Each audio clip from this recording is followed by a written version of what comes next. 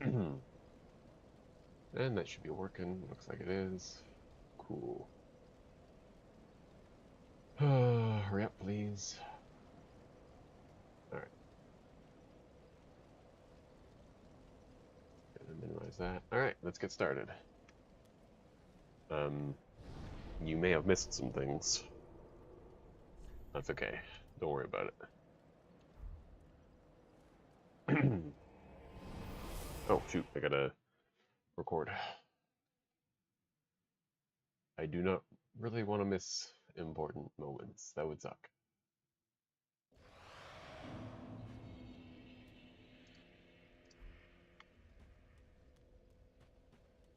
Welcome, husband. Very well, then taken. Nice. Like one more magic resistance. Oh, one more of everything. Two more of bleed. Oh yeah. Worth it. May the flame. What a good stat.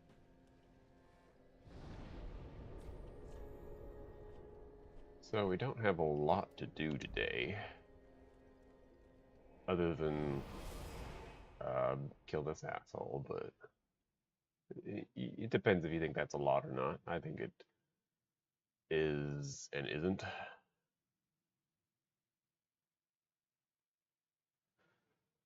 But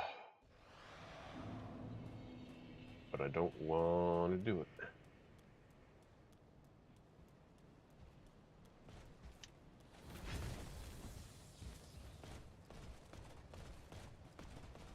And I think I'm going to open up the shortcut. Because on the off chance that it's relatively safe and faster, I'd like to save that little bit of time every run, attempt, whatever.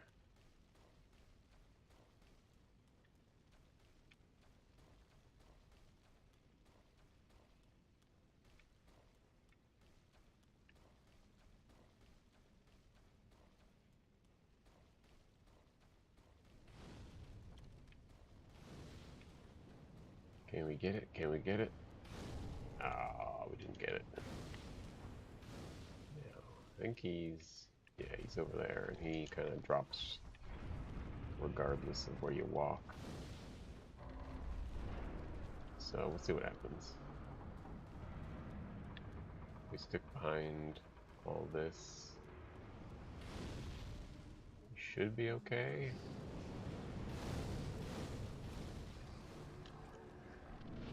And he seems to have not really traveled anywhere, so that's good. Alright.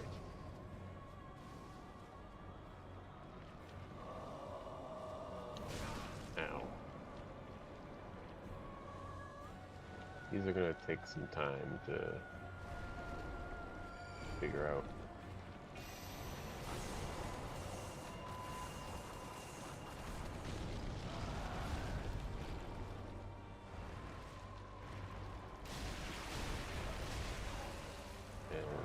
Too close. All right. Ow.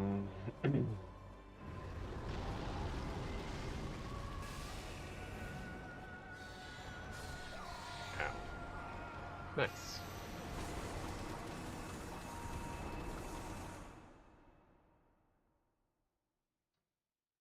There's gonna be a lot of deaths at the start of this because I'm trying to figure out a strategy that doesn't suck, but I don't know if it exists.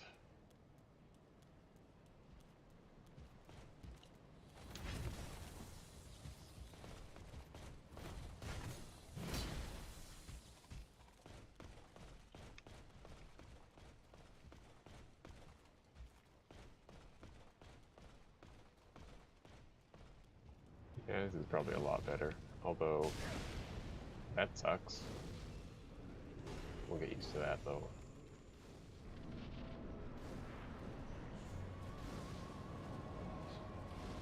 Hey, how's it going?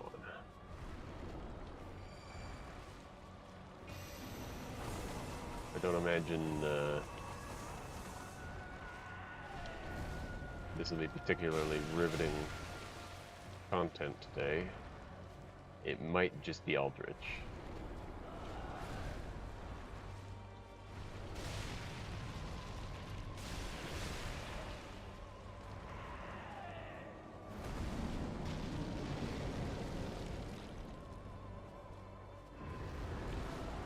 Hey.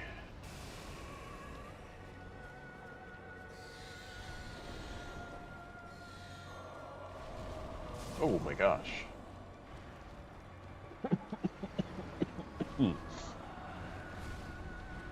Yep. This is gonna happen a lot.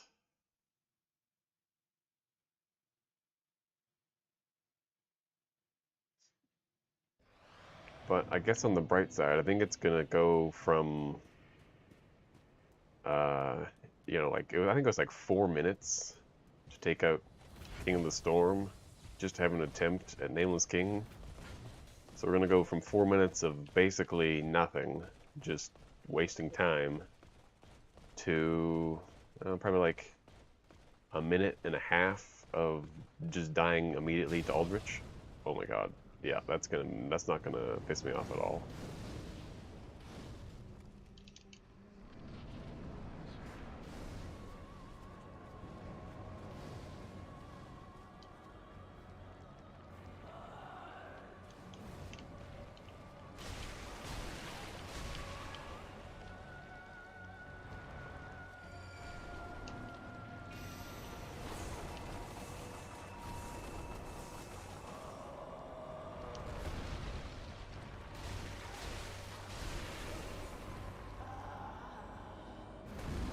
So the goal here is just to keep baiting out melee attacks and to never get ranged attacks.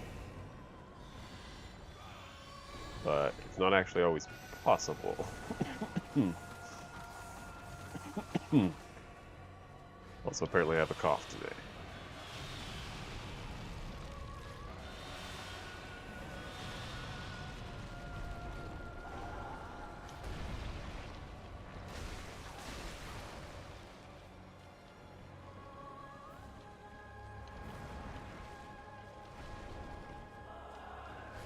Wow, that timing sucks.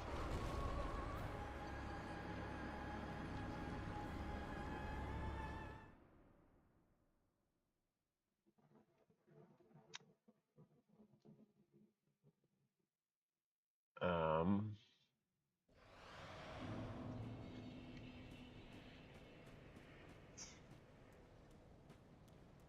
I would say go ahead and make it Crystal, because I never use Crystal because I hate it. And that sounds interesting. Even though Crystal is basically just normal, but you'll probably kill all the bosses by the time it runs out of juice, you know? I wouldn't even worry about it.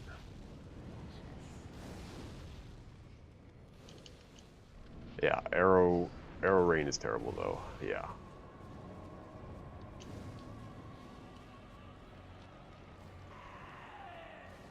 Also, in Dark Souls Remastered, did they fix all the buffs that you can do to non-buffable weapons?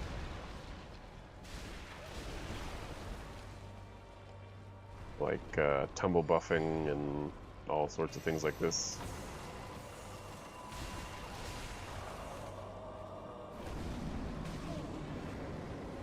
Does repair powder work on crystal weapons?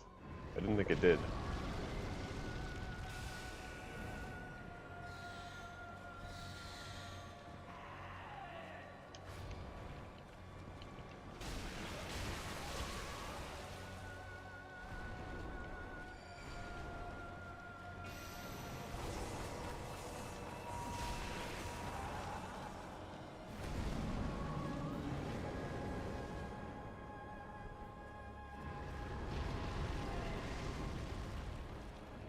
I've never tried it, but as I said earlier, I don't really use crystal weapons.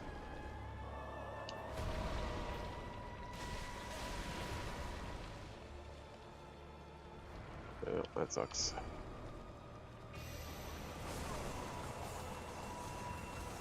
Yeah.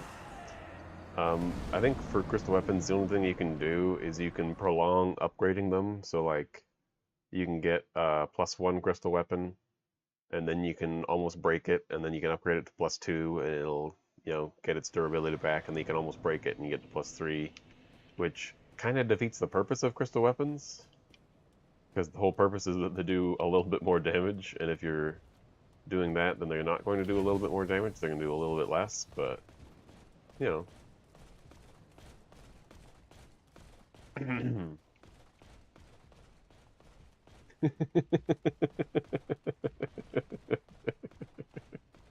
No, it's probably not the best idea. There's a reason I don't use crystal weapons, but again, they're actually quite durable, and the chances of you actually breaking it if you know what you're doing and just like playing the game normally is pretty low.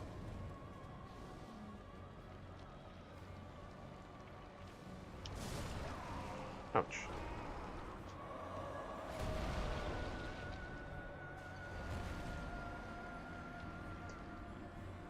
Yeah, like I'm pretty sure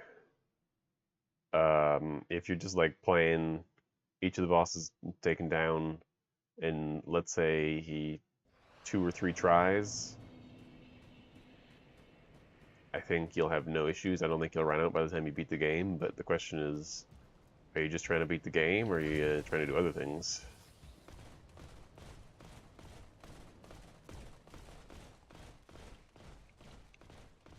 It's just that you said that you wanted to do a high damage strength build. You know, can you really afford to compromise?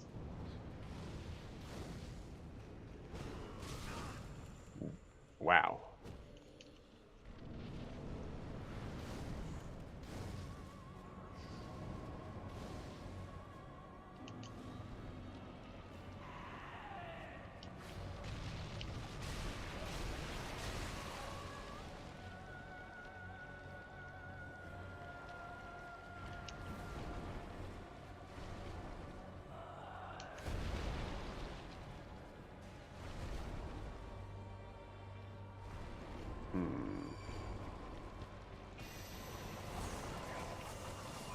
That's fair.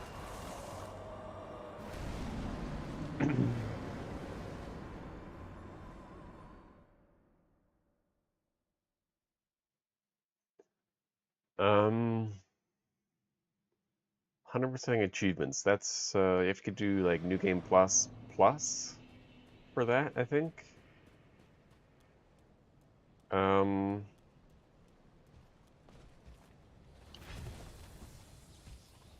well, if you don't mind, excuse me. If you don't mind like farming an extra great axe and finding another slab and chunks and stuff like that, it's not really that big of a deal. But I really don't have any actual reference for how long crystal weapons last.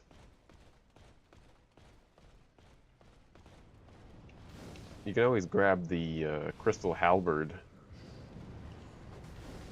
in the chest in Anor Londo and see how long that lasts. Granted, it's not the same damage, but I'm just saying, like, you know, use it against a couple enemies and see what kind of durability it loses. Oh, okay. Oh, well that's cool, thank you.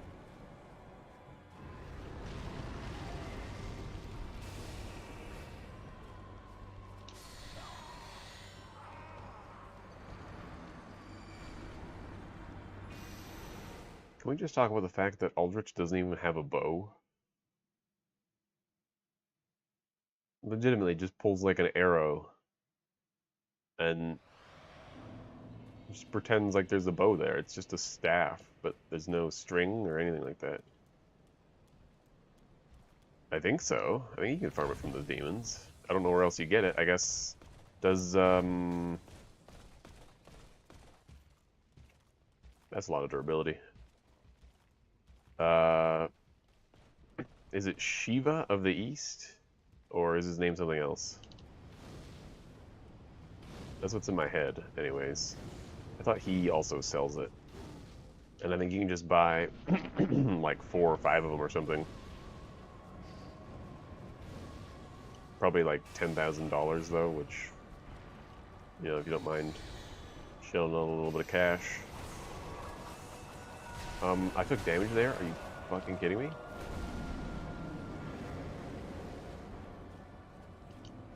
How the hell did no hit runners do this bullshit? Alright. My Dark Souls knowledge is not completely useless.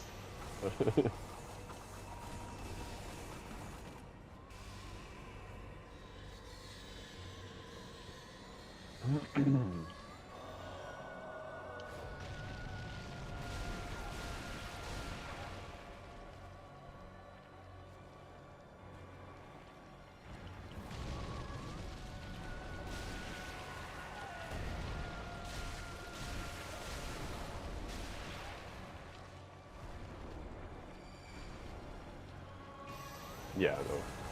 Souls are not a hard thing to get, although usually it's like, god damn it. I'm trying to like actually dodge these attacks rather than just run around them, and their timings kind of suck.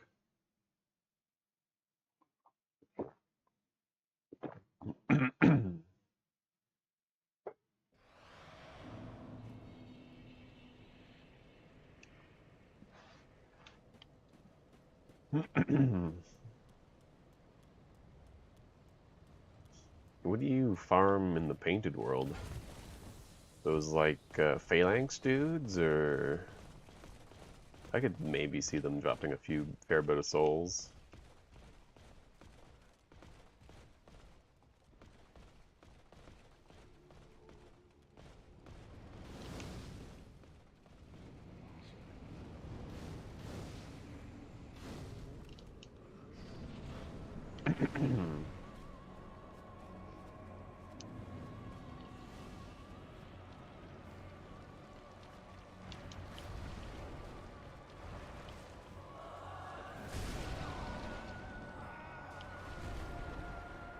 I really don't know what I'm supposed to do.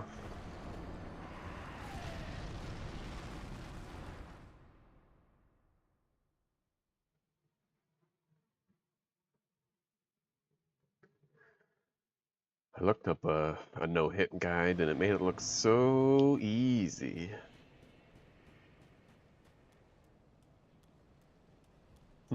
That's not bad, I guess. I know I mean, I don't farm souls anymore because I find it to be a waste of time. But in the past, what I would use is the forest, like Darkroot Garden or whatever. Because you can run into like the area where you need the Crest of Artorias for. You run in, you aggro all the NPC dudes, and then you run back to the. Oh my fucking god! You run back to the little staircase or whatever, and then you drop off the edge a little bit, and then you hold your shield in the right spot, and they'll just like, their AI will tell them to try and drop on your head, and they'll drop on your head, bounce off your shield, and fall off the edge, and I think it'll give you like 10,000 souls. Takes a little bit, and it's a little finicky, but I don't know if it's better than the Phalanx dudes. Fuck off.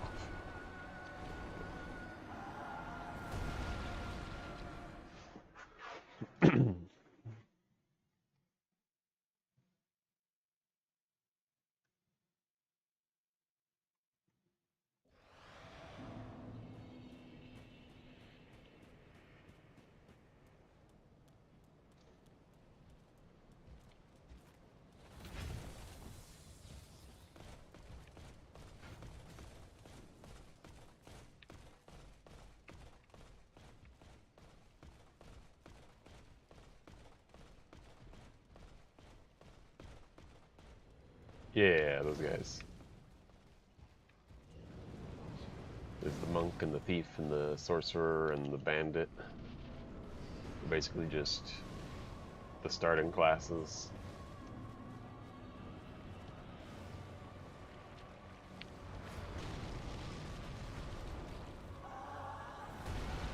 Okay, well that's almost what I wanted.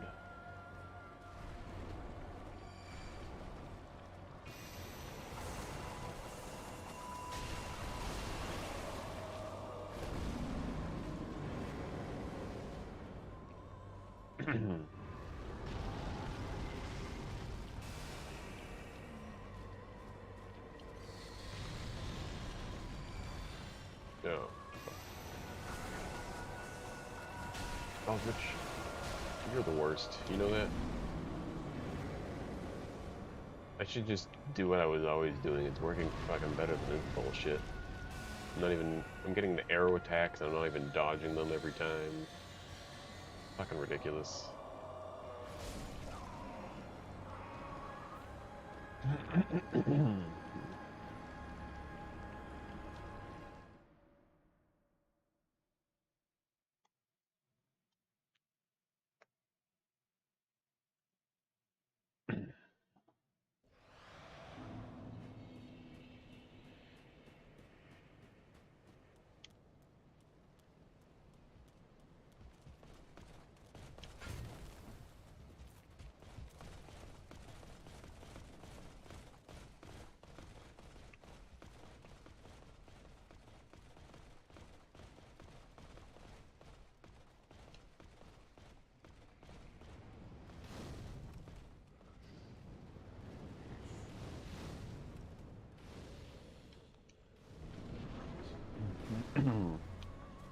Suppose I could always switch it up and go fight Sister Fried, but I didn't actually prepare for that today. Oh, just fucking kill me.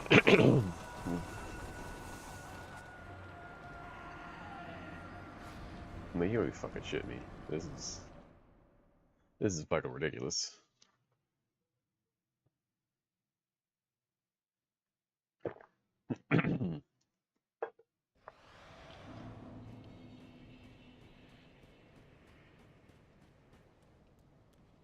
Oh, if you don't have the symbol of avarice yet, and you aren't aware of like the super sneaky strat to get it, this is gonna blow your mind if you're not aware. Get a bunch of Lloyd's talismans, and find a single mimic, and just throw the Lloyd's talismans at him. So you throw one at him, you see if he drops it. If he doesn't, then you just like punch him with your fist, re-aggro him, and then throw another Lloyd's talisman at him. He'll go right back to sleep. And then see if he drops it, and just keep doing that until he drops it. And you actually only have to do it like 8 or 9 times, because it's hard-coded into the game that after checking like 8 or 9 mimics, which is the total number of mimics in the game, you'll get the symbol of avarice. But the game doesn't actually realize that you're checking the same mimic over and over again. Very interesting little fact about the game.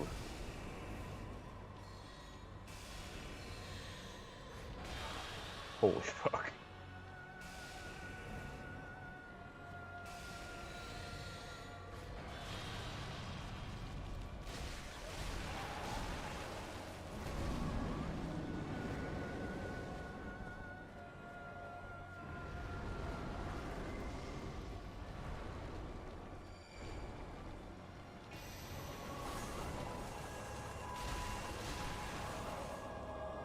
So, Lloyd's talismans prevent the use of Estus. They're mostly used in PvP.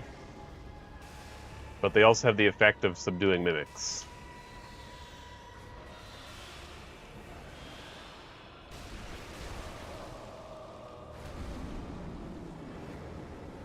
It's a very, very niche thing.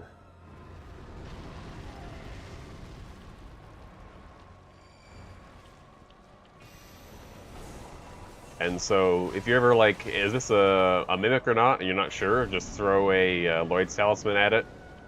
And if it's a mimic, it'll open right up.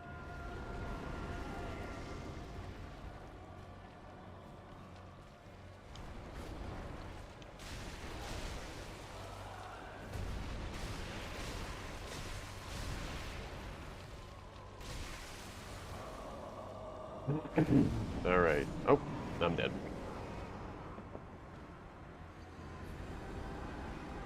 I would have showcased it earlier in this game, but I can't actually use them. I think they're called, like, dual charms in this game, but it's the same shit. Or maybe they're called undead hunter charms and dual charms are a different thing, I don't remember. But, yeah.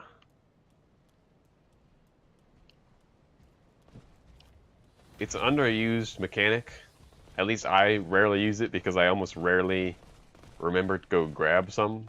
Because I kind of just run through every game and hope for the best. But if I've got spare money and I'm talking to someone who sells them, I'll always pick a couple up for mimics.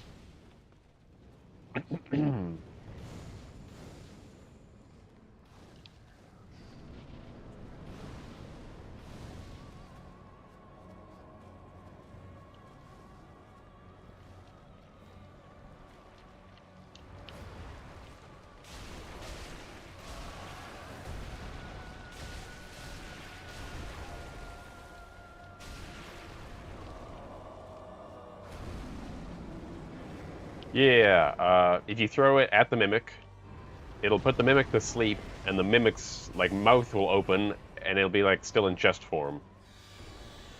And then, if you wait a little bit after throwing it, there'll be like a chance, and like the item will pop up, and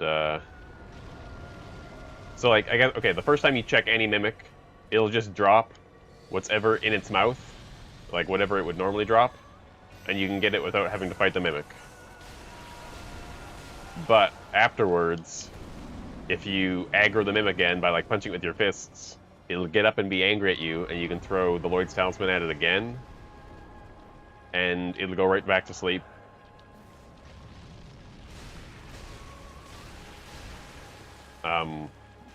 And this time, you just have to wait a little bit for it to properly register. And then if it's going to drop the Symbol of Avarice, it'll just take a little bit of time, and then like an item will appear. Or maybe it doesn't take time, but basically by check I mean if the item appears in its mouth again, then you know you got the drop.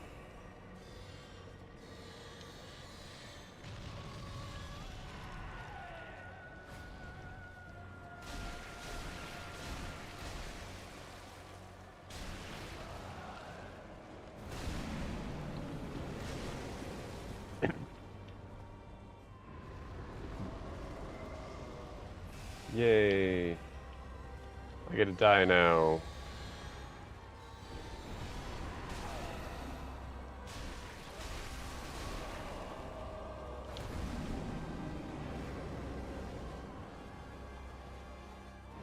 You guys wanna... Thank you. Nope. Can you never do that attack again, please?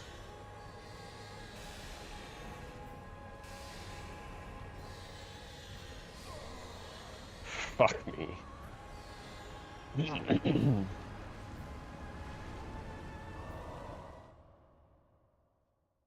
The first giants in Anor Londo. Yes, yes, one of them is. That's the one that drops the crystal halberd, I think.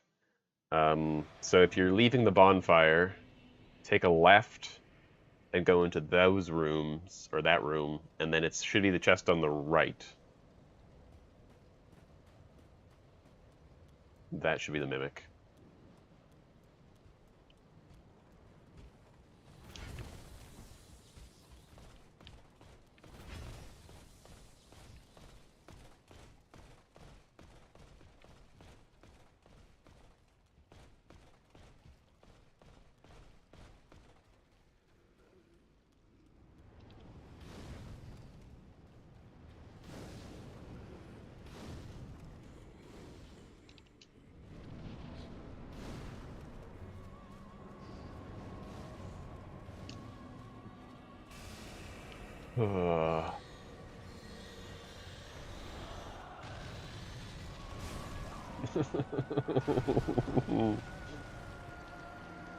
Oh, this is so fucking stupid.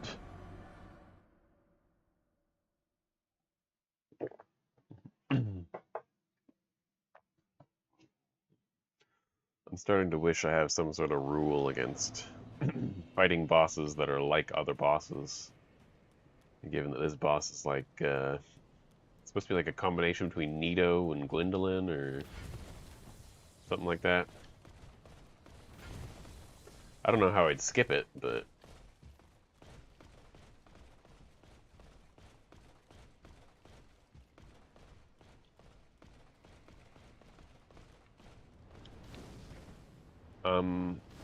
I'm not sure if this is real or not, but I feel like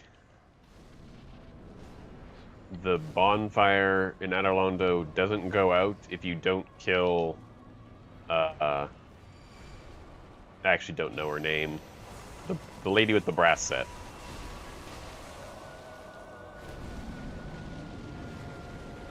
But I could be wrong with that. Like, if she comes to confront you, obviously, but I feel like if you just don't kill her, you can continue to use that bonfire. Maybe. It's not ideal, because of course she's there and she wants to murder you, but...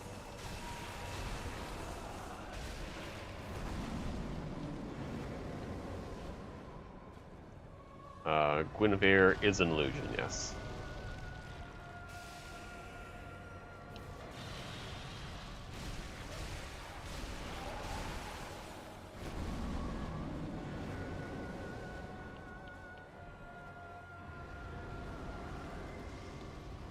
The majority of Anor Londo is an illusion.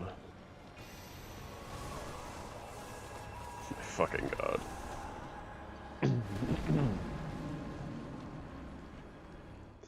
I would rather fight any other boss than this boss right now. And to prove it, I'm gonna go fight a boss that I hate a lot.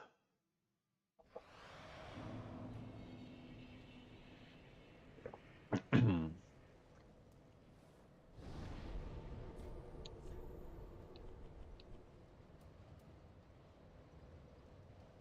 believe this is the right bonfire.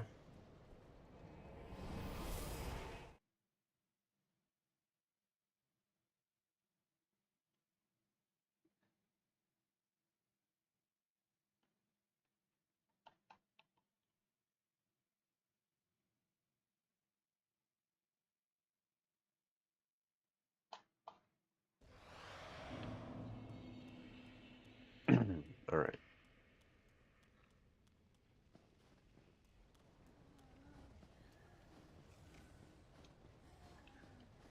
I think the chances of me actually making it down the first time or the first 5 times is probably pretty slim, but also I don't 100% know if killing the Firekeeper makes the fire go away. I just feel like it's true, but I don't know. It doesn't really matter that much. You're fine. Ultimately, Dark Anor Londo sucks. Although I think it's decent for farming. Because the dudes that take the place of the giants are good for souls and kind of easy to kill.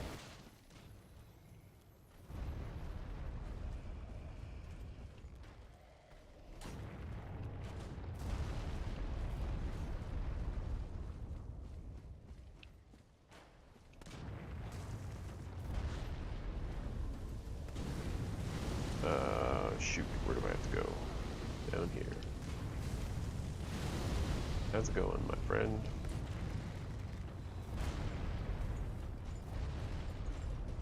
Alright, don't remember where the bonfire is.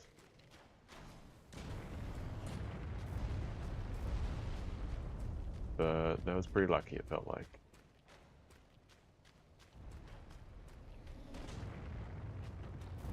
Uh-oh. This, I think, is not where I wanted to go. Yet, but it'll work.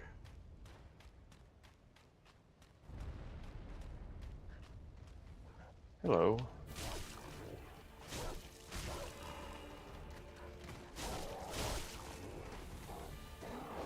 Oh my god, this boss fight sucks.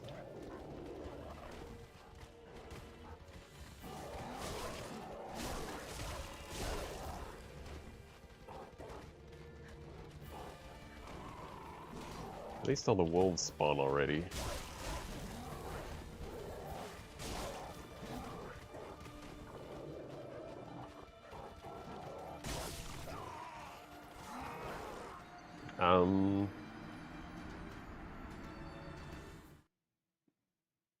Yeah, the reason you spawn at the first bonfire is because the game is really, really mean.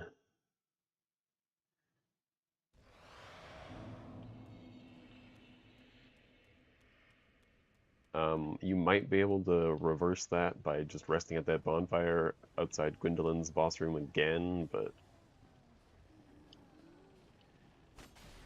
I think it's just like a broken trigger inside the game or something like that.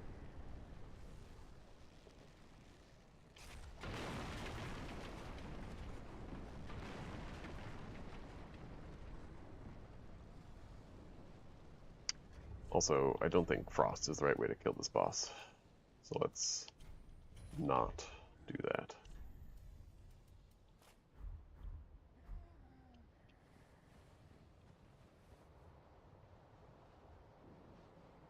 Yeah, I think it's just something in the game that does it, so sucks to be you.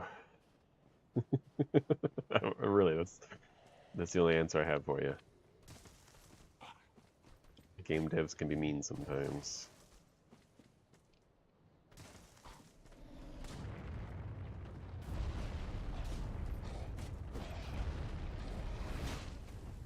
Not today. Oh, that was a little scary.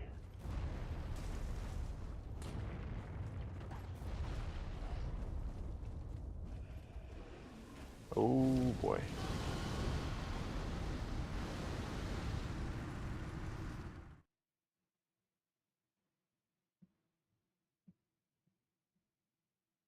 Yeah, I think it's you saying that makes me think that yeah, anytime you die in Anor Londo now, you're just going to be warped to that bonfire. And yes, it is incredibly frustrating.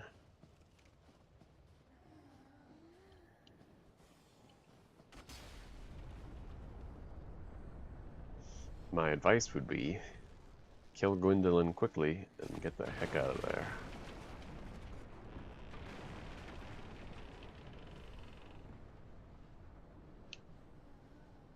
Oh, okay, there we go.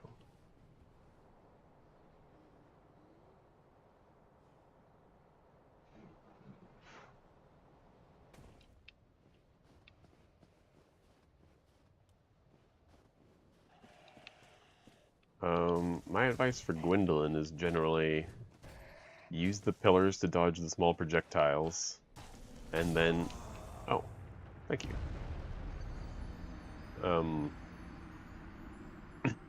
And then you just roll through the Kamehameha like you always do, but behind a pillar. As long as you can still see it happening, it's fine. Unless you don't normally roll through the large projectile.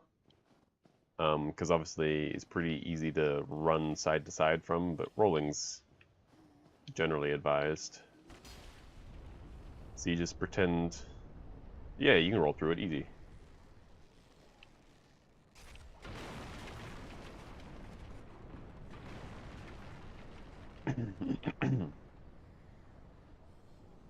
Unless you mean running to the side of it, which I might actually be mistaken on that, but I'm pretty sure it can be done. It's probably easy to roll, though.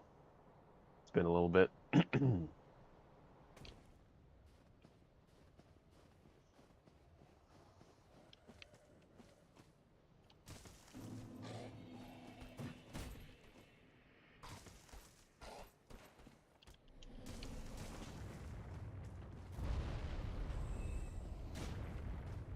Yeah, you just roll into the wall. You're only using iframes to dodge it. Or into the wall or into the pillar, I find is easier. Okay, gotta wait for that to explode. Ah, shit, he tricked me.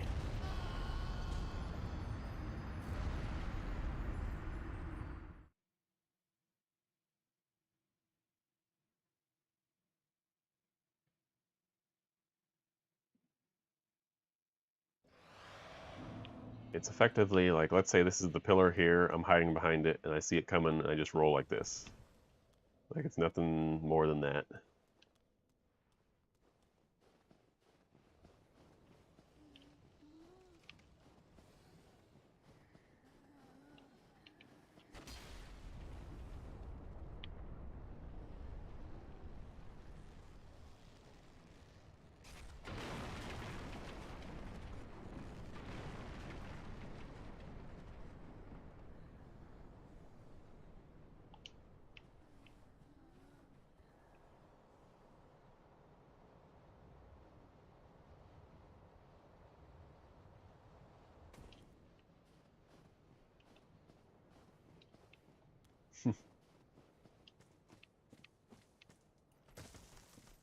Honestly, I don't think fat rolling is really much of an issue.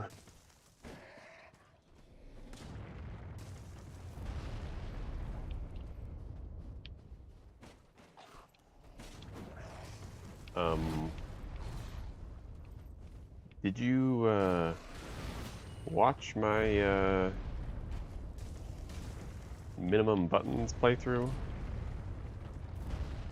Because I can't roll in that playthrough, and I did manage. Oh my fucking god. Oh, never mind, we're fine.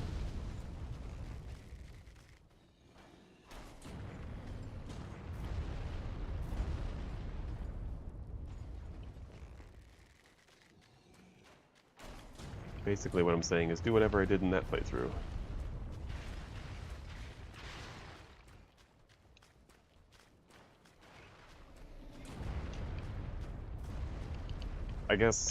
I think I probably just tanked it, huh? Because I can't dodge everything, but...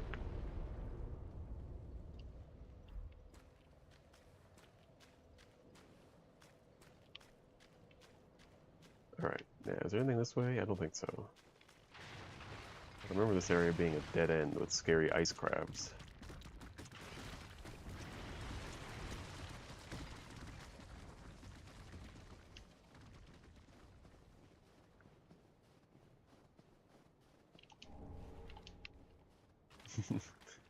Turn back.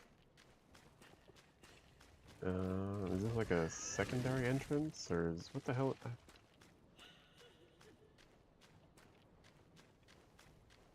The shit? Okay, just some stuff. Alright.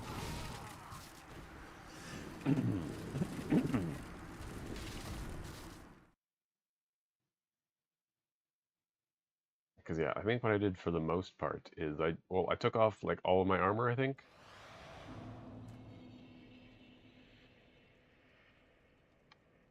Power Within does damage to you, but it makes you deal more damage.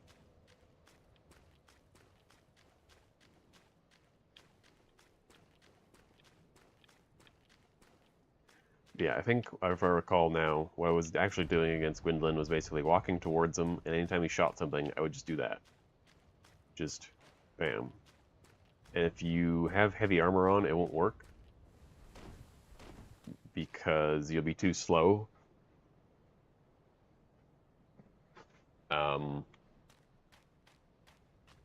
And then ultimately, if you're behind the pillar and he's, because he's got the little missiles at you, you kind of just have to tank the other ones. But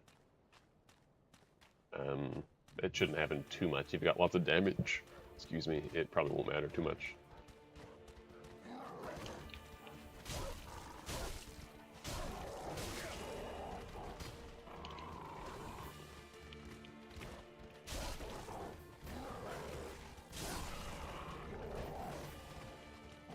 All right.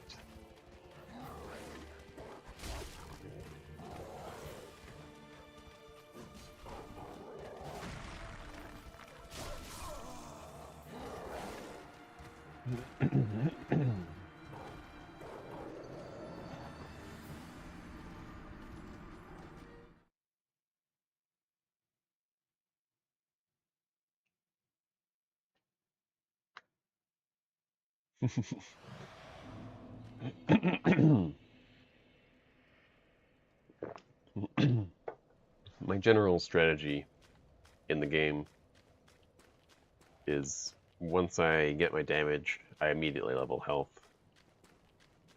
And like not great damage, just like I get the weapon I'm looking for, and I have the stats to wield it. Then I get health. And I usually go for like at least 30 vitality or vigor or whatever it happens to be named.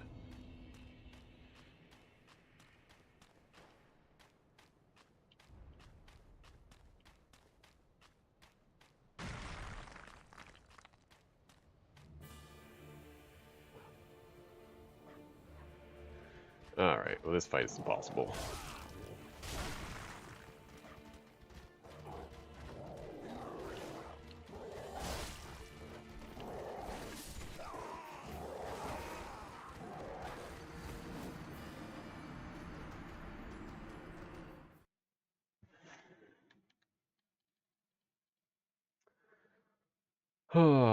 Yeah, I kind of just wanted to prove a point that Aldrich sucks. I don't actually want to do this fight ever. It's so bad. I guess I could, like, block and stuff, huh?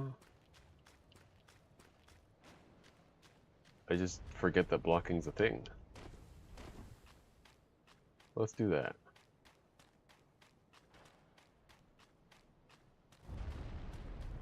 I'm sure blocking won't be a complete waste of time. Hello, doggy.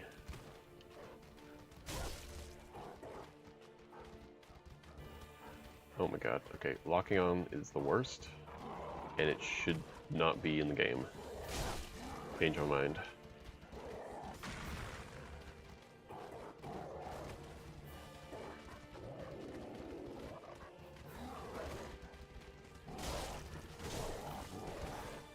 Okay, that kind of worked somehow. These wolves are very stupid. Oh my gosh. I'm not scared.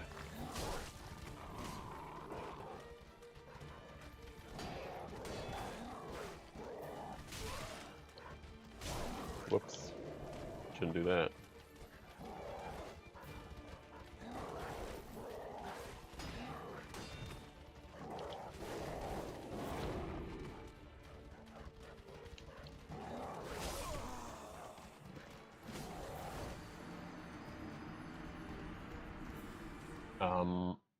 So Gwendolyn, most of his damage should be magic, because if it's blue, it's going to be magic damage, but his arrows are going to be physical damage, which makes Havel's a pretty good option against him, because Havel's is one of the highest magic resistances in the game, and the highest physical resistance in the game.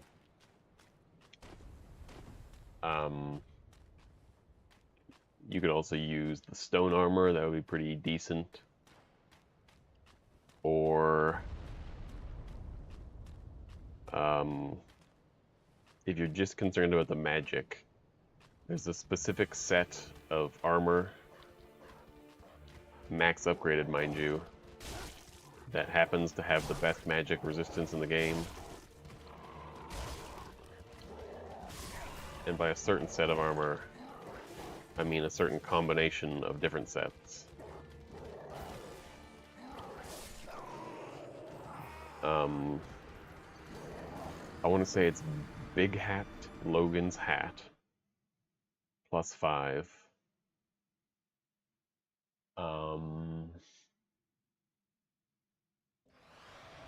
Probably the Sage Robe plus 5. And then maybe Havel's gauntlets and the Xanthus leggings or something like that upgraded.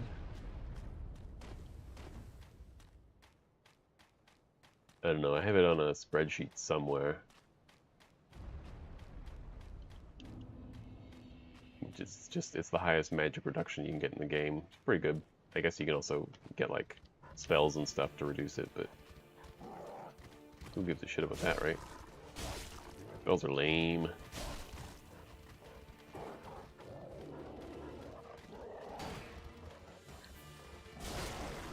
Oh, is he not dead? Well, that's unfortunate.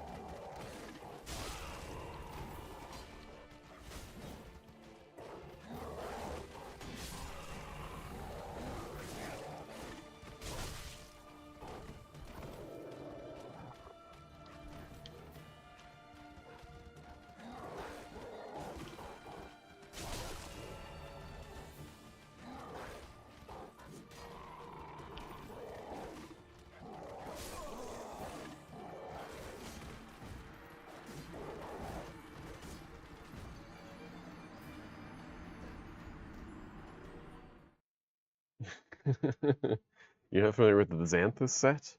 Xanthous. I'm not sure if that's it. I could, I'm curious if I have that spreadsheet on this computer or if it's on my old computer. I don't think it's on this one, but let me just quickly check.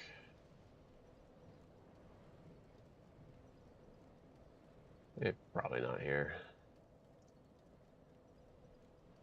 Oh, you know, where it might be actually is just on the internet.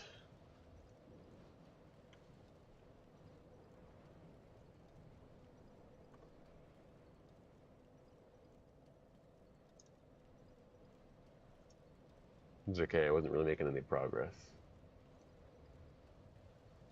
Alright.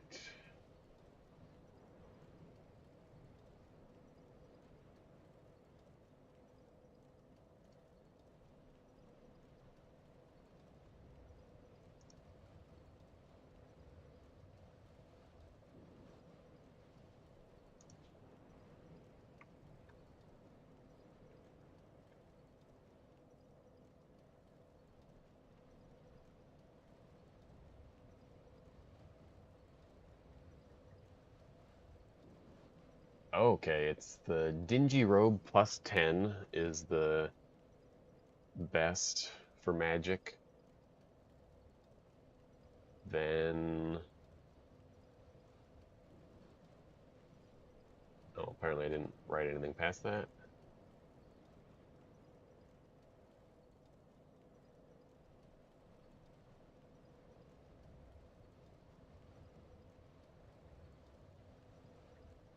The Dingy Robe was kind of a sleeper success, I think.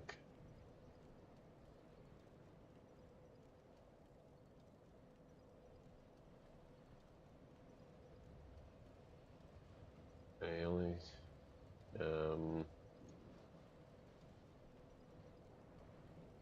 let's see, hands is the Black Sorcerer Gauntlets. Plus whatever they would be. Can't quite read it. The legs is the Bloodstained Skirt. My mistake. And the head is the Big Hat plus 5.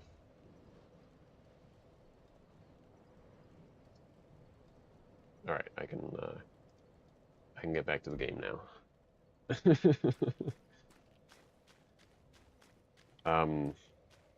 I also probably could have, well, no, I don't really want to mess with my recording. I could have probably shown that on stream.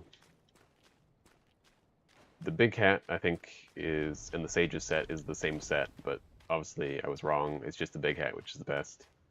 And obviously you probably know where to get that. Big Hat Logan. Not that it's necessary at all to kill Gwendolyn, but that's actually the set that I use when I want to absolutely wreck Four Kings. Because if you didn't know, Four Kings is entirely magic damage.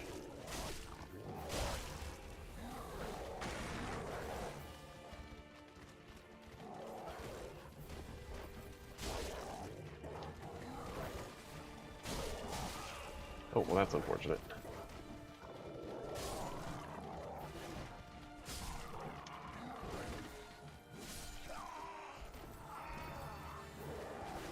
Once the dogs are dead, then I just have the boss fight left. So that'll be cool.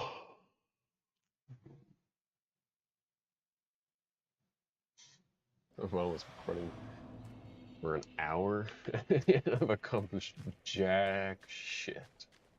Excellent.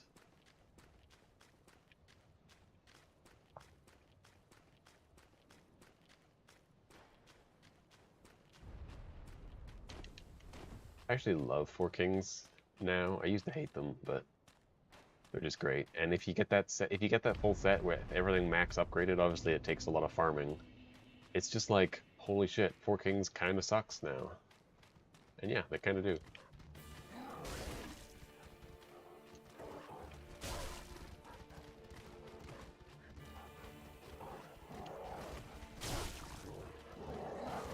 So what I'm taking away from this is that these wolves are really bad at their jobs.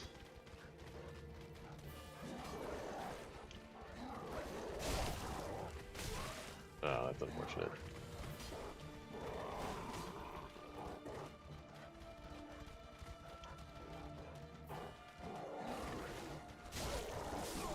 Yeah, this sucks.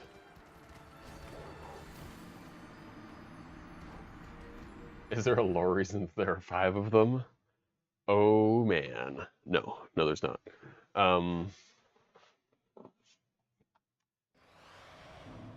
There's a great video, I want to say by Limit Breakers,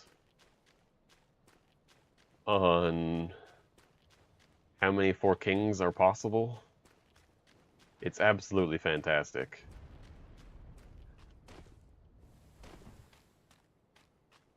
And it goes into just how many 4 kings you can get to spawn. And it's a lot.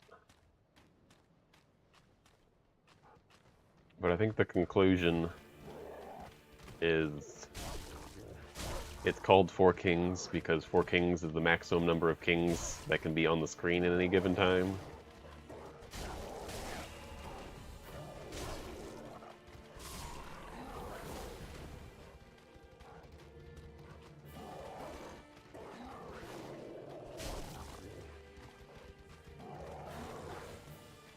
Oh my god, this arena is awful. These ice things need to go.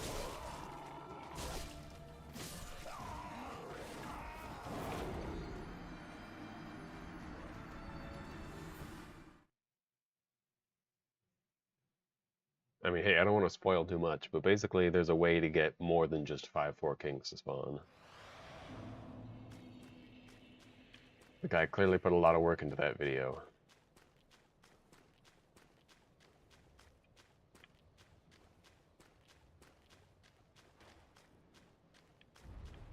And it's just, it was a delight to watch.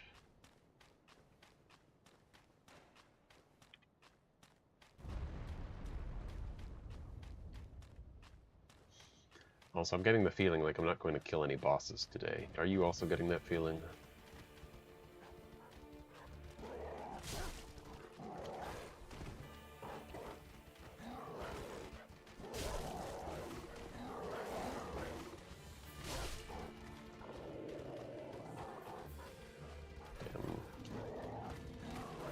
Damn. Ice.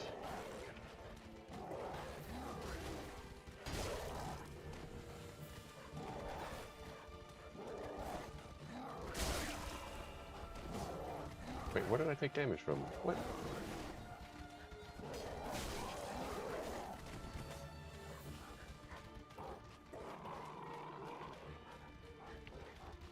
Yes, Artorias is the guy that went into the abyss.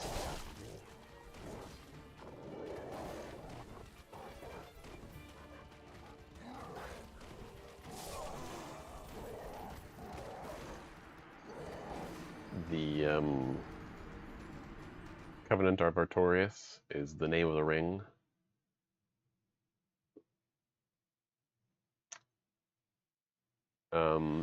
It's also explicitly laid out in the DLC if you haven't actually done that before.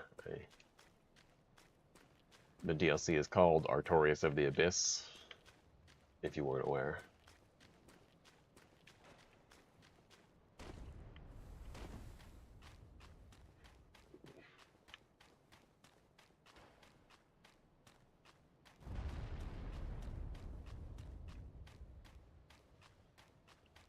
Which I guess would make sense because Dark Souls Remastered doesn't actually tell you that it has DLC, it just comes with the game.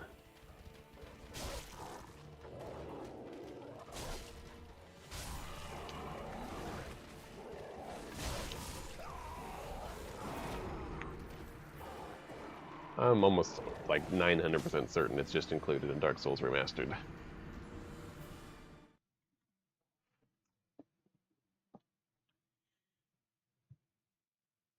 But the long and short of it is you gotta go and fight the Hydra in Darkroot Basin, and then do a bit more shenanigans there, and then you gotta kill some golems, and It's really roundabout and silly, but it's not too hard.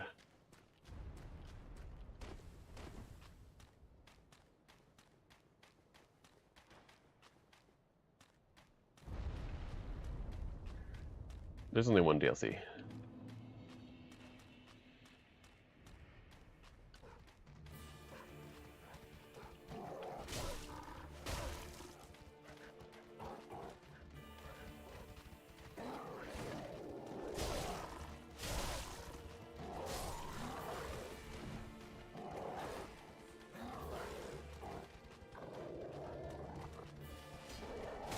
Oh, you fucking shit me. You definitely fucking shit me. Okay, I don't know how I'm actually ever gonna do this fight. That makes sense.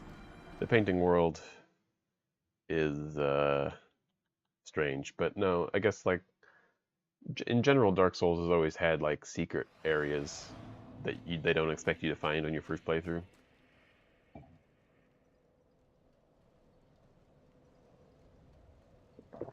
So I have to figure out a strategy how to beat this fucking fight, but it's probably going to involve armor, which is going to be annoying as hell. But hey, annoying as hell is my middle name.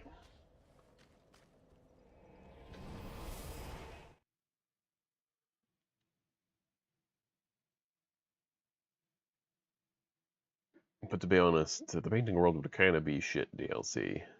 It's like, yeah, we gave you a tiny little area with a single boss that's kind of really easy with a gimmick that turns invisible. I don't know if I'd be impressed.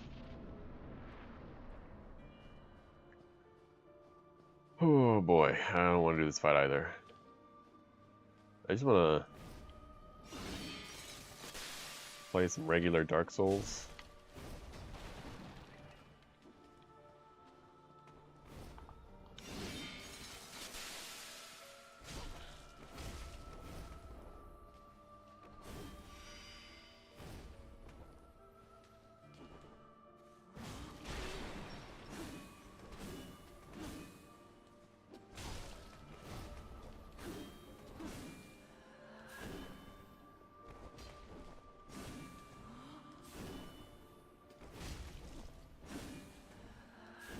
Return from whence thou camest, for that is thy place of belonging. Exiled Knight Armor. It's not ringing any bells.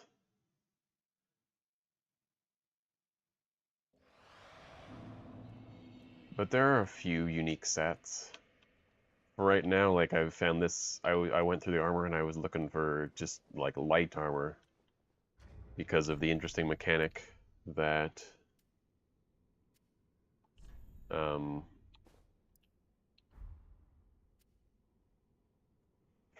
I think it is a thing. Maybe I'm wrong. Can't.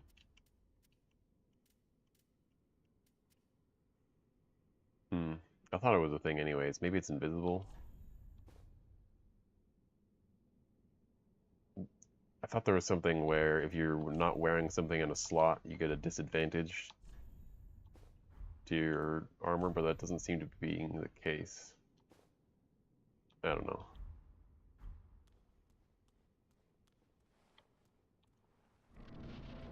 I don't know. Anyways, when I was looking through the armor to see what was allowed, I wasn't actually looking at any of the heavier sets because it wasn't my goal at the time, I guess.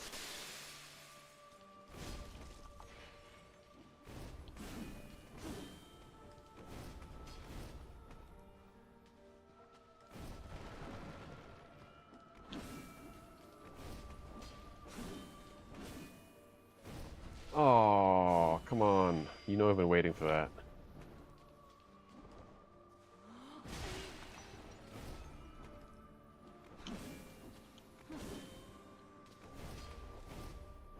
This boss is stupid.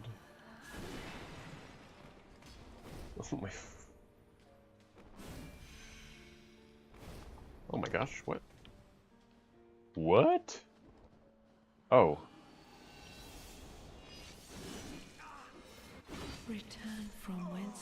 camest, for Maybe that I is got thy confused place because I was of too belonging. close.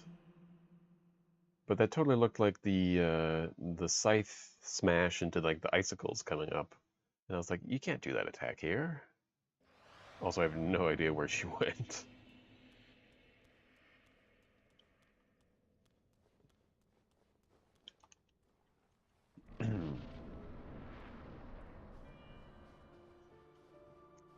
If anything, I can use the one of like actually. Oh, that's something to consider in all your recommendations. Is a lot of sets.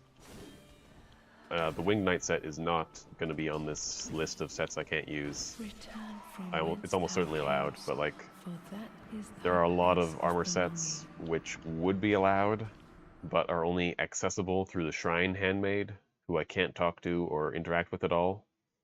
So there's a lot of really cool looking sets that I just can't touch.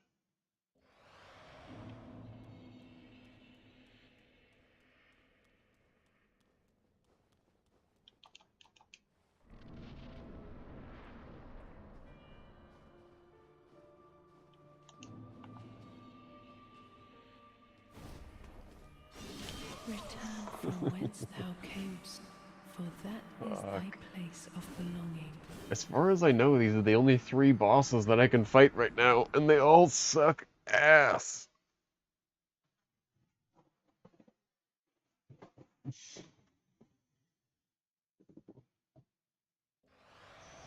want to fight Nameless King again. I thought I already picked that stuff up. No, I'm lazy. That makes sense too.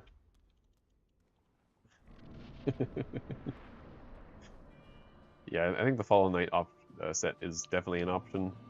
It might just not have the reduction I'm looking for.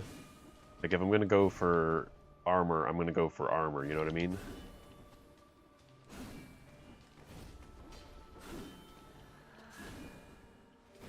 Oh, come on. Don't be like that. Just one time. Return from whence thou camest, for that is thy place of belonging. I don't know. To be honest, the Champion Grave Tender is probably going to be saved for near the end. I was just fed up with Aldrich.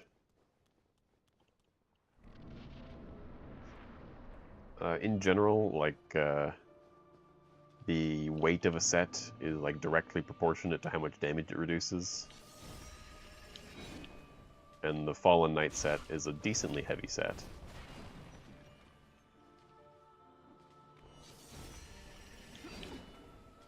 But I don't think it's one of the heaviest, and I think if I'm gonna go heavy armor, I'm gonna go heavy armor. And then I'll switch it out once I get to a stage of the fight where heavy armor doesn't really help at all.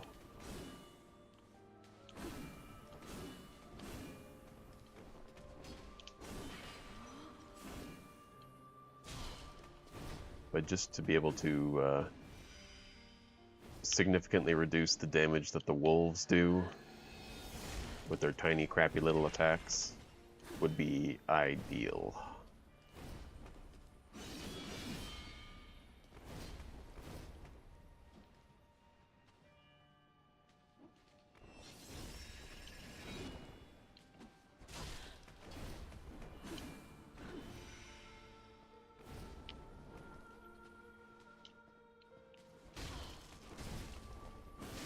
Ow. That was too close. Oh, I did it! I did it! Oh my god! I can die now. I don't care with this stupid challenge. I backstabbed Sister Frieda. I'm a badass.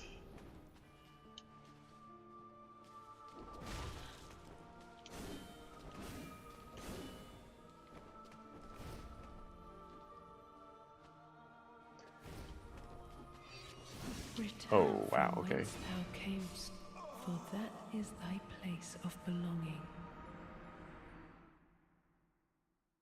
I mean, it's a general guideline that weight is proportional to damage reduction.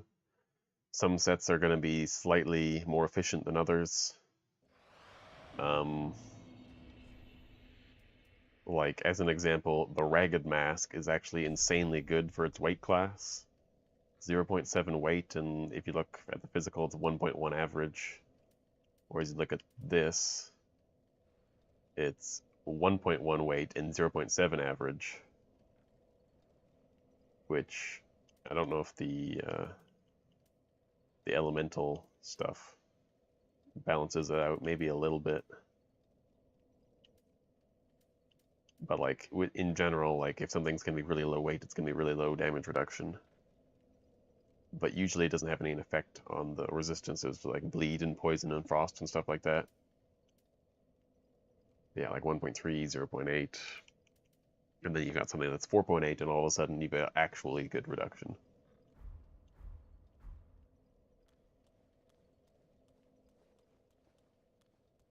Slave Knight set. Is the Slave Knight set the stuff that Gale wears? Or is it a completely different set? Okay, that's cool. We don't have to fight at all. We can just dance. I'm cool with that. Return from whence thou camest, for Okay, that is thy place of belonging. If it's picked up off the ground, I can use it. But if it's like I have to kill Gale and then buy it from the Shrine Handmaid, then I can't. But I suppose your point was just that it's a really good set for its weight. But I don't know, I haven't looked into it yet.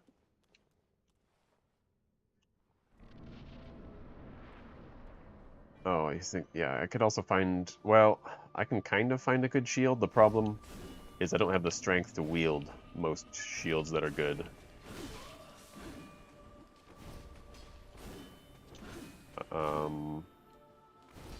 It's on the ground. Oh, that sounds good.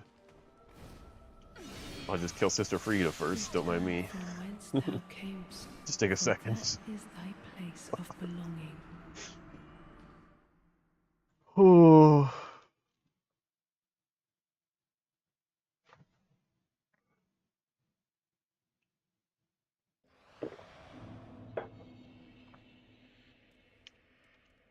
Okay, I definitely shouldn't have streamed without looking at some guides today, but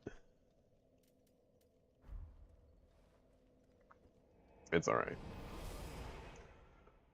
Forgive me.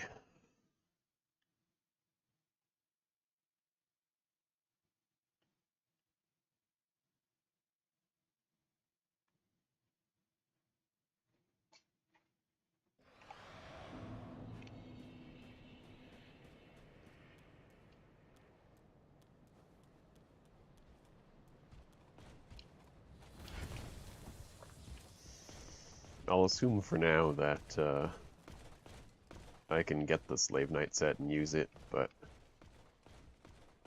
I'm like 99,000% sure that it would require me to kill Sister Frida first, but I could be wrong, I don't know.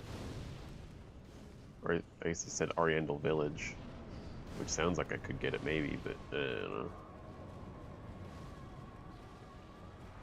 I just want to die to Aldrich, you know?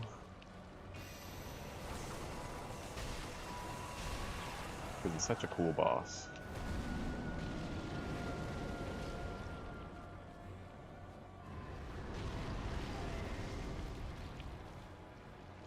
It would be nice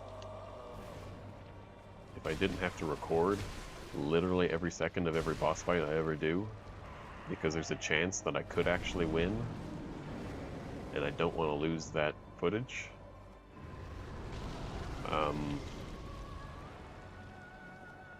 It would just be nice if I didn't have to waste, you know, hundreds of gigabytes recording me dying to a boss over and over again. That would be cool.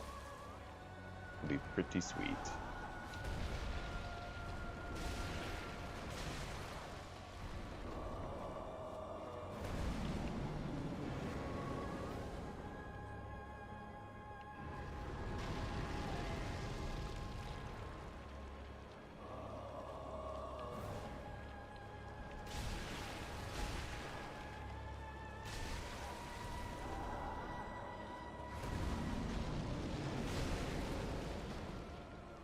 Probably still first phase, right?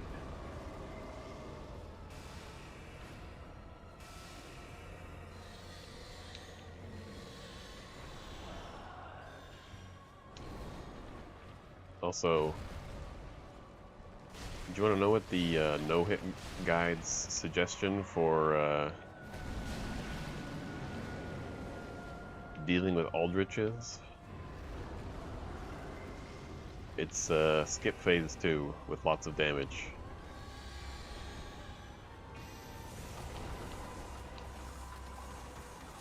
So that's possible.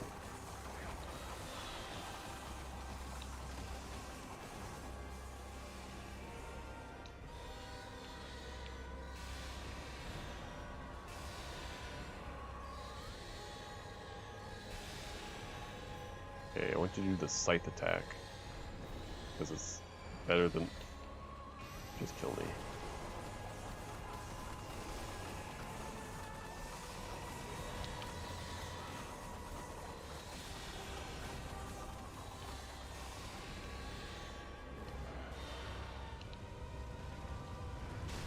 Yay, a whole hit in.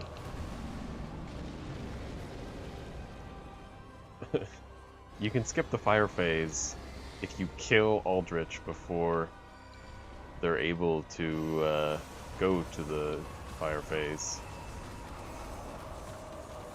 which requires doing lots and lots of damage, which I don't have.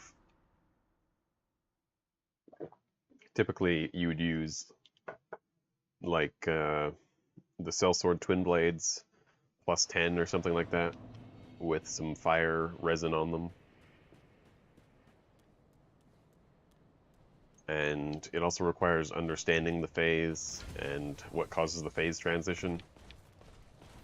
So, I believe it's 1650 damage done to Aldrich is when second phase is possible. And if Aldrich is within this threshold, anytime Aldrich teleports and goes into the ground, Aldrich will come back up in fire phase. But Aldrich can only do the teleport if you're close to Aldrich, and so if you're able to keep Aldrich at melee range, you can have the phase last a little bit longer.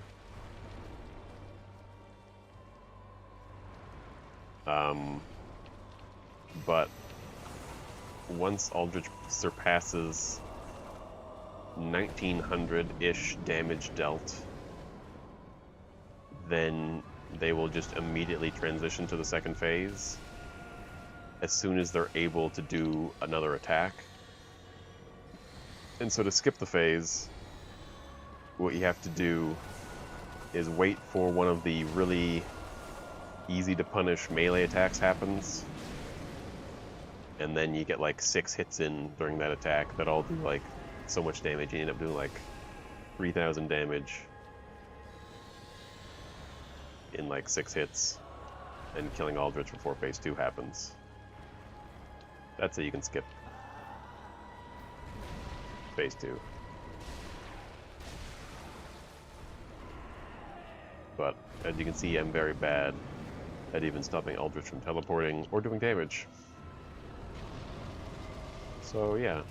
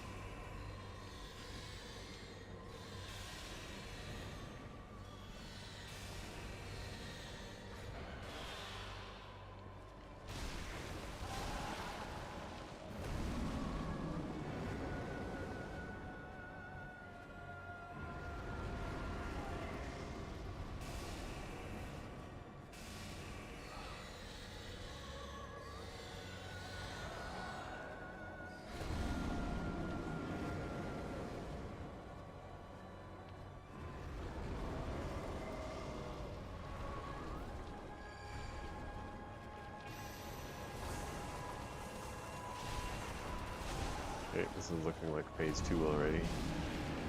Maybe I'm wrong. We'll see. Oh, nice.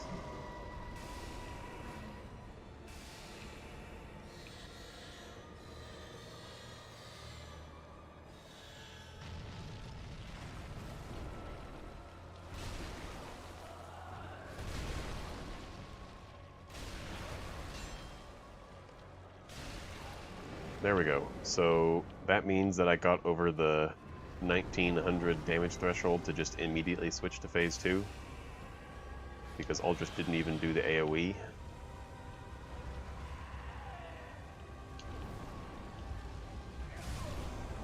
But it didn't matter, because this fight sucks.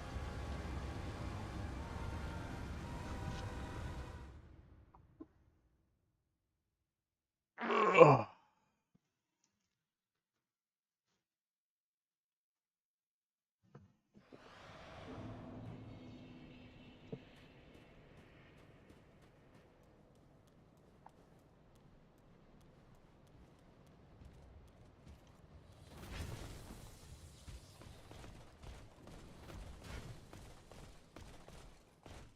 I'm curious if I can just run through the middle.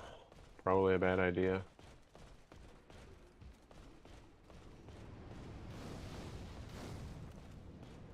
There's probably a giant ball of limbs hot on my tail. Oh no, he's not even close. Okay. Well, if I didn't get hit by those clerics, that would have been good.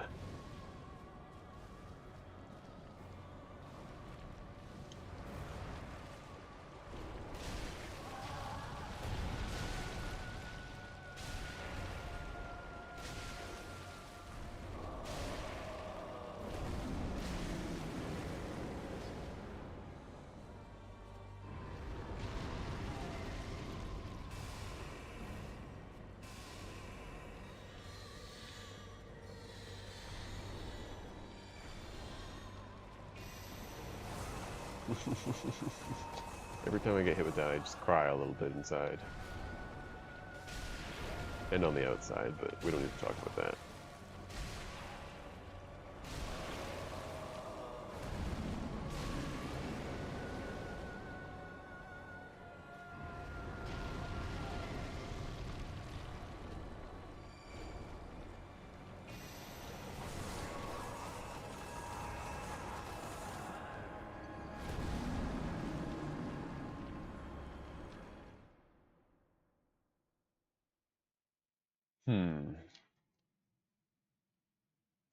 It's an interesting question.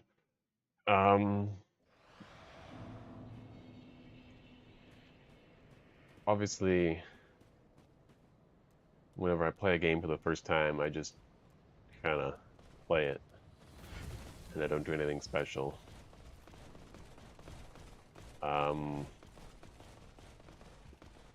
It's pretty rare for me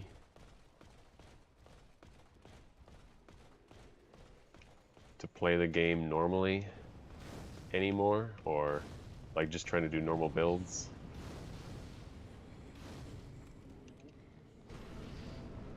But if I'm ever in like a really bad mood, say kind of like I am right now with fucking having to deal with Aldrich and a whole host of other things, but every once in a while I might just say go back to Dark Souls 1 and just absolutely shred some bosses up.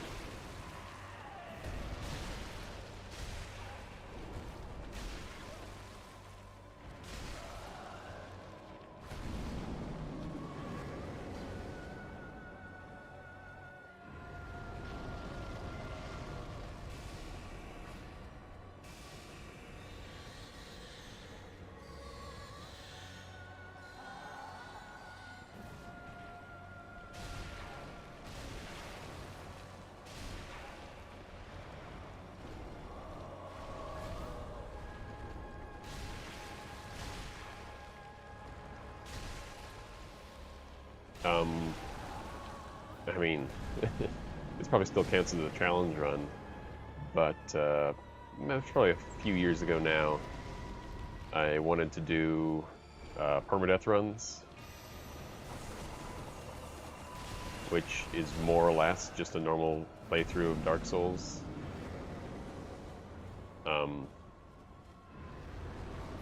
I would just play as optimally as I can.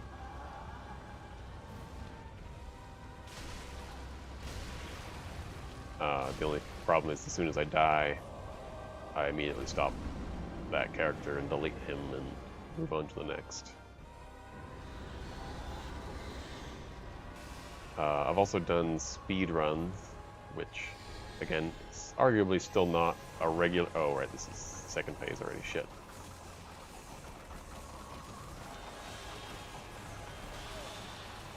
Yeah, we survived. But speed runs are mostly just get a good build and then play through the game like normal. Like, I do that. Fuck.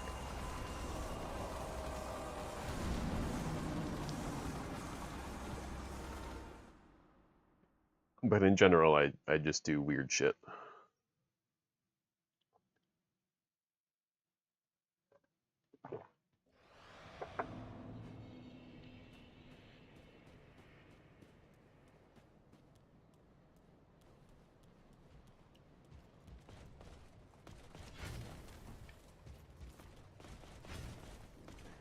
But yeah, it can be pretty relaxing to go from like a really hard challenge runs all the time that you're just fed up with, and then just play the game how it's intended to be played and just realize that you're actually good at the game and you're not bad. It can be nice.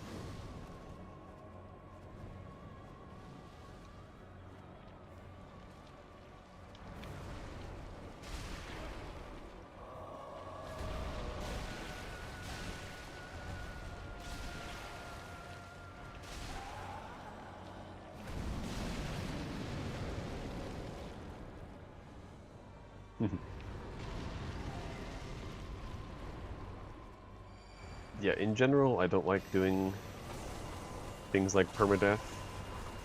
It's less of an issue with me for a game like Dark Souls because I'm just so familiar with the game, and I've already made so many characters that I don't really have an issue throwing the character away. I will say I did complete a permadeath run of Dark Souls 1 and Dark Souls 2, and I got close-ish with Dark Souls 3.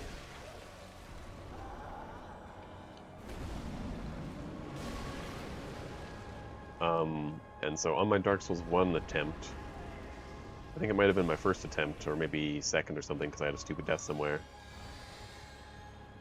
I got all the way to Gwyn and died.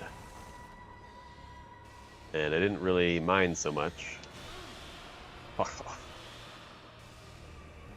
Because as much as it was like, oh my god, I have to do all this over again, I can get through the game pretty quick, and like, I'm not scared of any of the bosses in Dark Souls when I have full control of all my faculties and equipment and choices and everything like this.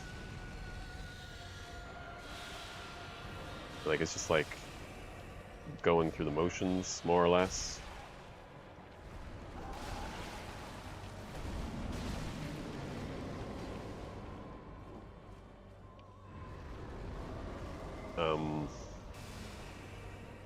I guess the only boss I really actually struggle with is Gwyn, because every time I fight Gwyn, it's been a while, and I'm like, fuck, how do I parry this guy again? I forget.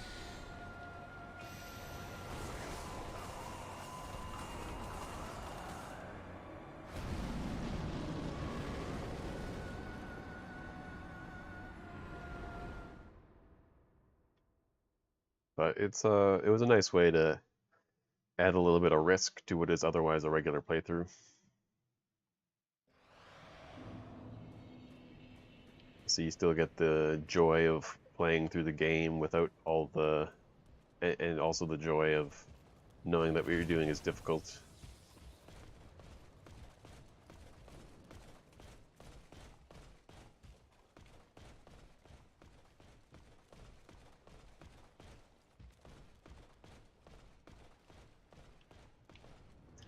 Yeah, I know, I don't know if people pay too much attention to them anymore. There's definitely a time when no-hit runs were like a really big thing in the Dark Souls scene. Everyone was racing to be the first to do all the games no-hit in a row.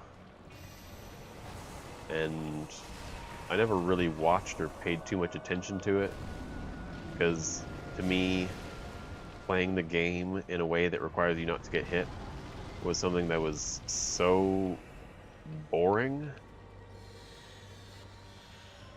that it didn't really warrant watching. Now, the boss fight's obviously interesting,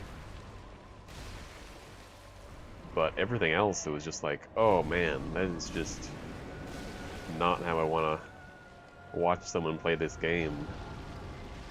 You know, like, going along, having a normal run, and then all of a sudden, oh, sorry, you got nicked by a skeleton. Looks like you gotta start over.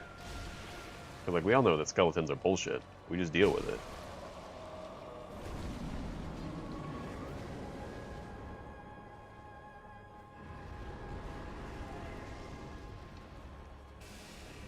Well,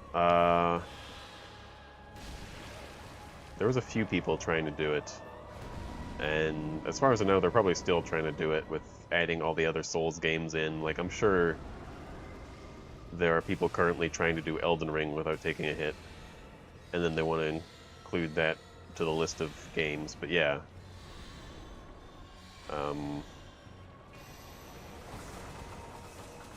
It was around that time, yes, you're correct, I think.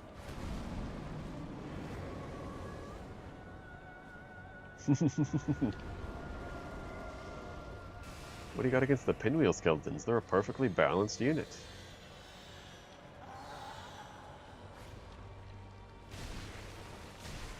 I see no issue with this unit, said Miyazaki as he designed it.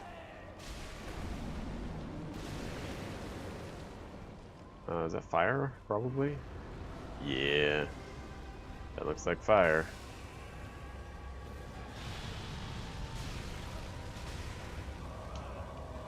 And that kind of sucks to take damage there. Okay, gotta get close.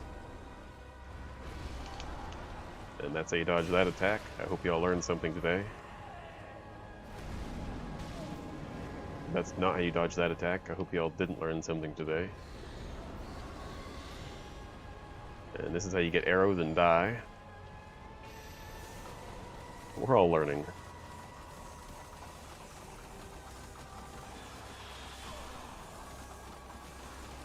Can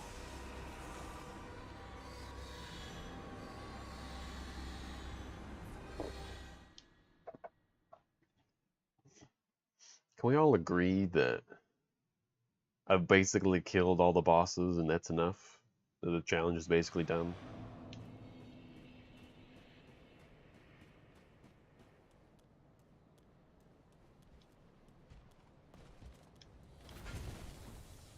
Well, I know a few people have done more or less that same thing. I wouldn't actually know if Elden Ring has already been done in that same fashion, because my approach to Elden Ring is I don't talk about Elden Ring, I don't look at any information on Elden Ring, I avoid anything that has anything to do with Elden Ring like the plague, except to say that Elden Ring exists and is a game that I haven't played.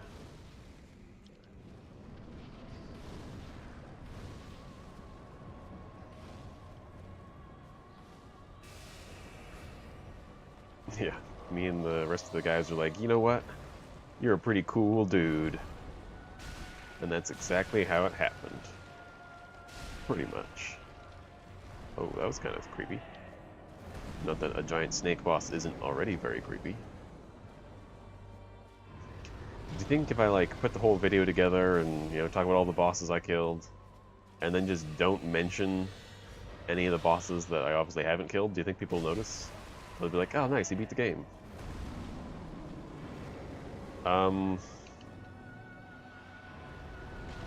I will play Elden Ring when I get my life together, is the answer to that question. I haven't earned it.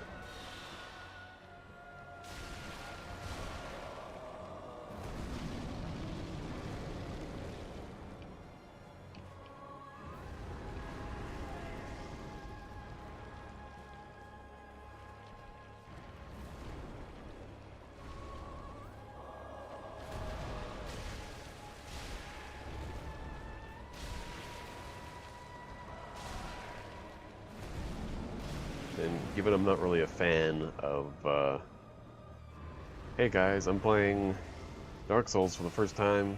I've never played it before. This is my first blind playthrough. Come watch. And it's like, I don't really have any interest in watching some random person I don't know play Dark Souls for the first time.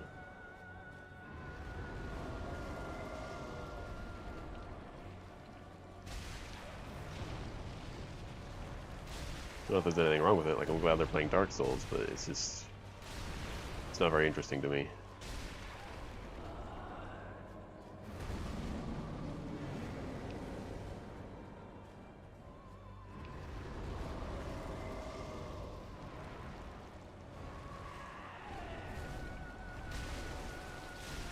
Alright, I think we can get the next phase here, so let's just go for it. That way we don't get hurt. Yep, nice.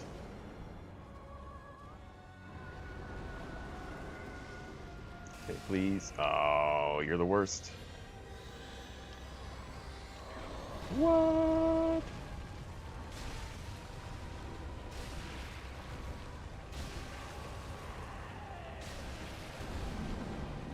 Alright, so I think we're supposed to run around these, and then make a mad dash for the guy. And it worked, except he still did arrows because we didn't get there fast enough because we're bad at this game. Also, I think the strat here is supposed to be run a really tight circle. And that kind of worked. Now we just have to get close enough for melee range, and nice, then we run and roll the second. He got stuck on the pillar, so it didn't matter, and all my efforts were wasted.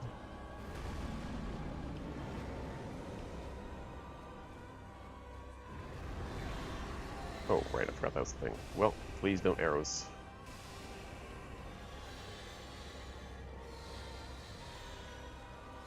What is the stack?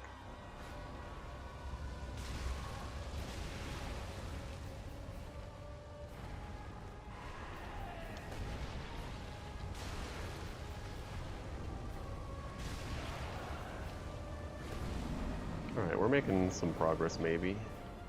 So we run in a circle. That was a little scary. A little sketch.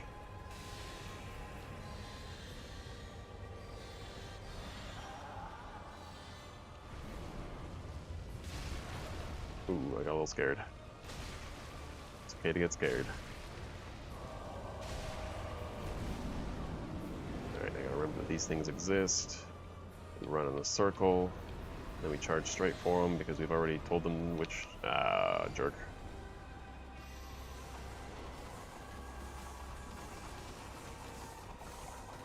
Oh, well, that's unfortunate. Actually, maybe that's better. That's okay. That's okay. So yeah, I'm learning that, or I'm re-remembering anyways, that the weakness of his arrow attack is that it's not good at taking turns, and so you have to take a really tight circle.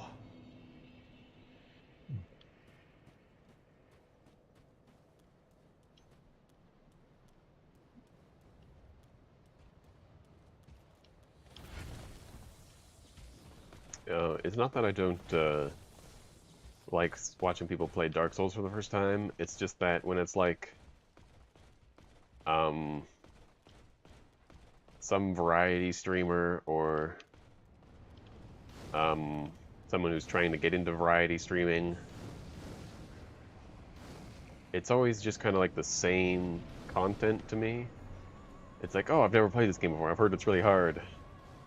And I don't know, it just gets a little old.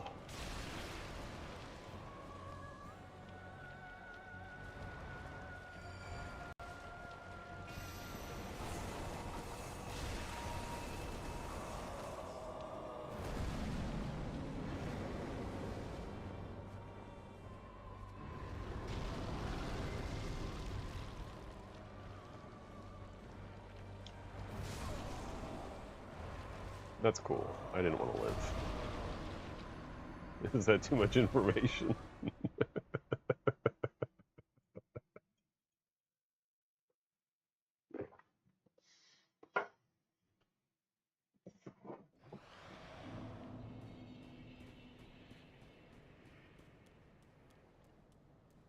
And also, at the same time, if it's like a popular Dark Souls streamer or something like that, and the new Dark Souls game has come out, or whatever game it happens to be, and they're doing their first playthrough on stream, because why wouldn't they? It's like, well, I could watch, or I could do my own first playthrough because the game just came out. And then I do that instead. Also, I don't really watch people stream that much. I have other things which need to get doing before I do stuff like that.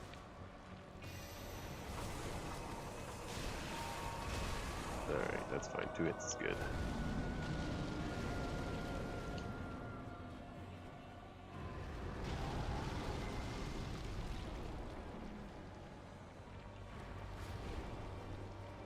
And that's also kind of one of the principles I have for making videos is I don't want to make anything bland that's basically just like, here's me reacting to something.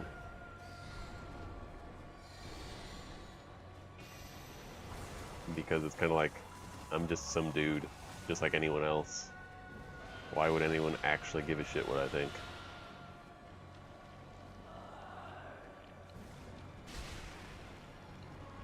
And so, challenge runs are actually interesting, and I enjoy them.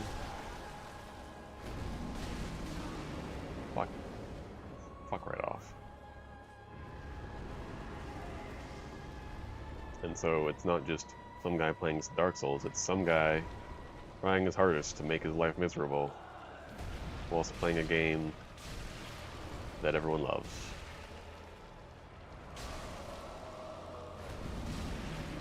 Okay, hopefully it doesn't switch phases.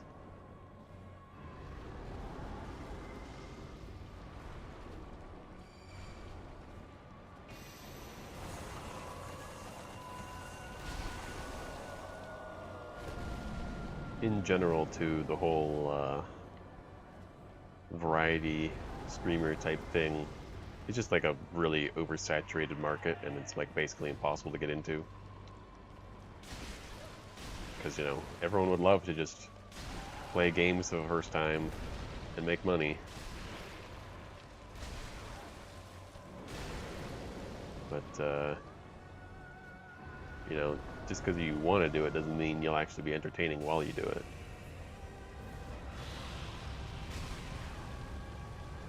Yeah, that sucks. Okay, we run like this, and then we beeline it, and then he teleports this way because he's a jerk. Oh, ow.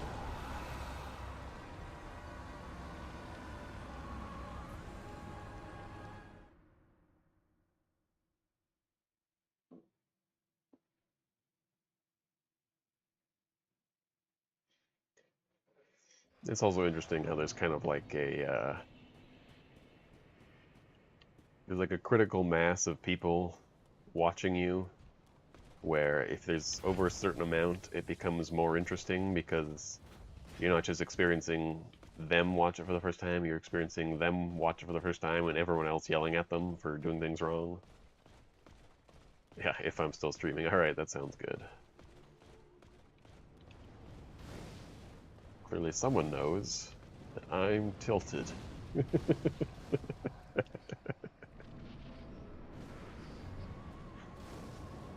Oh, fuck.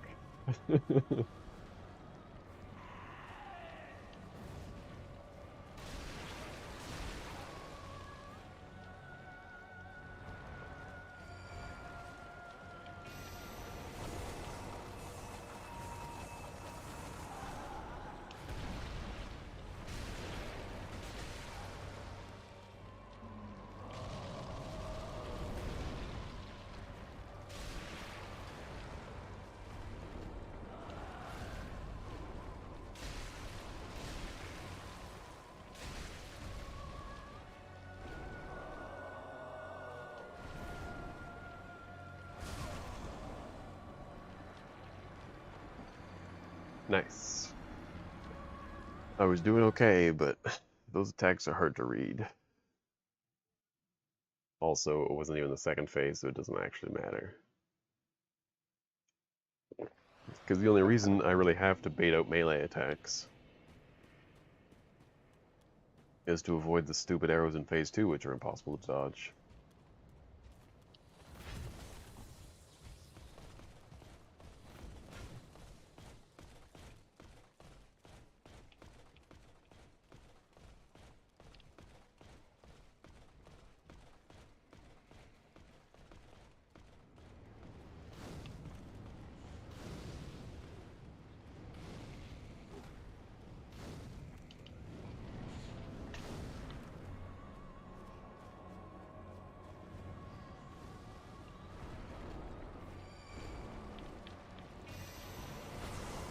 But as far as I can tell, the real better strategy is to just attack the boss as much as possible and just let it teleport.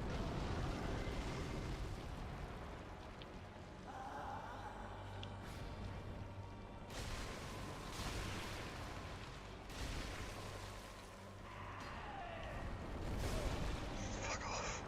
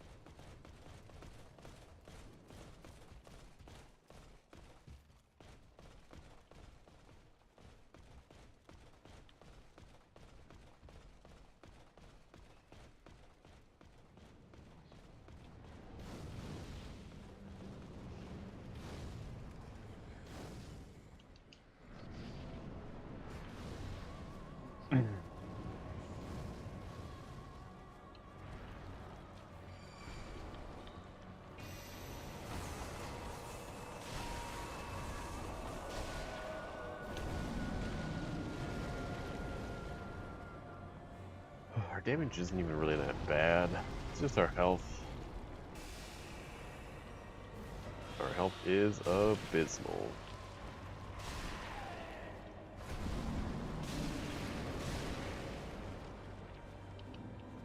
Like, that's pretty quick, and we've already done, like, you know, a little more than 10%, maybe 15% health.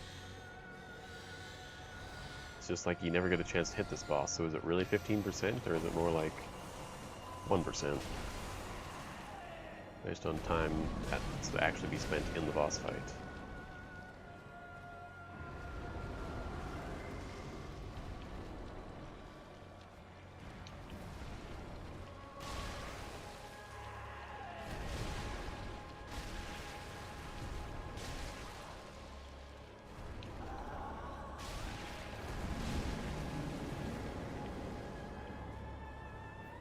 Yeah, this strategy just works so much better, because I just, like, don't die to stuff, but also, well, if you don't count that.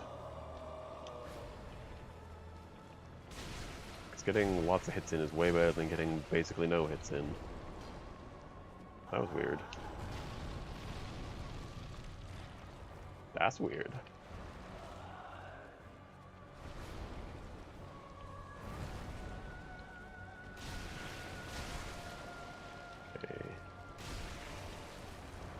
Nope. Aldrich doesn't like me. Alright, I see how it is. We're just gonna phase 2 it up and... Okay, please, please, please.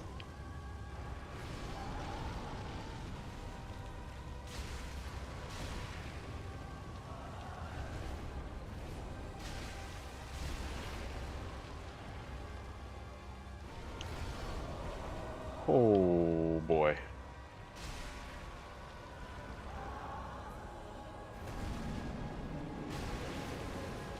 So we gotta run in a circle again. Thank you for being nice. Not a lot I can do there.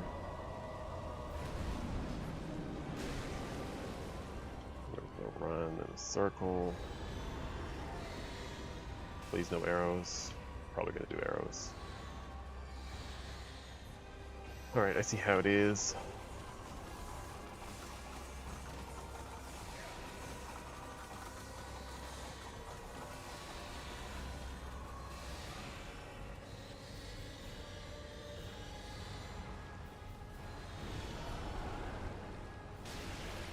Don't really know.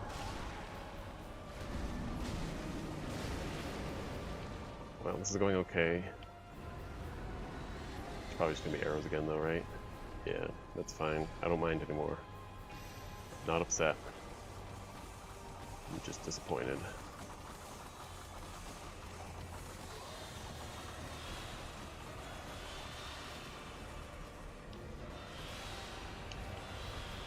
Kinda gotta dodge some fire, so let's see what happens. Not even close. I would like you to not do that, but obviously I can't stop you. And arrows again. Usually the magic makes the arrows happen.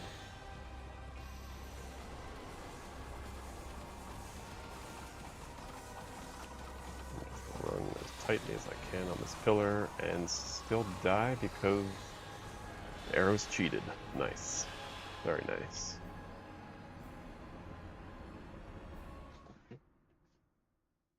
Well, it's kind of working.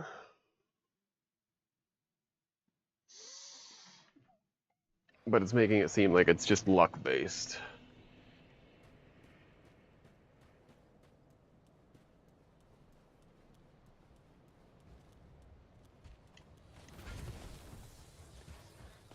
Because I can't survive those arrows forever. It just doesn't... It's not realistic.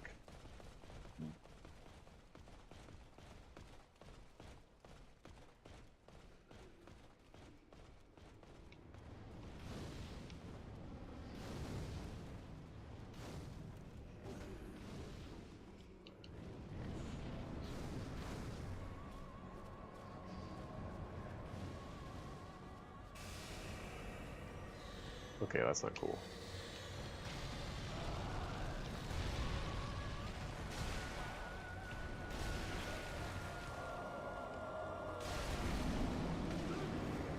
That's...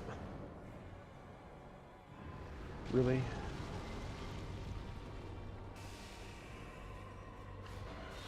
Do the second one? No? Fine.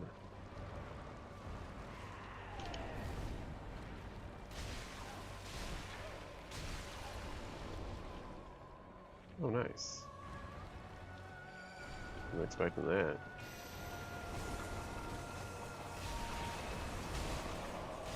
Oh, what? That's pretty wild.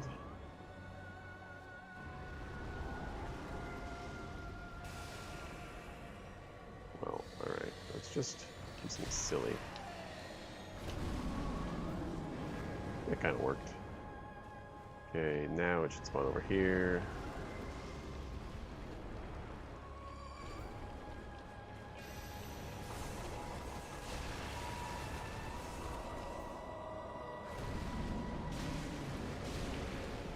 Okay, now it's definitely going to spawn in the opposite corner.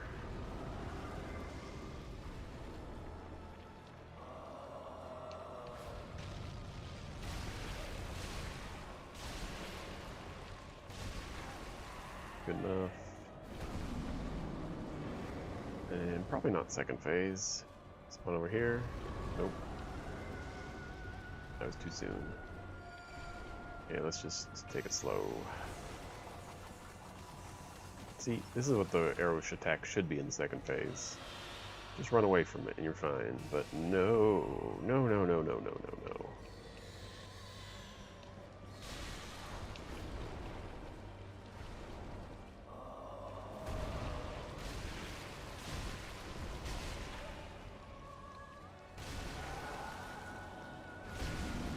Interesting. Still managed to get this, the teleport, or the AoE, I guess, is what I meant to say. Okay, we're just gonna do this again, because it has proven effective in the past.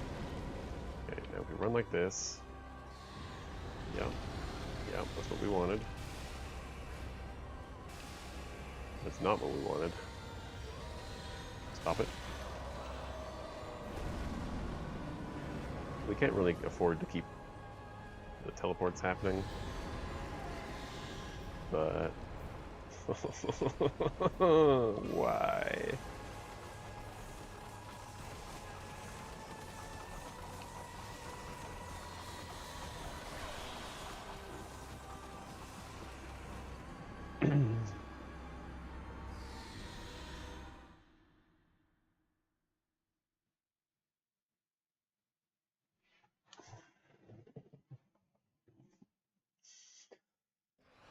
If I can just kill this boss, I can unlock.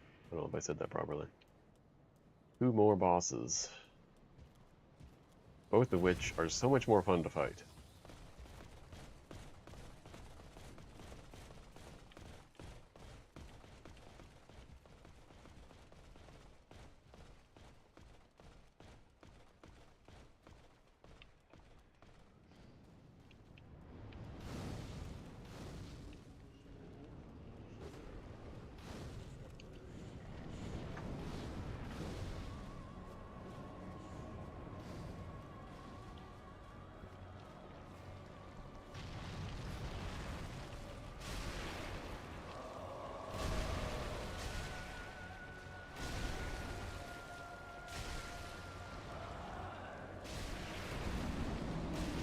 See, that's the kind of hits I need to be able to get in on the second phase. Those arrows are just the worst. You are correct.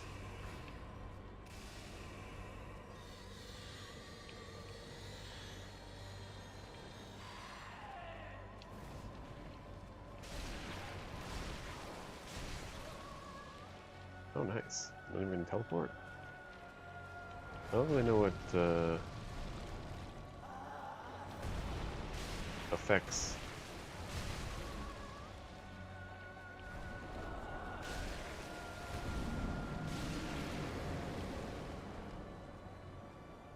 the Lothric Wall. I'm not 100% sure what you're referring to, but it sounds like a familiar thing that probably happens to me as well, but maybe for different reasons.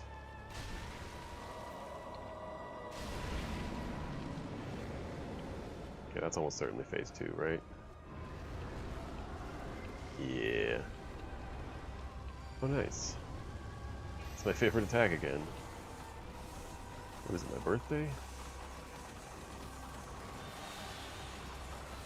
Alright, we're just gonna not even look up Aldrich and just hope that attack misses? Is that a good strategy? It seems like a really bad strategy. But I like it.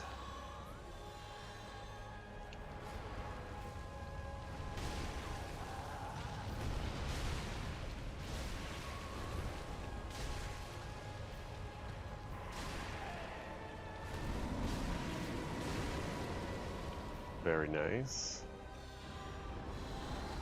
We can do this.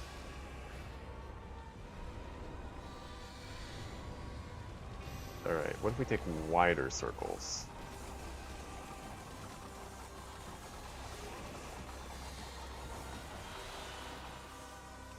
Wider circles seems okay.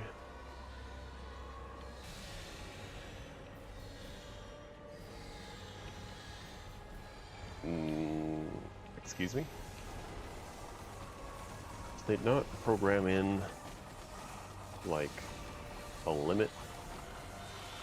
Oh, interesting. If we just run, what's the word, perpendicular to Aldrich, we don't even have to roll.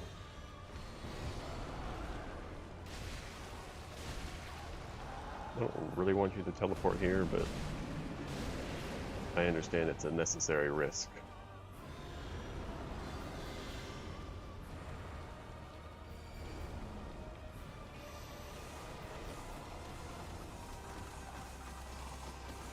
Okay, run perpendicular. And now we should be safe. Okay, I'm liking the scythe attack. If you could keep doing that one at a distance,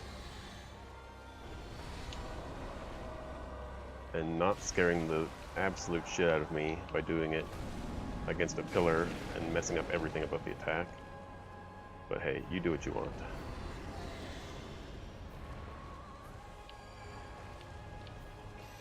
Everything's whatever you say it is, Aldrich.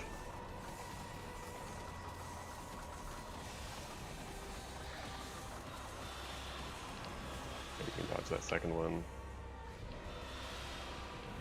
And please do a melee attack.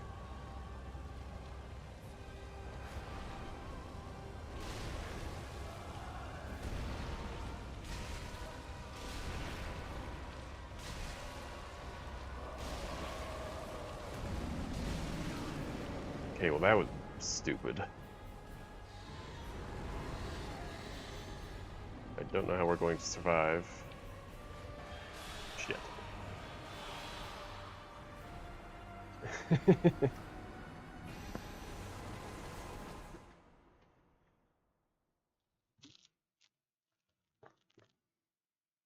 Yeah, getting the mic right is kind of tricky.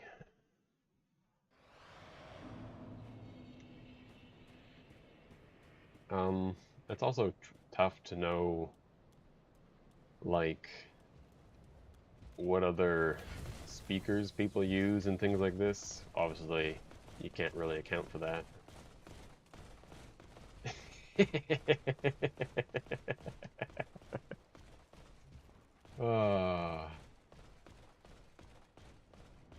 No, there are no weapons I'm looking forward to using, because this is about as good as it's gonna get.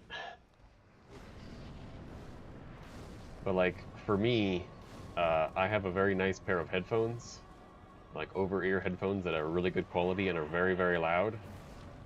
And so when I watch YouTube videos, the sound on my computer is set to 50%, just like in the Windows settings. And then the sound on the YouTube video is also set to roughly 50% of what it can be. And usually that makes most YouTube videos sound pretty good. And so, shit. My kind of balancing technique is more or less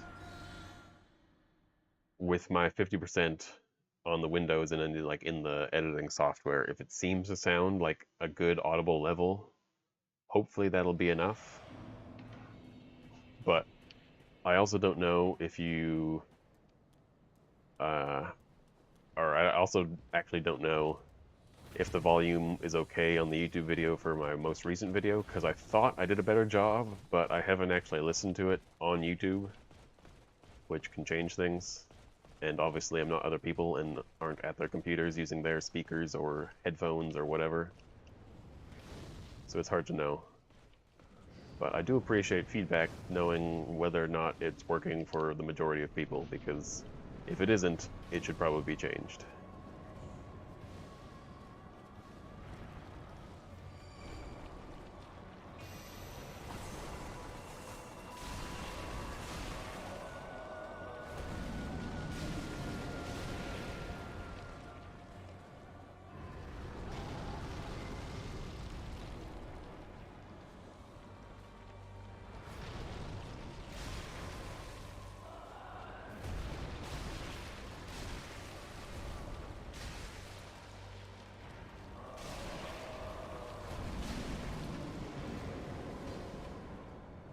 Definitely should have done that last hit, but whatever.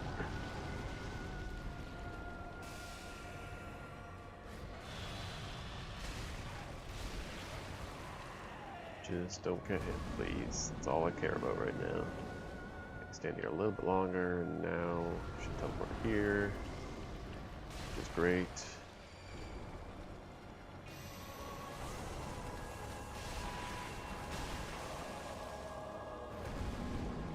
Losing out on damage isn't the best, but it's better than the alternative of taking damage, I think. I don't know.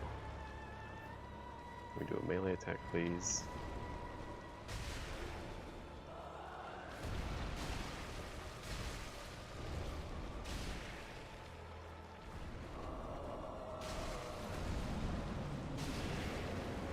Okay, that's definitely phase 2. Wait a little bit, now run.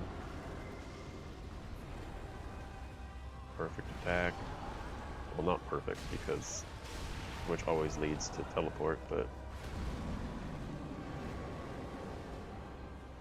a little louder. All right, that's maybe, probably. Also,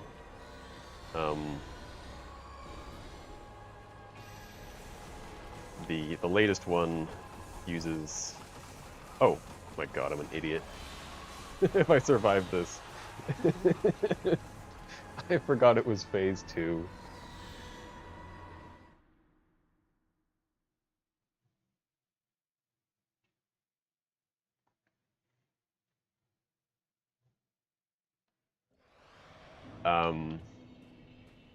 So like I've obviously got like IRL footage as well as game footage, which just has commentary over top. And so all the IRL footage is just from my phone, and so it's a completely different microphone than my crappy little lapel mic I have. Although, to be honest, it's the lapel mic that's much better quality than the phone mic, but I think the phone mic is a lot more sensitive. Or at least just more of a brute force is the problem. So the quality might not be great, but the volume's usually pretty decent. Whereas with my microphone, it's... part of the issue is it's so sensitive, and it's like actually a pretty decent microphone. Like it works well and makes my voice sound like it should sound like. But because it's so sensitive and so effective, I have to really get the right volume of like speaking, because otherwise it can just blow at the mic immediately, and then it sounds terrible.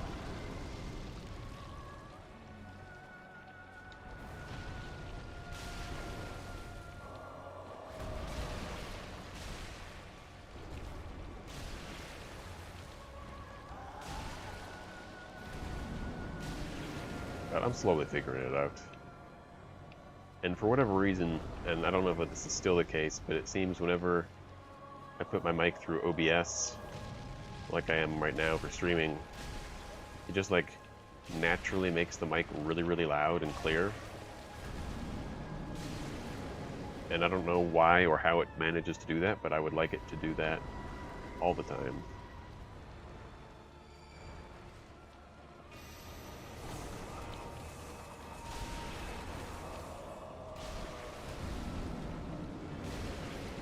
Okay.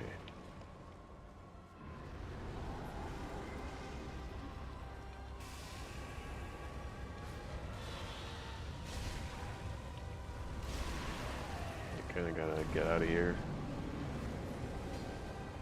Alright, now we gotta deal with this stupid stuff.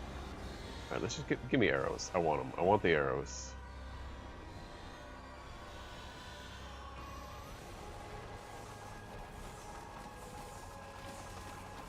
Okay, now if we run perpendicular, we still get hit a little bit, but hey, we can take a little bit of damage, right? No big deal. Whoop. Okay, gotta play a little safe to avoid this attack.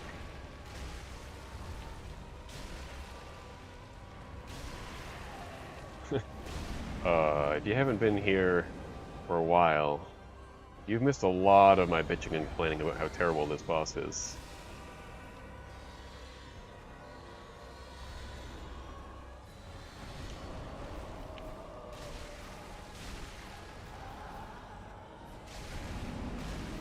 It's a bad boss. But you should also finish Dark Souls 3. But hey, your call, I guess.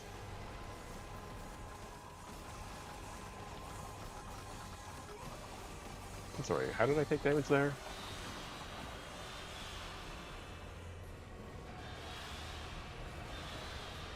Okay, give me a melee attack. Perfect.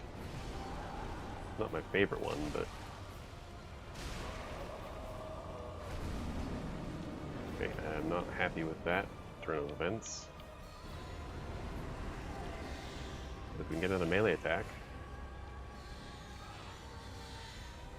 I will be happy-ish.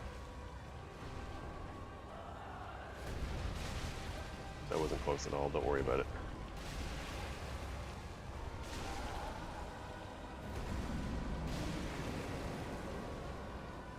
So, in general with Dark Souls 3, it's a really well-designed game and nicely balanced.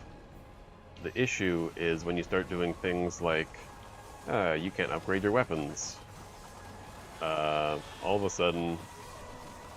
God damn it, arrows, why are you like this? All of a sudden, the balance is just completely thrown off and everything sucks.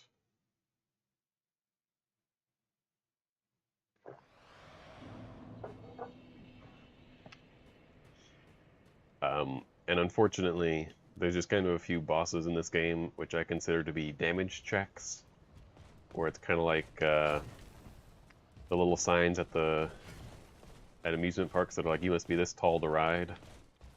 It's you must have this much damage to pass.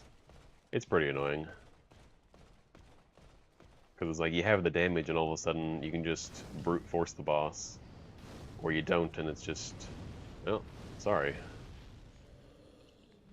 You're too short.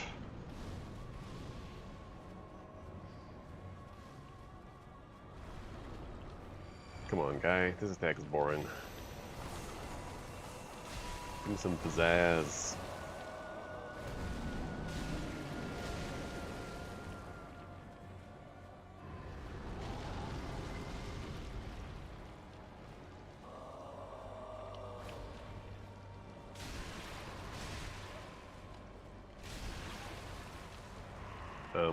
I'm actually interested by the fact that you think Twin Princes was really, really hard.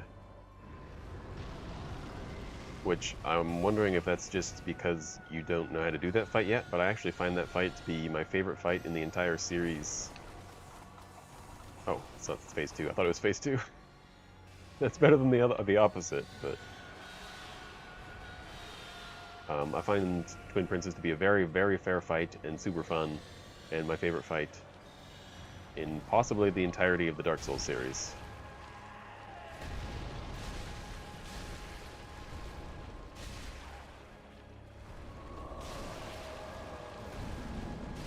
But it is also quite tricky.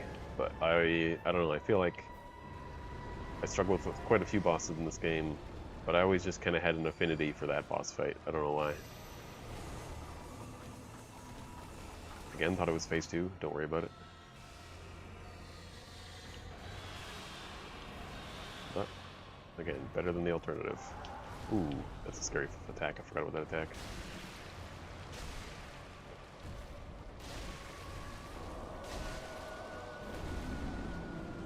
I disagree completely. Gale's a bad boss and shouldn't exist.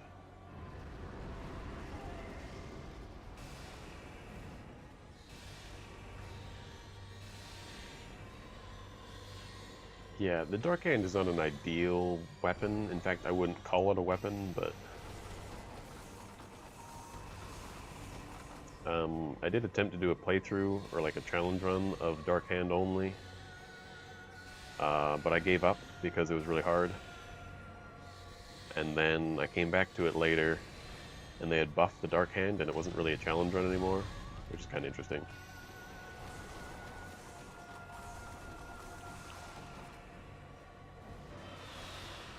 Although I never actually got to Twin Princes. Because I just got bored. I was like, oh, this isn't that hard. Damage is too good. Okay, probably going over here. Nope. Going over here. Alright. Okay, can we just get a melee attack then? Nice.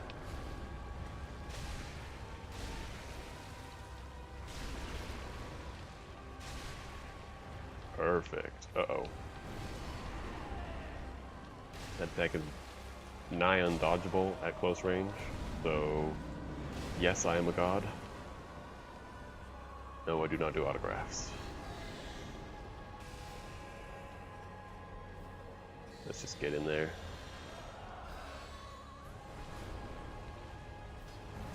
Oh my gosh. Alright, that's fair.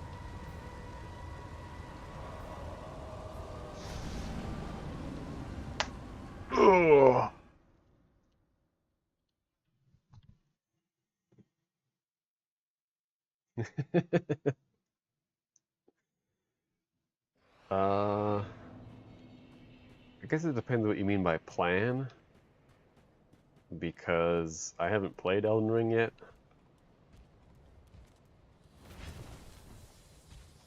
So I know literally nothing about it, and I would like to keep it that way until I play it. But do I plan to do challenge runs of that game? Absolutely. Do I plan to do this specific challenge run? I don't actually know if that makes any sense, because I don't know if they basically just made another Dark Souls game or not.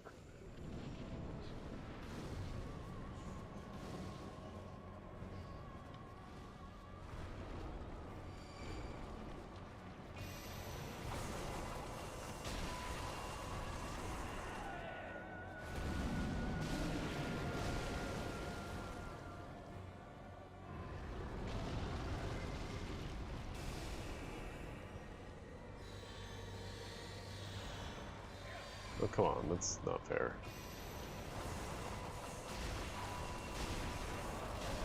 Let's get hits in.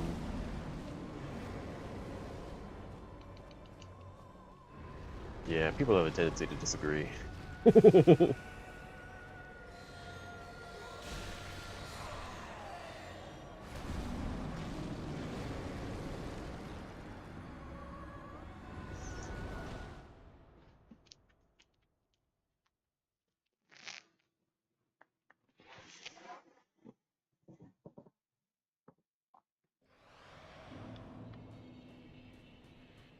I can only imagine, though, that the days of Dark Souls 1 are over, where you can beat the final boss with some heavy armor and a good weapon, and then just spam the attack button. Those are the good old days.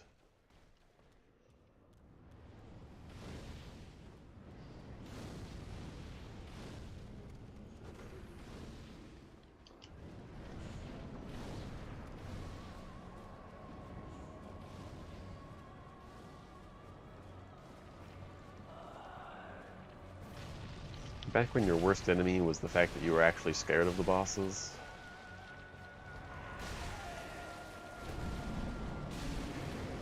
Now I just have contempt for all of them, which is a different feeling.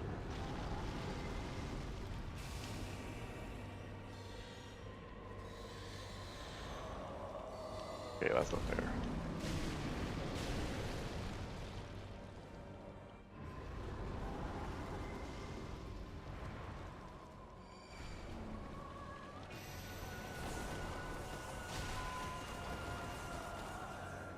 It's cool, I didn't need that hit anyways.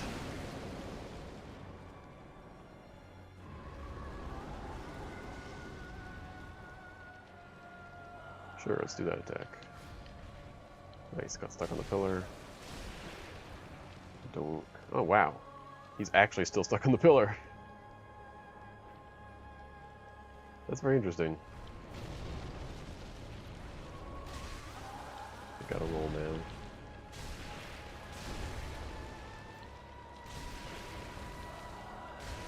Okay, this is dangerous. Oh, well that sucks. He's probably gonna switch now. Because I did too much damage. Oh, nice. Okay, let's just smack him and hope we don't get hit. That's all we can really hope for.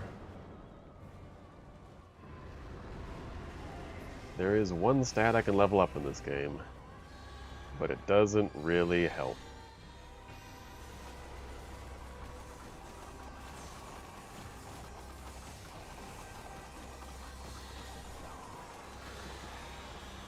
And if you'll give me a second, I'll show you.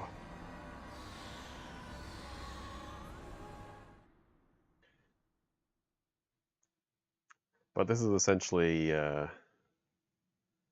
how Dark Souls 1 was.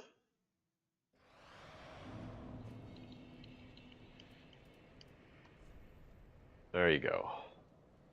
64 luck. And boy, is it not helping.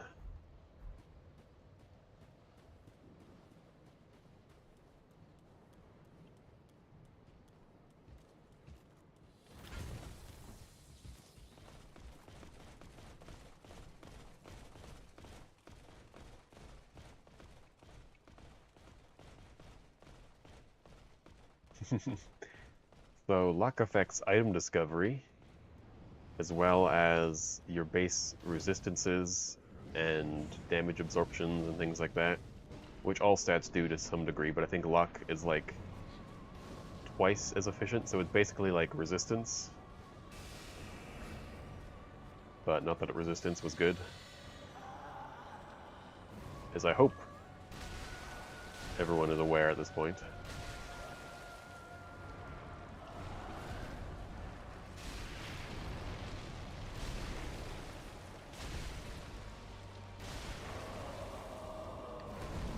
But luck also has some rare uses with weapon damage scaling on, I think it's hollow weapons, and maybe dark weapons to some degree, but I could be wrong on that.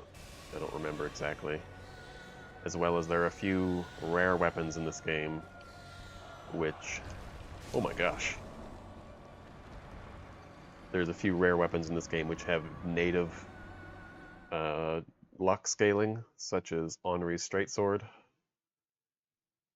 And I think luck might, and this is a huge emphasis on might, improve bleed on weapons. But I could be crazy. That could be something else.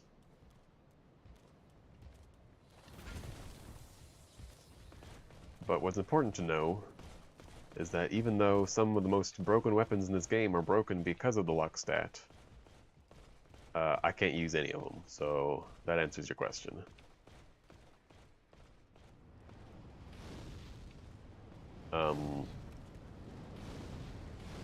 Had I picked a different class...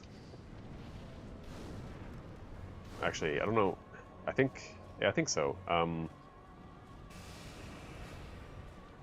It's like, because I can't upgrade weapons in this game, which you may or may not have realized at this point.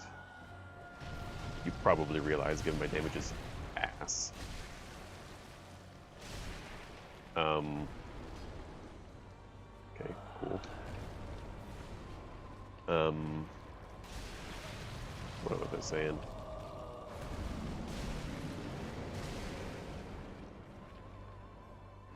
I'm just gonna try and go back to an old thought and hope that's what I was saying. So if I picked a different class, I would have the proper stats to wield the Warden Twin Blades.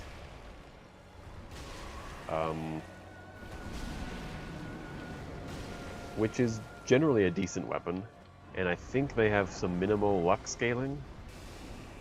At the very least, they have bleed, which also might have luck scaling. Again, not really sure.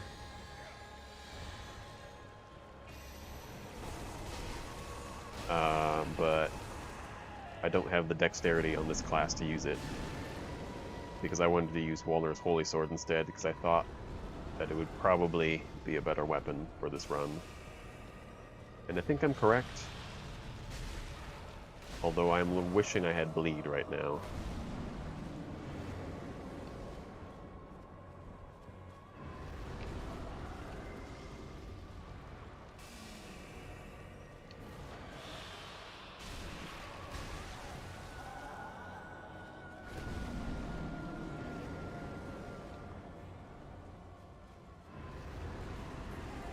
Nice.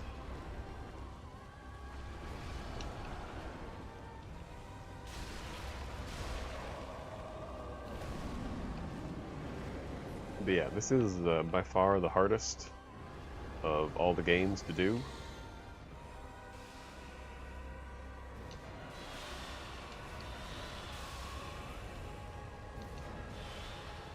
Please do a melee attack.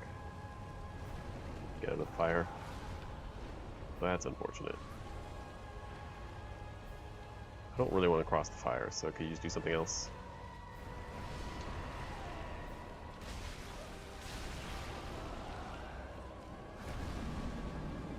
Ooh, that's actually a fun question. Yes, I can use Storm Ruler. And if you didn't know, Storm Ruler actually has 0 stat requirements. So anyone can use it.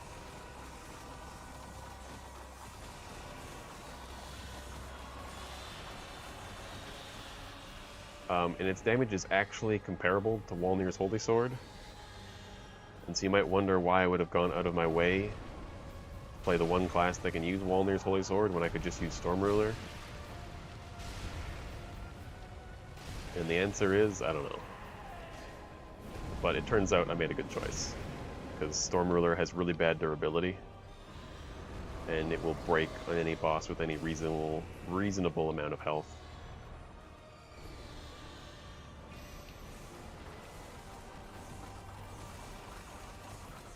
But Yorm is dead already. I am just hopelessly stuck now on the bosses that are actually hard. The bosses that aren't Yorm, because Yorm is, as you might imagine, not very hard. That sucks.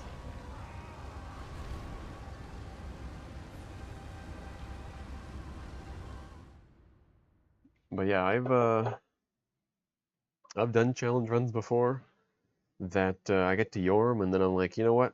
Let's make an exception for Storm Ruler, because this fight is just not designed to not be done without Storm Ruler.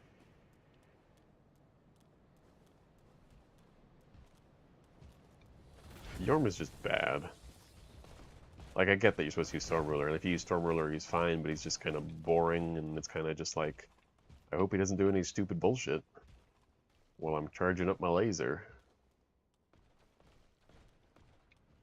But he's kind of just like big and scary. Then he sometimes does attacks that I don't think he should be allowed to do when he does them. I don't particularly enjoy fighting Yorm ever.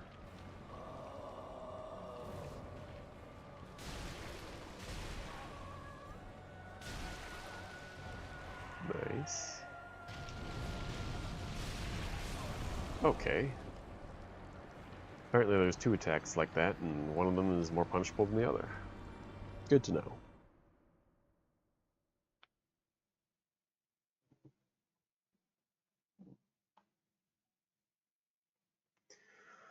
But yeah, at this point, the count in my head, I think, is I have 9 bosses left. And most of them are harder than the last. Of course, that's always the case if you order them in order of their difficulty, but hey, let's not get worried about semantics here.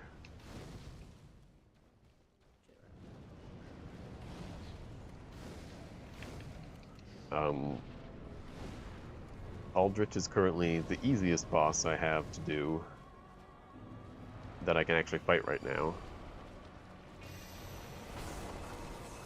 And as you can tell, I'm not having a fun time of it. Or maybe you can't tell. Now you know, I'm not having a fun time of it. But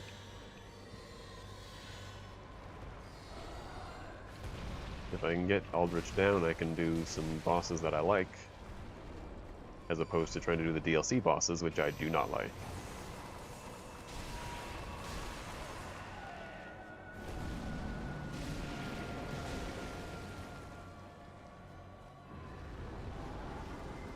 I've currently got access to both of the bosses from the first DLC.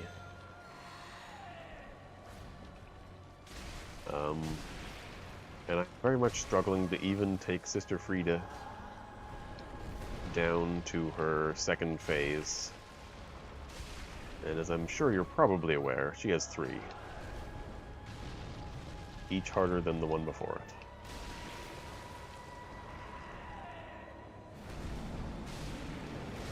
And as far as the wolf and his wolves, I haven't actually even seen the wolf yet. But I expect that one will not be as hard. I just need to properly prepare for it. And then we get into the real fun bosses. Then we've got Demon Princes, which is exactly the kind of boss fight I didn't want them to keep making, but they made it anyways. Then you've got the PV. Oh shit! This is really really bad.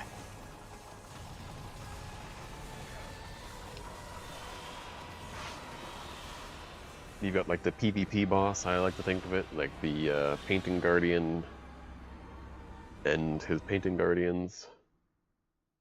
Oh, nice! Welcome back. We've made so much progress. It's not even funny how much progress we've made. And by progress, I do mean deaths.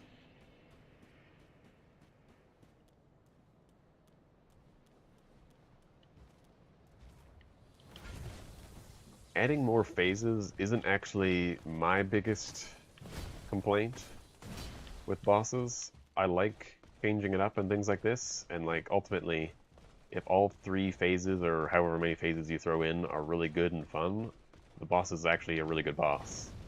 My problem, and the thing I hate most, that they always do, is they make it a dual boss fight.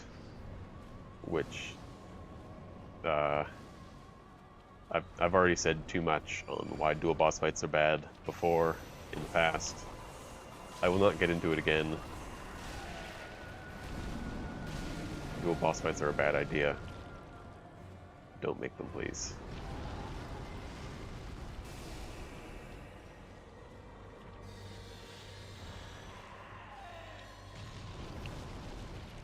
But everyone wants Ornstein and Smough to come back to life, and it's never going to happen because Ornstein and Smough was a one-time thing, and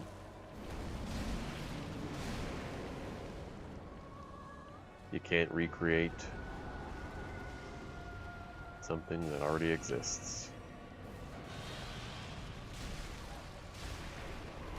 All 3, I hope we can still dodge. Nice.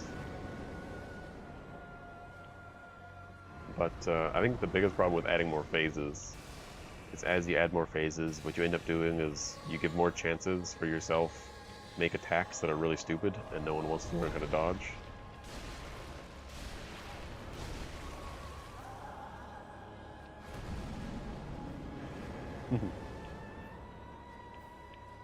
Yeah, Sif's fucking fantastic.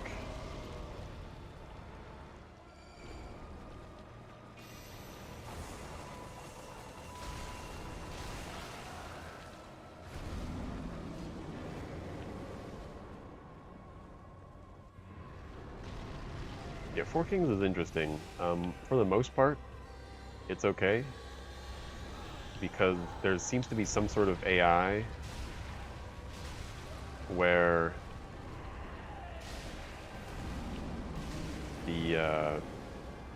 if you're close to one of the kings, the rest of the kings will more or less ignore you.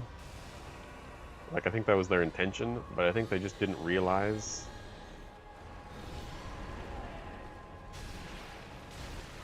Okay, this is gonna be a risk. Nice.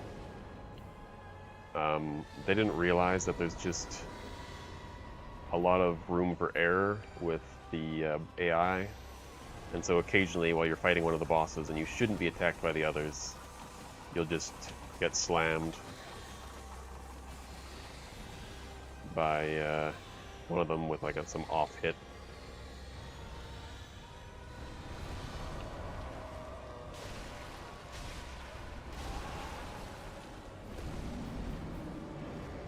And that's always annoying, especially if you're doing like a low health run. If you're doing like high damage, high armor, high health, it's like doesn't even matter because they don't really do that much damage. Well, actually they kind of do.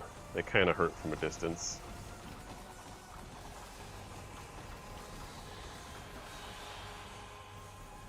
Don't do arrows again, thank you.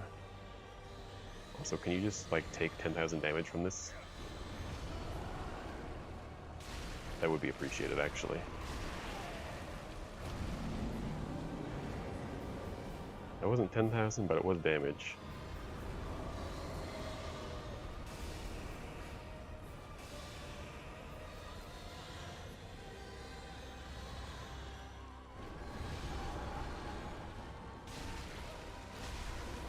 You probably weren't here for this conversation, but I did go over briefly the actual best armor to fight Four Kings with. And it's actually pretty interesting that you can wear some very, very light armor and get the maximum magic resist that's possible in the game. And Four Kings basically just becomes a complete joke. Very interesting.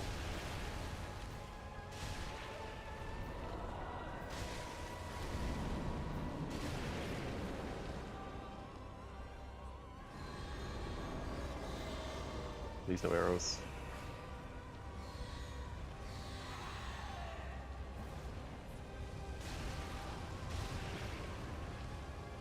Cool.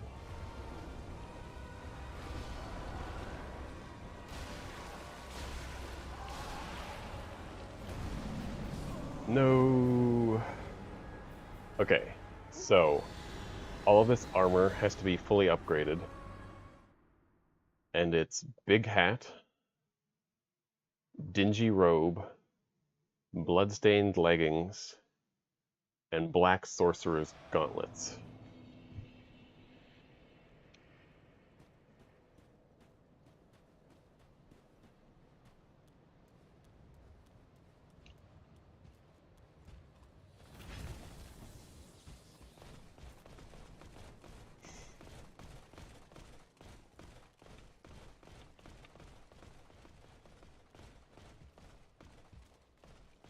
I think if you like dual bosses, it's probably because you've never done a serious challenge run of any of these games and learned just how frustrating they can be. Because they can just put you in a situation where it's not your fault that you died. Not to invalidate your opinion. It's just that you're wrong.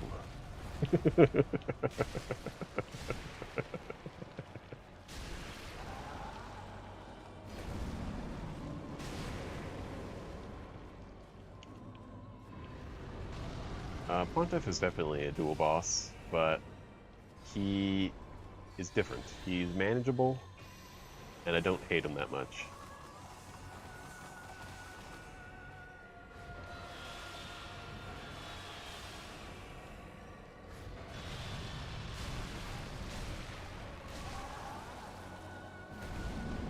So I don't want anyone to mention the fact that I absolutely killed myself that last attempt when I totally had the win by being greedy.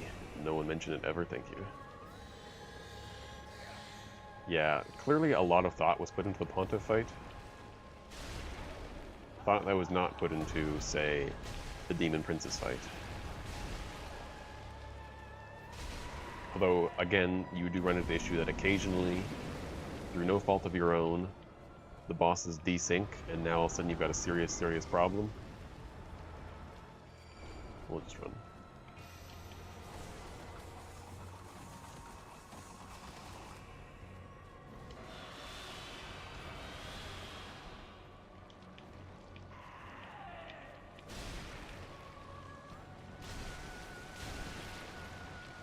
But they were an absolute bitch on this run. Or they. Really, him. I don't consider a ghost to be a separate entity, really. Or whatever sort of phase, spirit, apparition, whatever it happens to be, magic entity. Take your pick. Okay, you're not allowed to do that attack anymore.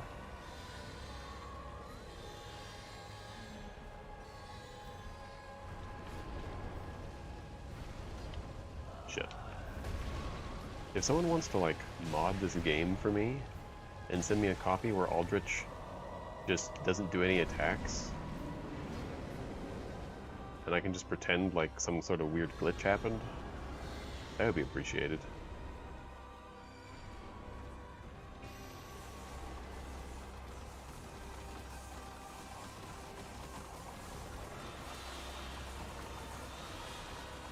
All you really have to do for a dual boss is, like, actually have the attacks they do dependent on each other, and that's that's all you have to do to fix it.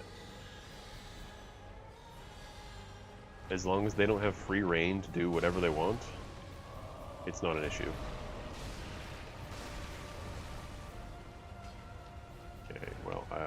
That's not ideal. But that's okay, because I'm really good at this game.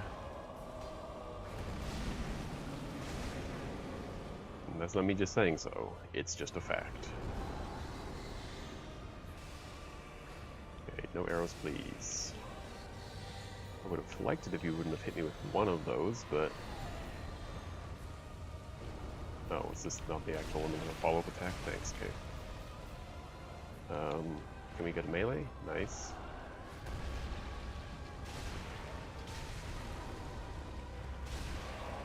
I'm fine with a teleport here.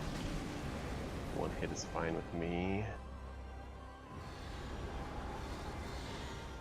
Oh, interesting. Didn't expect that.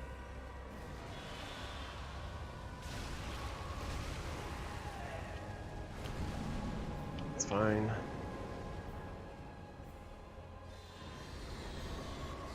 Okay, we're probably gonna get arrows.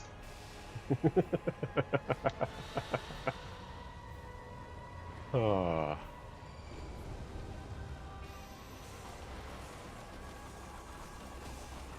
To be clear, I read your comment that just says, a game theory. I have no context for what else was said, but it was pretty good.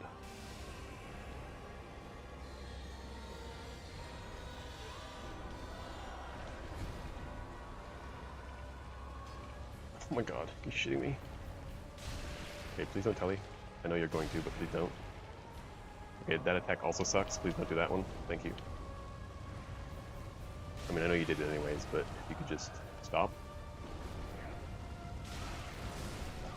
Damn it.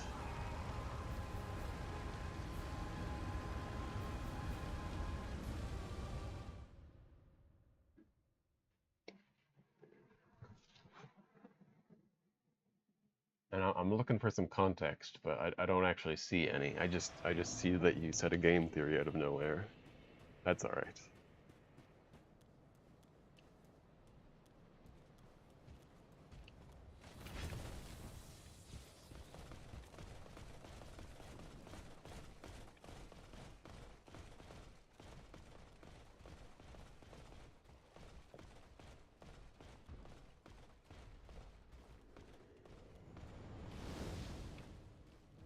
It's definitely doable.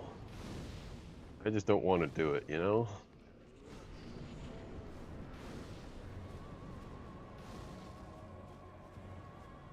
It's also decently past my breakfast time, and I should probably go have that, but... Why would I do that when we're having so much fun fighting Aldrich? You know, just do a melee attack instead? No, you're gonna be a dick. Alright.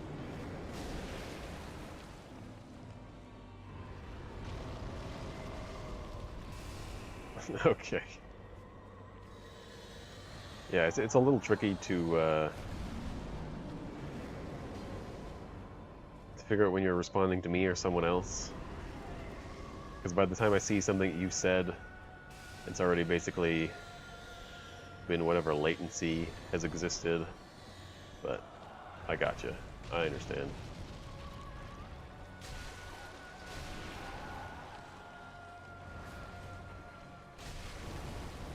That could have come in easy.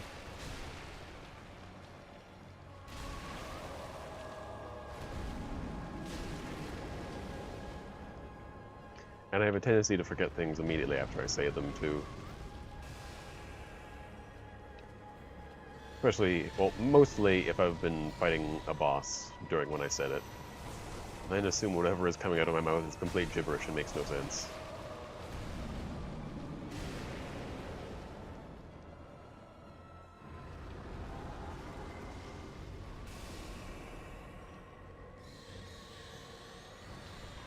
That's... oh, you hit me.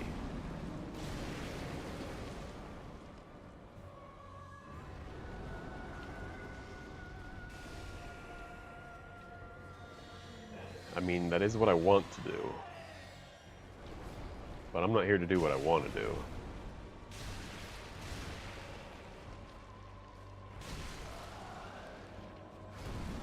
If I wanted to be a fraud, I could be. It's just... it's not ideal.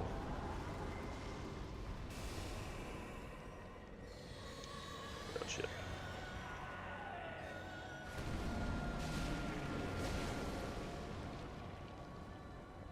Oh, it's gonna be fire. Yeah, that's fine. If it's fire, it means you've done damage, which I guess is good. Let's do a good attack. I don't know this one.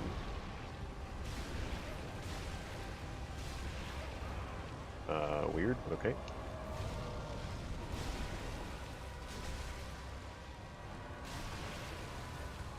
If you want to do another melee attack, that would be... Okay, that was a bad choice, but...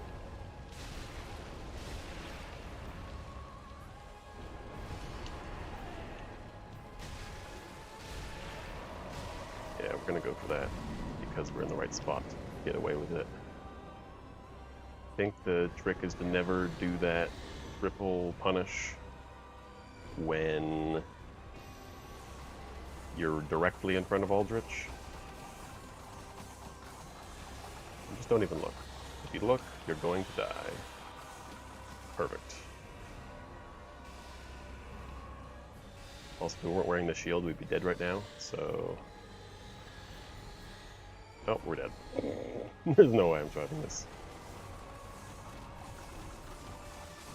Yep.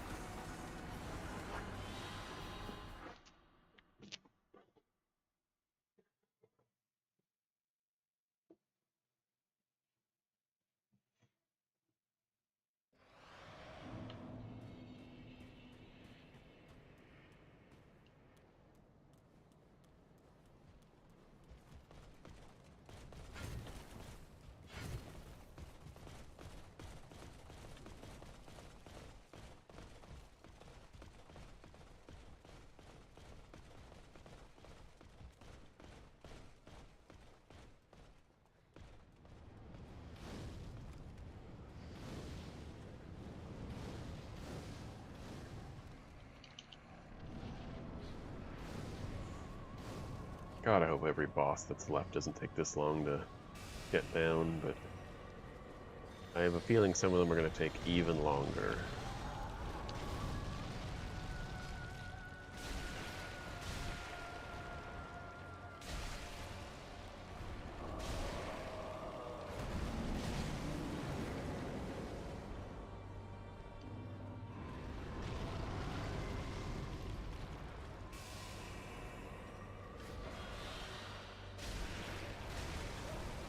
Yeah, we'll just take our hits and go.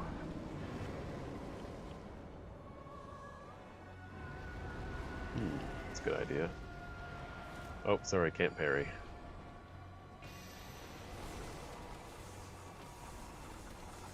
It was a great idea otherwise. Alright, how about this? Oh my god. Don't do that, I guess.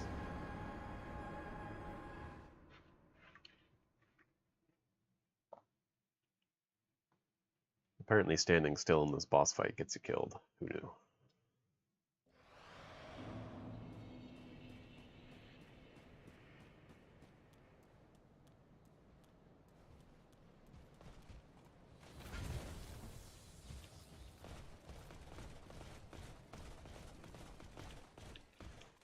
Honestly, it's probably a bug. Pretty sure standing still is the best strategy, or supposed to be anyways.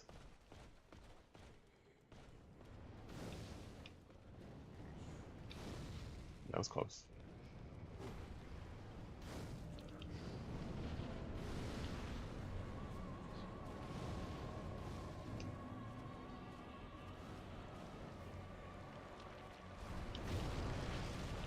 You want me to steal his supply of magical arrows he pulls out of his ass? Is that what you're asking of me right now?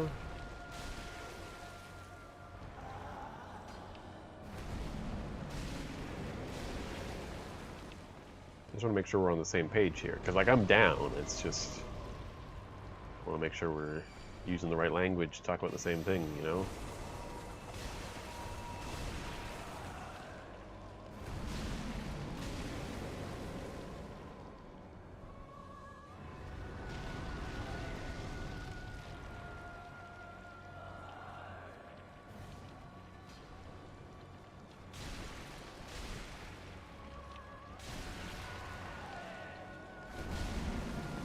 I guess what I'm saying is, if you think this is the first time that I've been in an arrow fight with an anaconda that has a giant magic sword, you're sorely mistaken.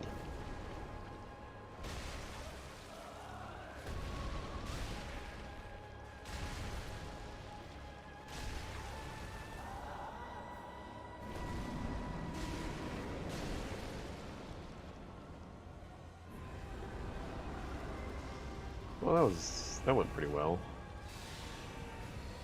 Okay, you can't do that attack twice, that's illegal.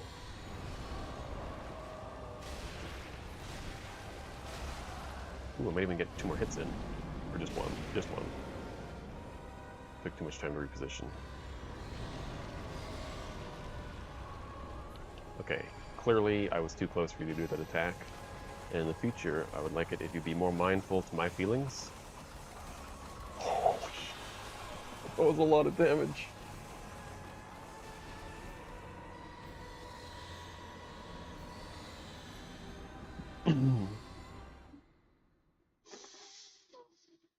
Fuck.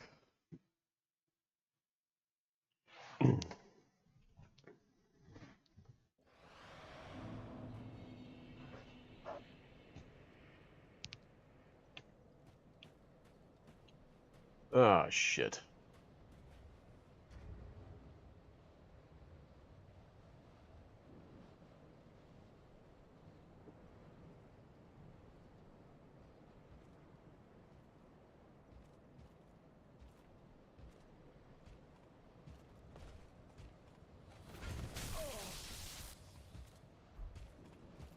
There we go. You wanna go? We've been fighting Aldrich all day. You think you're an issue?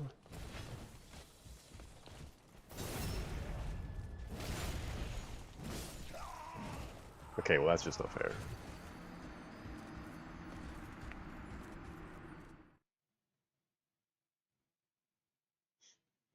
I guess I should have asked before I timed them out, but did anybody want to join their dating site?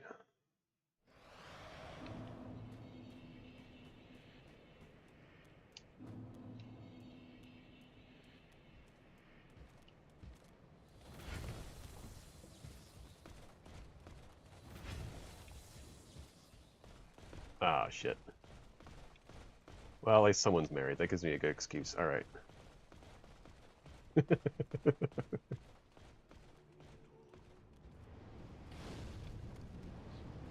I don't quite understand the marketing strategy, but you gotta respect the hustle.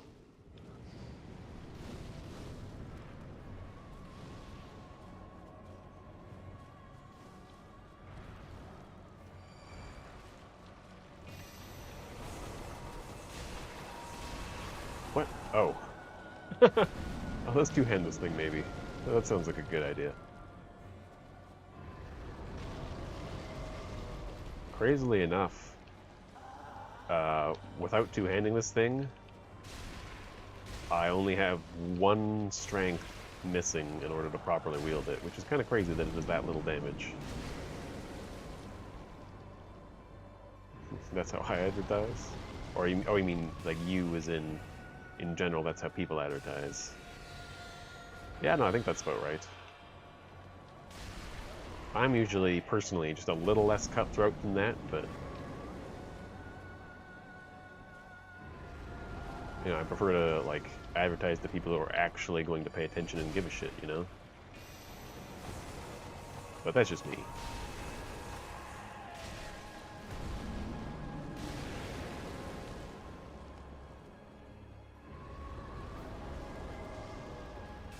You may be alone on that, but I don't know. Maybe someone else can give their input. I personally do not do that. But again, personal preference, to each their own. I definitely wouldn't fault anyone for doing that. Clearly, it works.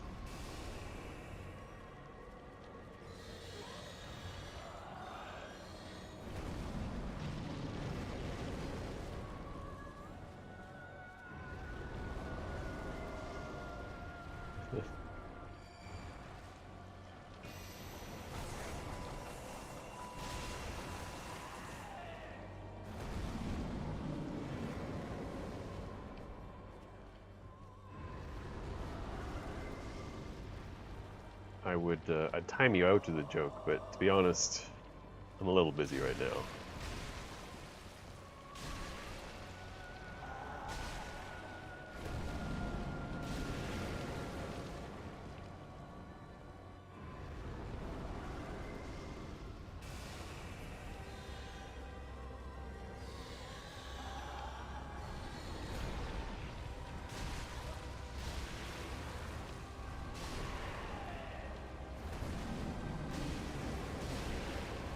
Nice, got some health back.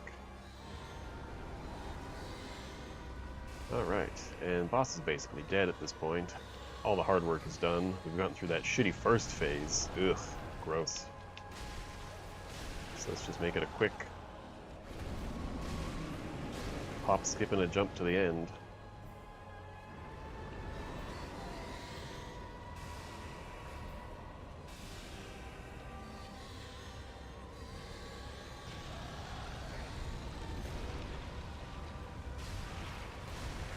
Don't really want to die to fire right now, but I guess I wouldn't say no to it. You know? Like, I'll try it. Just give me a better attack, please. Thank you. Still can't really punish this because there's fire and I'm very low health. Please, something else. Let's try that one out for size.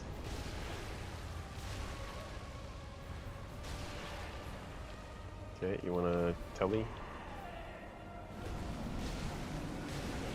That works for me.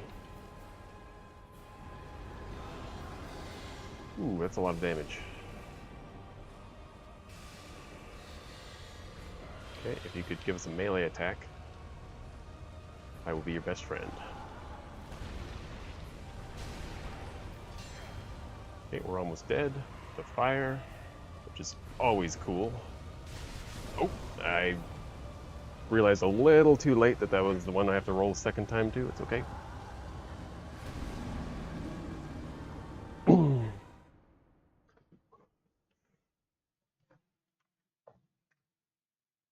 Huh.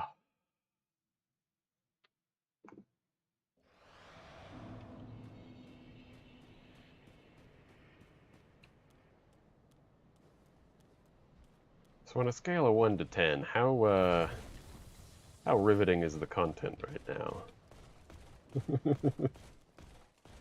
Are y'all on the edge of your seats, or are y'all just kind of spinning your wheels, just like I am here?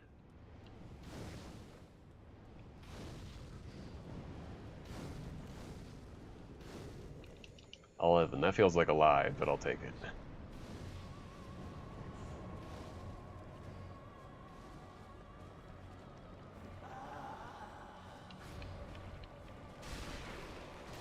I should say you're not supposed to account for how great the conversation is. You're all a bunch of fucking liars. Yeah, I knew it.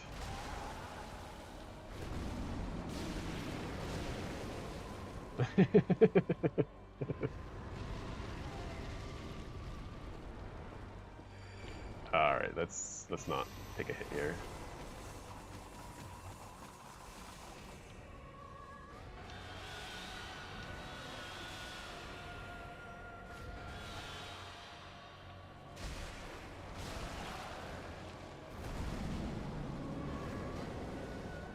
Gotta say, I never thought I'd be a past stream, but now that I know, I guess I'm okay with it.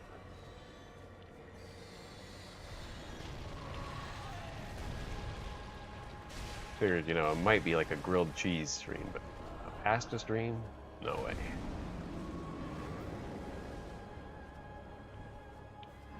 Never thought I could reach that level.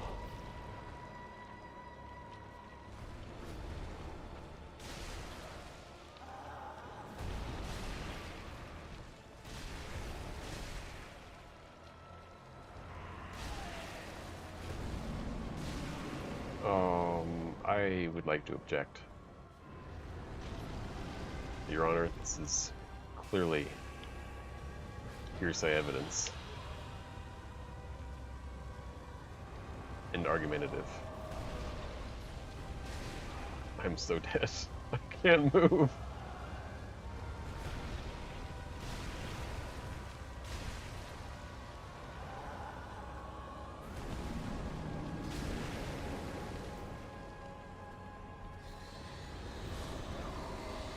Fuck me.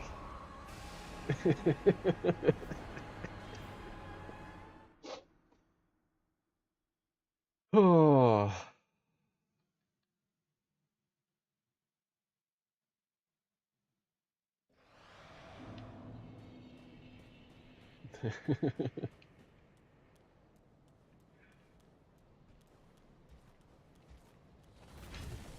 That feels a little premature. This is my first day being a pasta streamer and I'm already #1?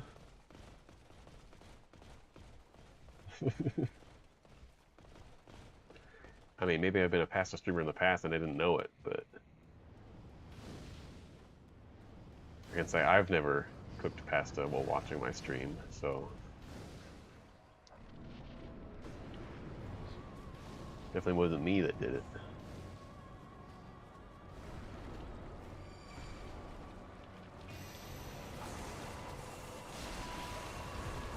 Maybe it's getting to my head a little bit. I maybe should realize that it's a very, very niche market, and maybe it's not that impressive to be #1, as well as not being very prestigious either.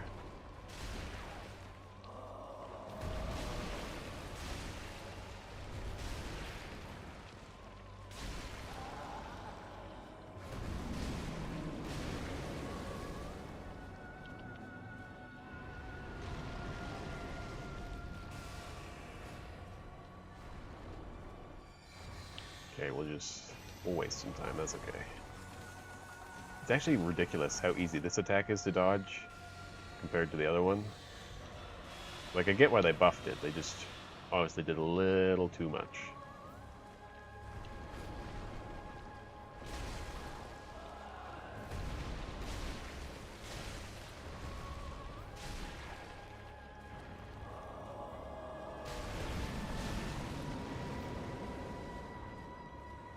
What, have you been trying to get into the market for a while, or they just haven't been able to penetrate it? Because, you know, people are probably boiling pasta while they watch, they just don't tell you about it, they're too embarrassed. Oh, that's a little early, don't you think? That's definitely too early.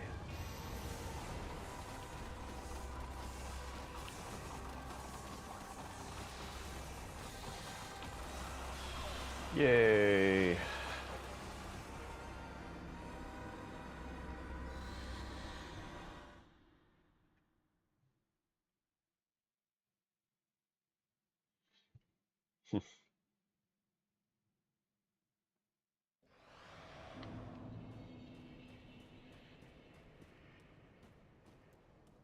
Now, when you say from scratch, what does that actually mean? I'll assume that it doesn't mean you put the sauce in a little container and took it out of the container and heated it up, because that is definitely not from scratch. But, like, did you grow those tomatoes? Is it even tomato sauce? I guess I don't know. I just assumed it was tomato sauce because, you know, pasta.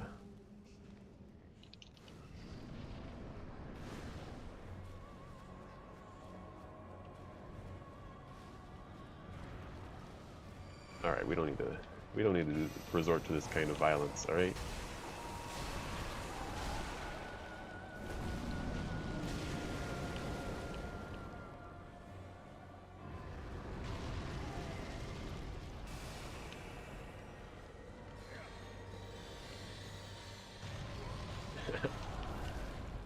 Alright, okay, this is no follow-up, so we can do whatever we want here.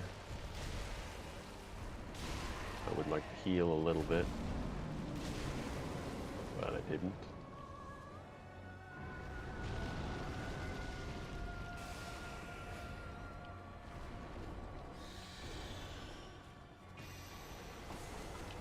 Beef, Jesus.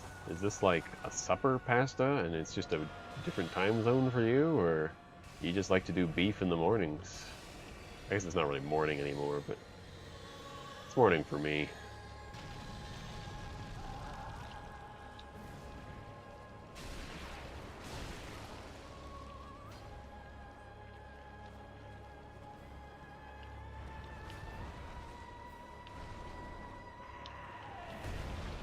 and in answer to your little sadistic would you rather, the correct answer is, of course, the second one.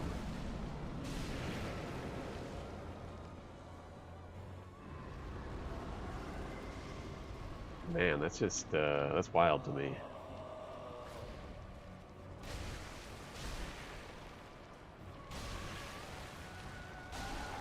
I guess if it's leftover beef, I'm okay with it, but if you're cooking that beef from raw, that's too much for lunch.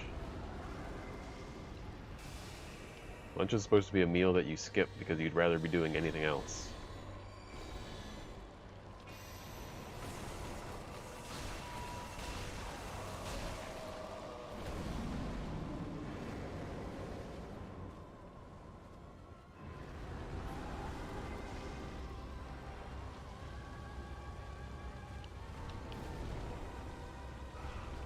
Well, that's not cool.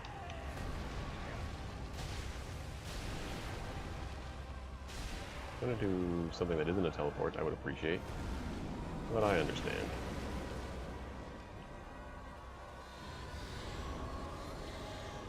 Okay, if you do arrows, yeah, alright.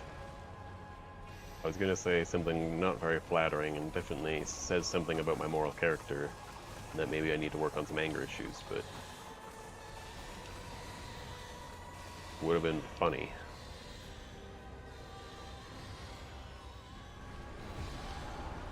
But you know what's not funny? That goddamn arrow attack.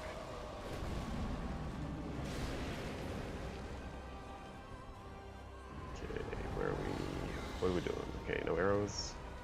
Well, okay, I was clearly... No, that's not... Someone want to call the police for me? Just... It is an emergency, I swear. Just tell them Aldrich is being a dick. They'll know what to do.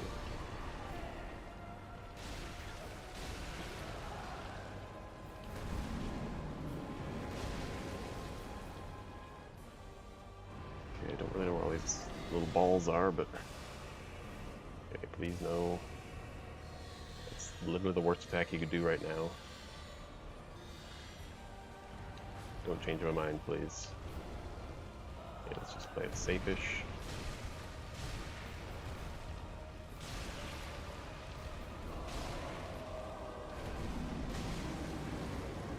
Okay, let's get that stamina back.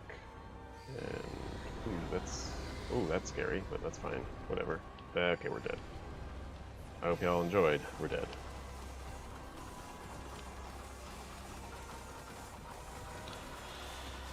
Yeah, there's no way.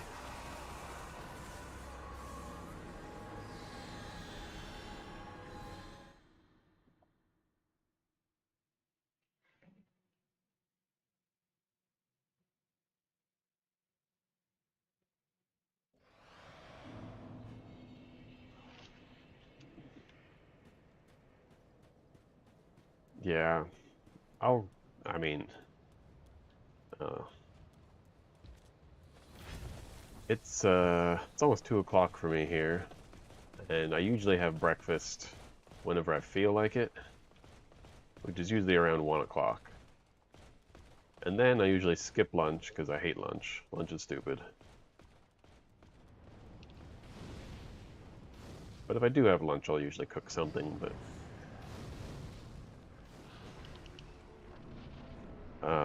I'll usually do something that takes less time than beef. But hey, I'm not here to shame you, I'm just here to say that I don't understand why you do things the way you do them.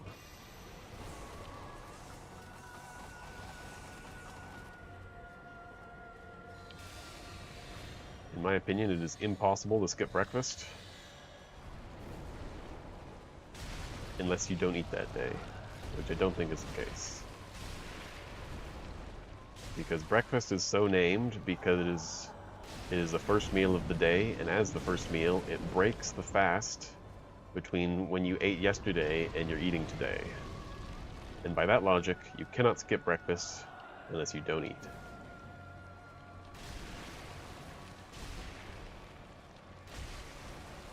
And if you disagree with that logic, fight me.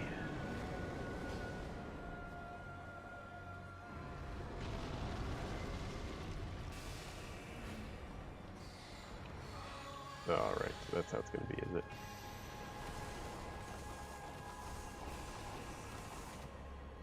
Ugh. This attack.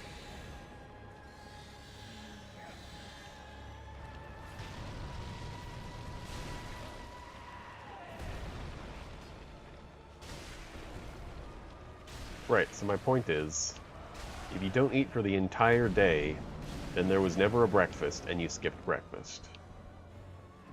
But if you eat at any point during the day, you've then broken your fast, and that meal, whatever you've eaten, becomes your breakfast.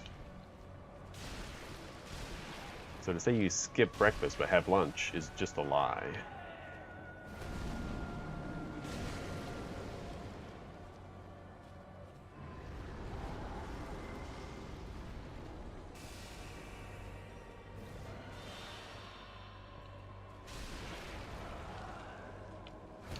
I want to be clear, no one is saying that your pasta is bad. We're saying it's too much work.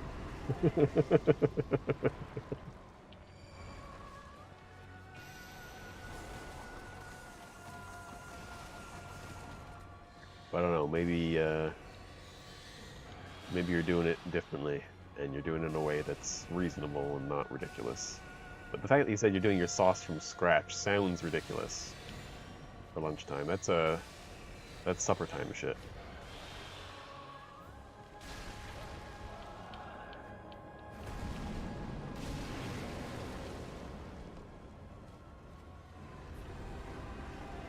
Alright, see you later, man.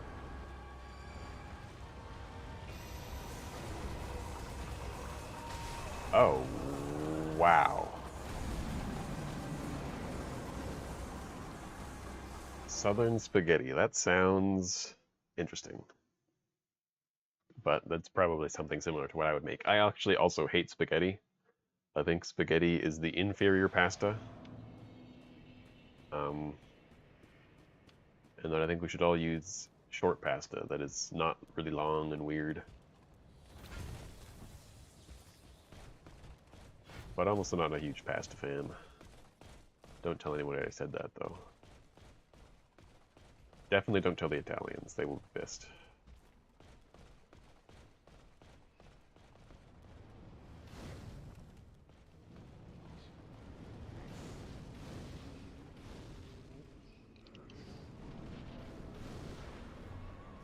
Penne works. Yeah, I like penne.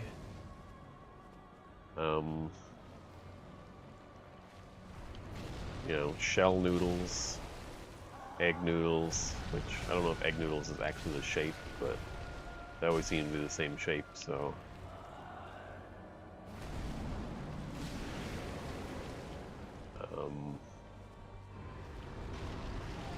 Fusilli, or if that's how you pronounce that, I don't know. Clearly I'm not Italian. Tortiglione. We just turned this to a naming pasta stream. We'd probably be here for a few days.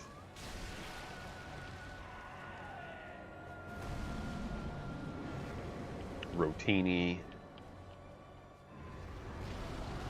They're all basically the same thing, but they're not long and kind of gross.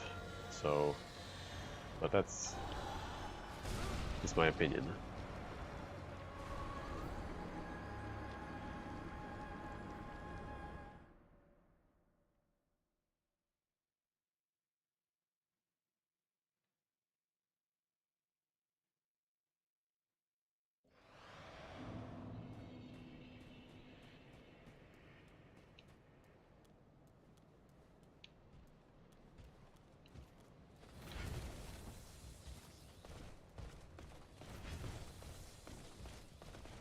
All you know is spaghetti? That's actually kind of wild.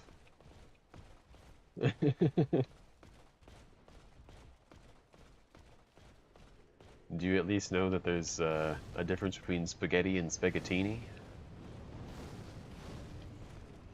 Granted, that's maybe a little more advanced. I will say, though, I do like linguine a lot better than spaghetti.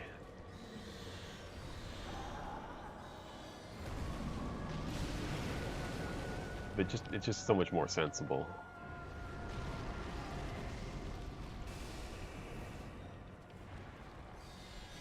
And fettuccine's better as well.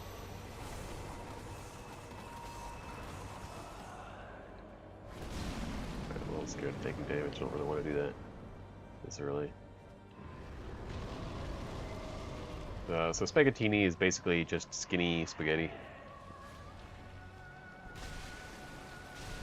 And you more or less spelled it correct. You definitely missed a double letter in there somewhere, but what am I gonna care?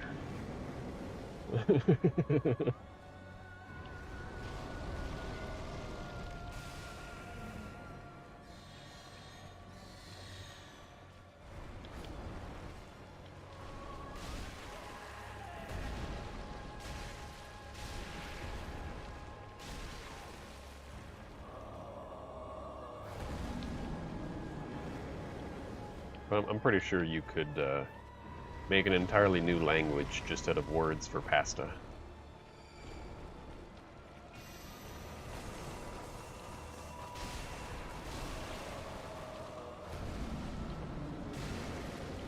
I've never heard of this angel hair noodles. That sounds like a colloquial term.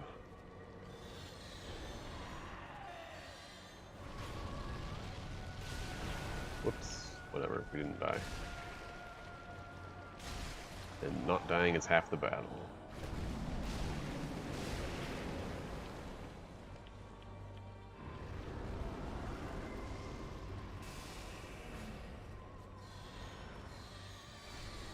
It's always weird finding out terms that you're familiar with. Other people are just like, yeah, I've never heard of that before in my life. You're weird for thinking that that's a real thing. And it's just because of where you live.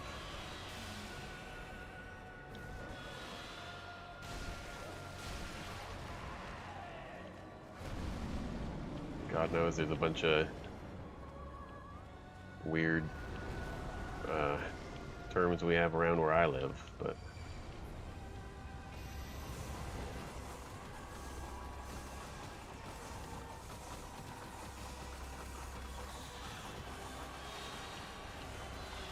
nice. We almost didn't take damage, probably.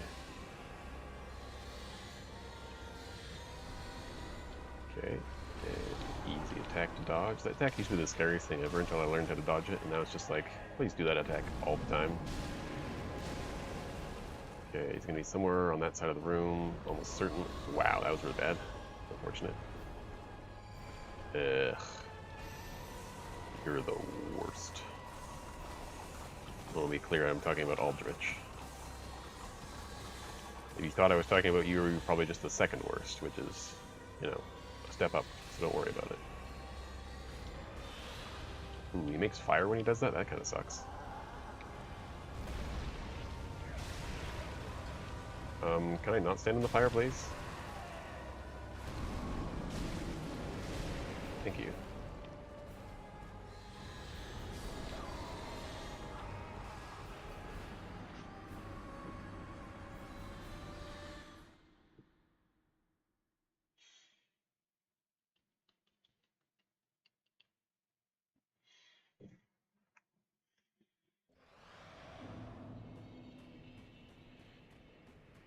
Are those all more or less, like, I don't know what the word I'm looking for is, because I don't know what you'd call it in the US, but I'll call them prairie states. Like, just nice and flat, a lot of farming.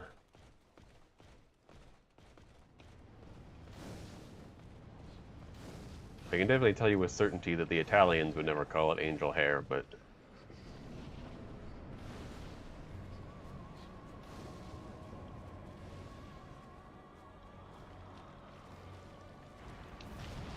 actually, come to think of it, Oregon is probably right on the coast, isn't it?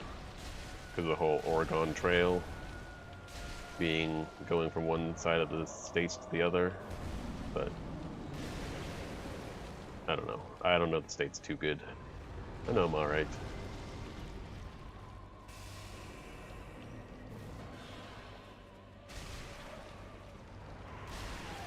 Don't hurt me. But yeah, if that's the case, that they're effectively just primarily farming states, Then I basically live in the same place as you guys.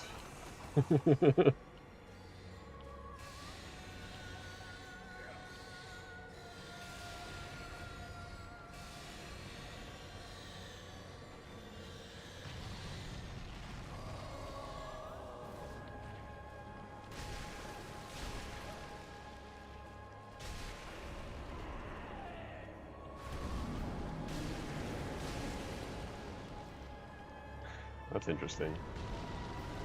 We would never say that where I'm from, on account of mountains don't exist here. It's actually true that we don't know what they are.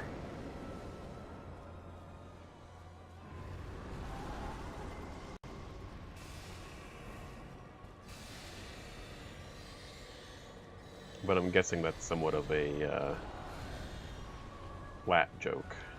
Or not. Could be that you actually have a mountain. Because I'm familiar with flat jokes, alright.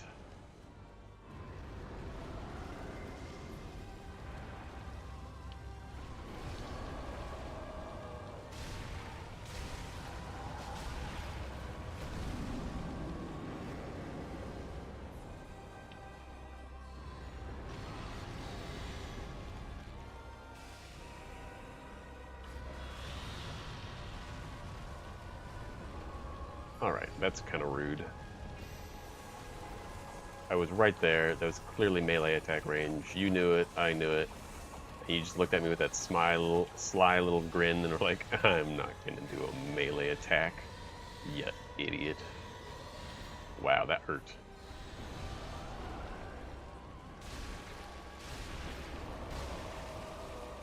Okay, let's just get out of here safely.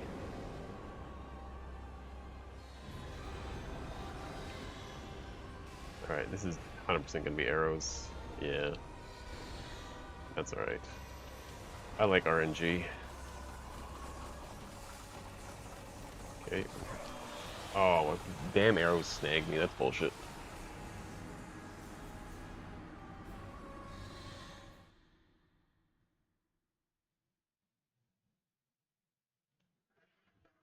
Yeah, that's pretty common usually, but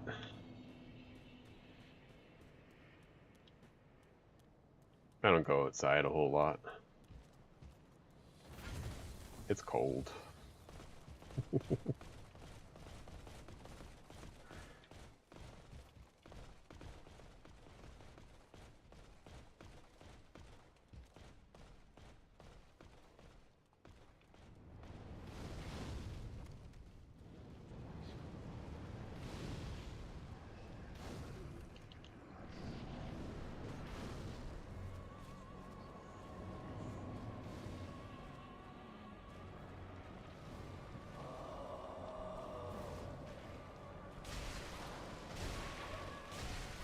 We still get a melee attack?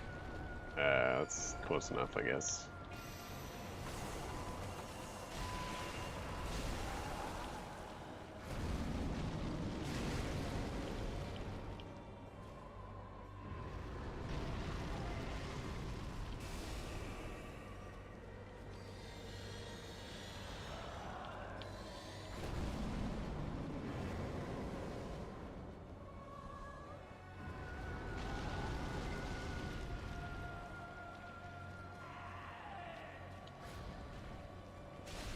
Maybe this is me being ignorant, but what the hell is a sun shower?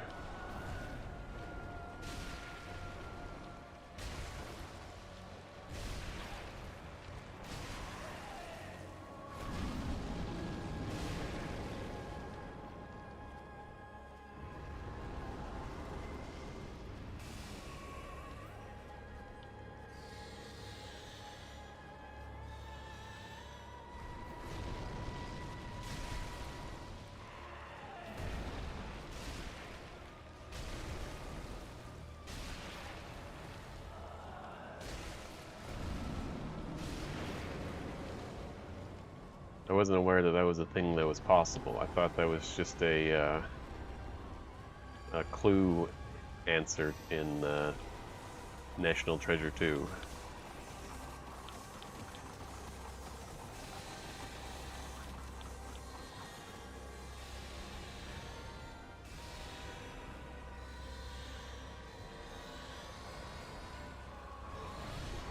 Well, that was rude. Damage me like that just before a punish.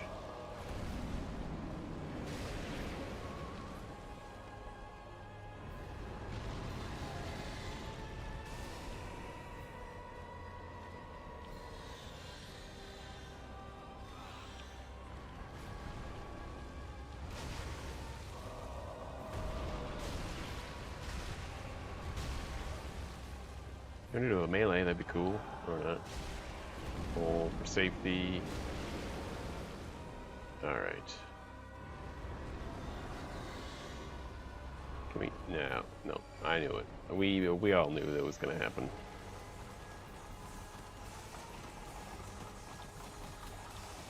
Oh wow, it just... yeah. Just came right over the pillar. Just like, yeah, we feel like it today. Okay, melee. Nice. Okay, kind of gotta run. Probably get two here. Just barely got robbed. Okay, that's fine.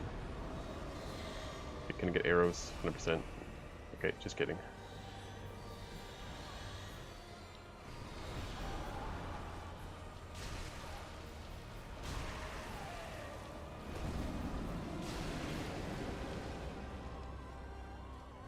I am up in Canada.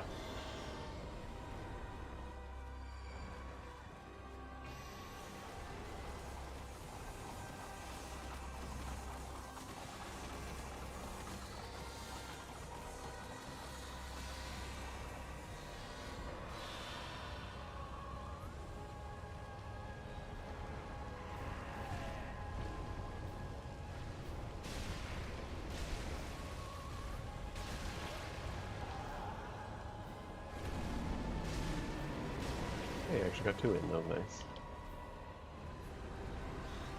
And we're a god?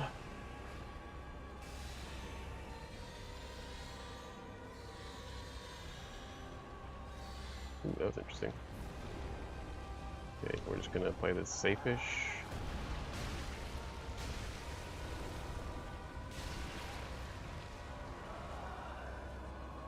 Just play it very safe. Okay, we're all gonna miss that second one, that's fine. Probably gonna get arrows. Or not. Please do something nice. Give me a present.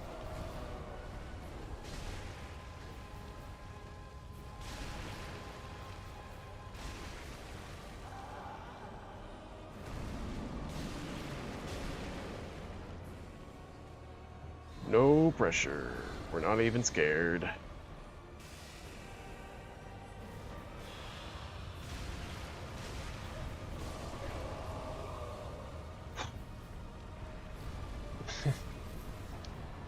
Do Mies really exist? Well, it really depends on how technical you want to get. Unkindled one. The fire fades, and Because Mies do not exist, but moose do exist. And they're the most terrifying animal that you will never meet.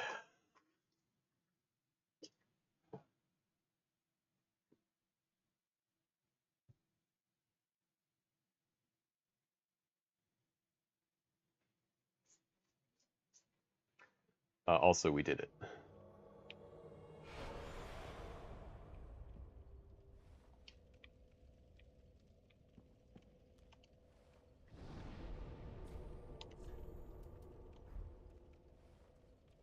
Mooses.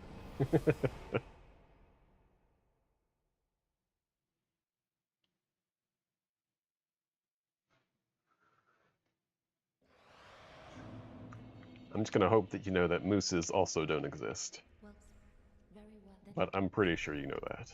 farewell,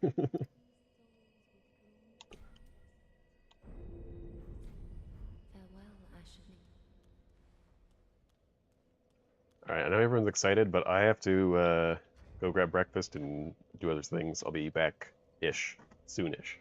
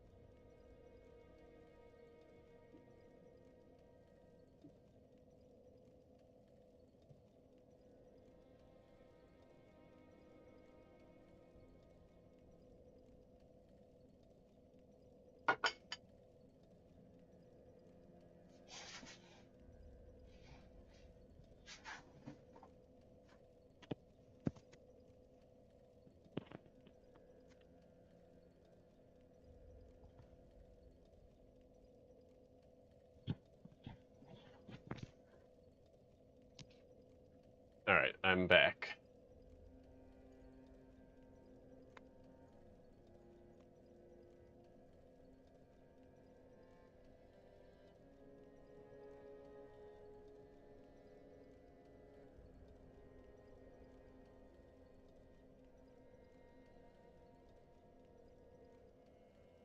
It's interesting. Like, you're saying, like, the last video I made that you watched, or like the last video that you watched just on YouTube in general is the comment section for right now.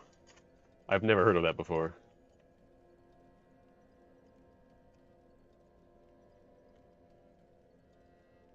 Also just mixing my breakfast, if you're wondering why nothing is happening.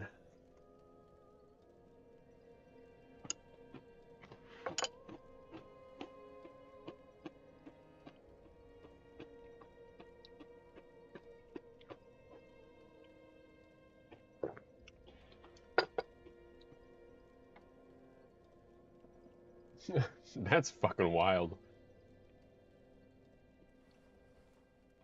Alright.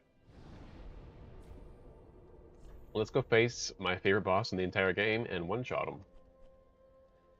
Only to very much depress me, because if I do that, I won't get to fight him anymore, but...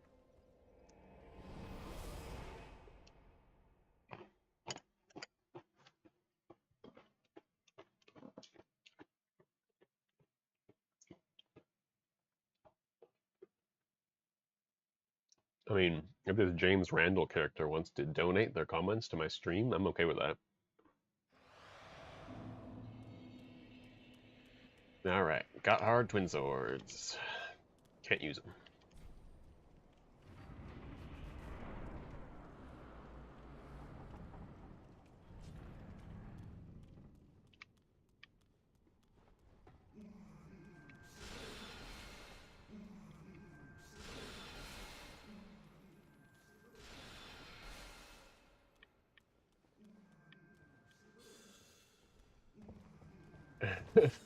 Very interesting.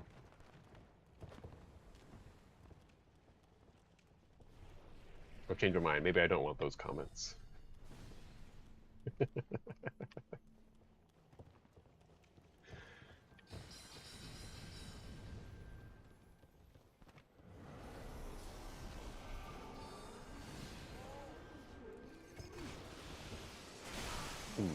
That hurt a little bit.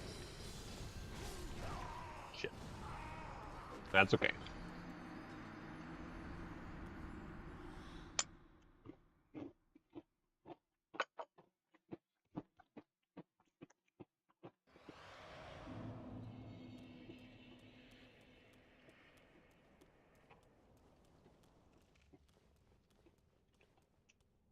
Oh, also, while I was grabbing my breakfast, I came up with a question for one of you American types. Do you guys know what Hawaiian pizza is?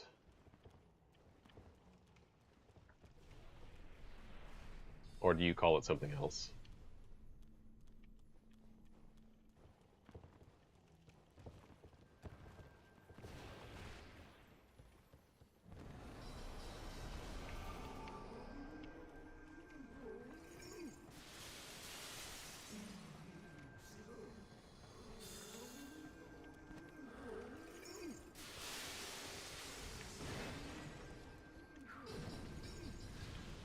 So all Hawaiian pizza is a lot of times we'll just call it ham and pineapple as well, but it's just ham and pineapple on pizza.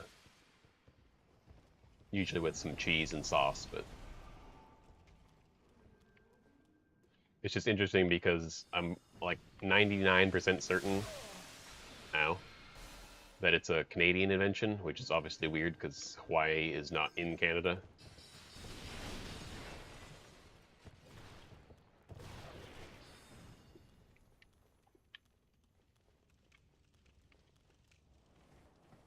but it's also like one of the most popular types of pizza you can get here in Canada.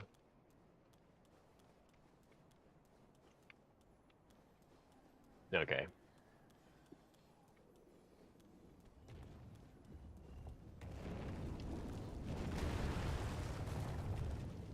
Almost died there, that was cool.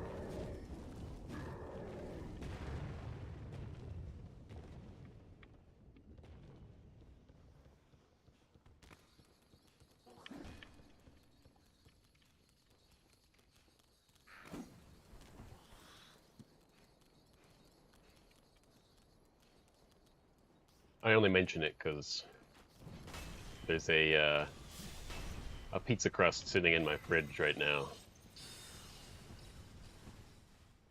that is going to be made into a Hawaiian pizza today, and I just thought of that question. If you're wondering why the hell I thought of that question.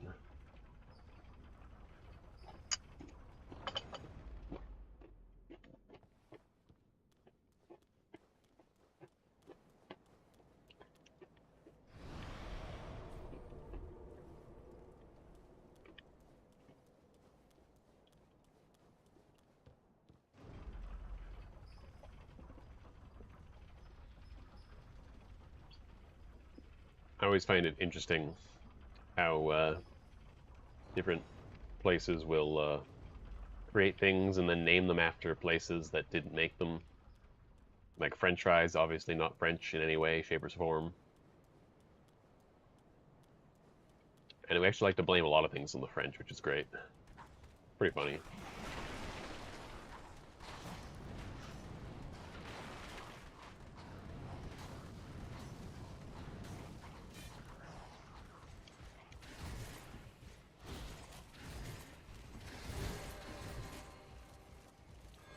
Alright, let's try out this trick, because I think this is always interesting.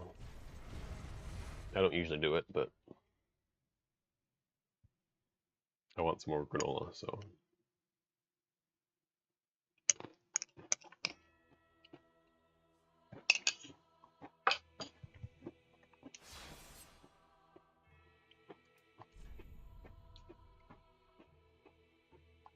It's a lot of hours.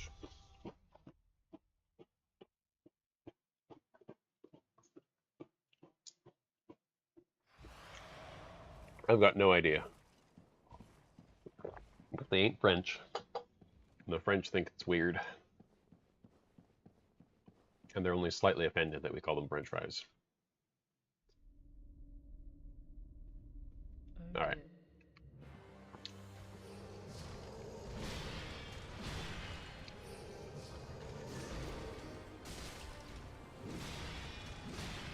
It'll take a little bit to relearn this boss fight, but it's alright. I don't mind.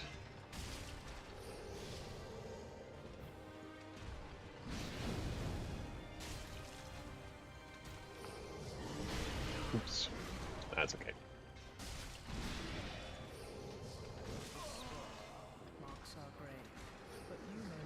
Oh, I guess I should have opened up the shortcut. Oh well.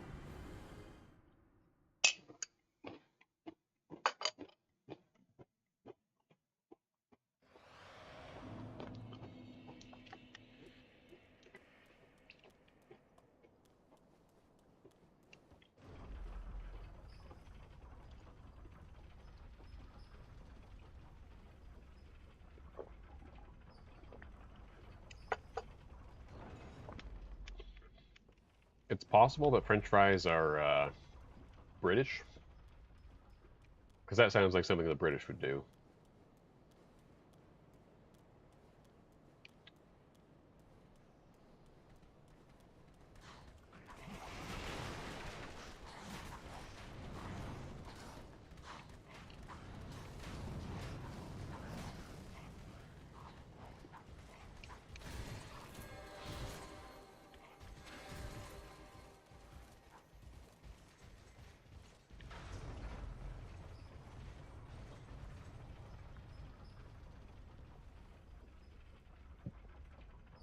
Belgium. That also makes sense. Oh, wait. Isn't,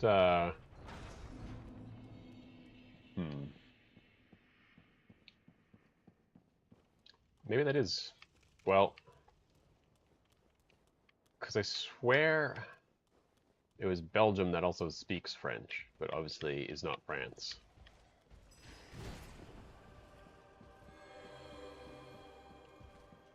Wait, oh, I'm going the wrong way.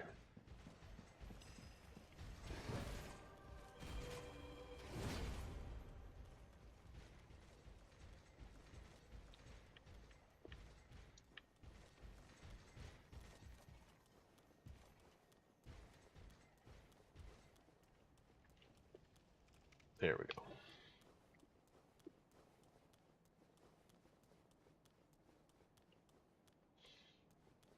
They could improve the run to this boss. That is my one complaint.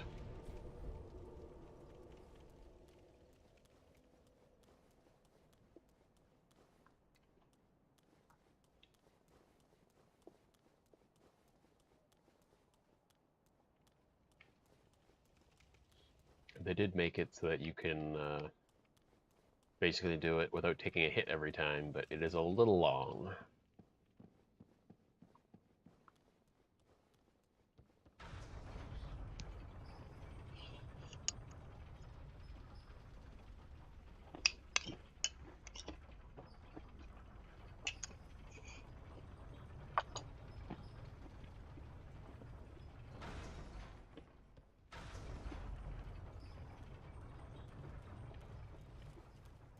Alright. It's time to kick some ass.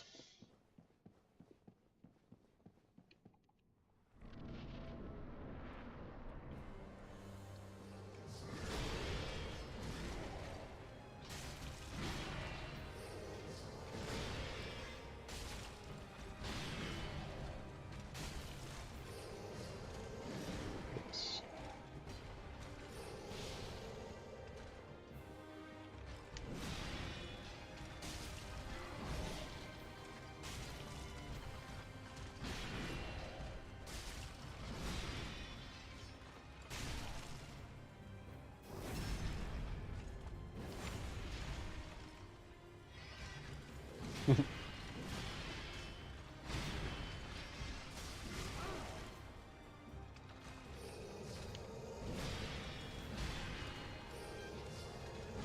Oh shit. Alright.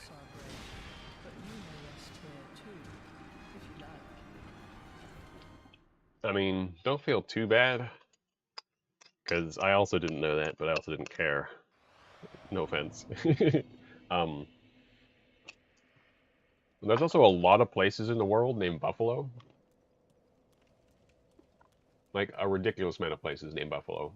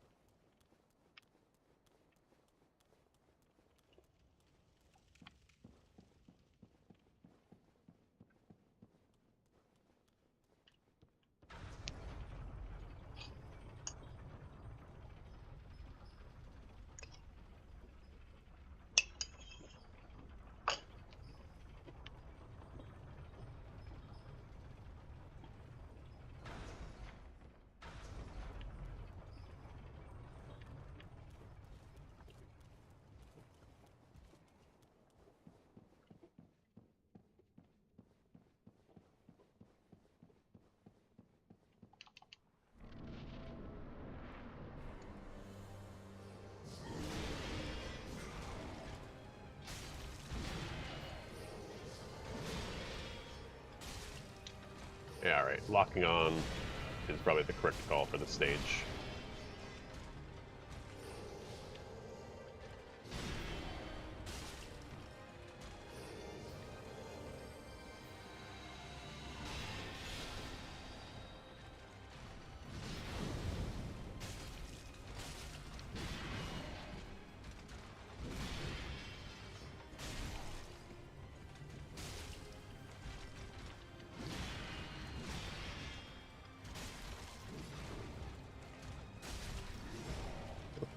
Got a little stuck.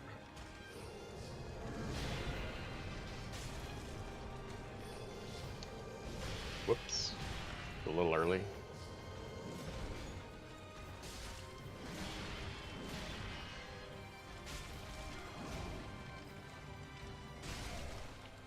Anyway, you get the still? Nice. I could use some stamina.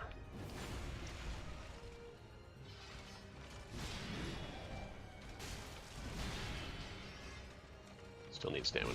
Thank you.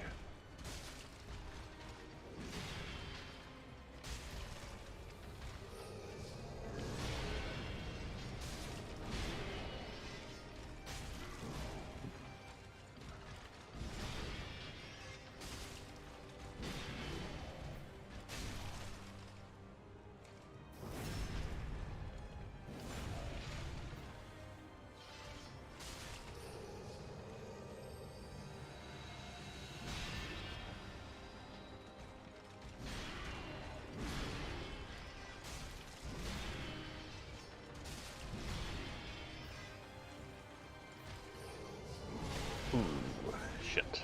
It's a little too quick for me. It's alright.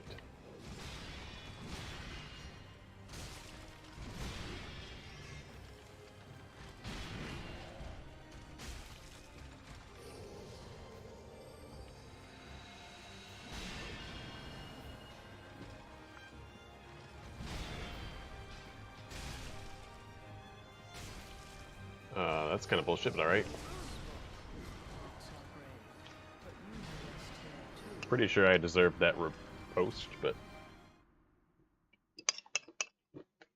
I'm not even mad.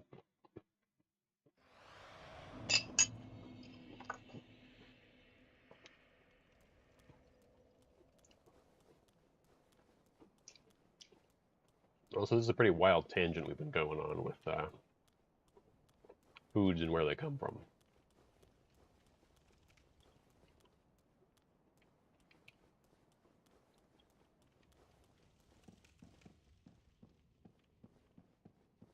But I suppose you don't know anything about this boss, so we can't really talk about that.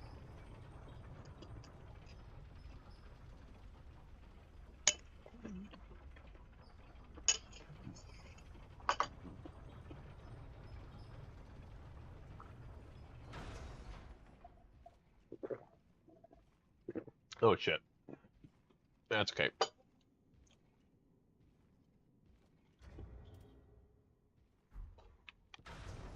Just forgot to turn the recording back on after my break. Good thing we didn't win.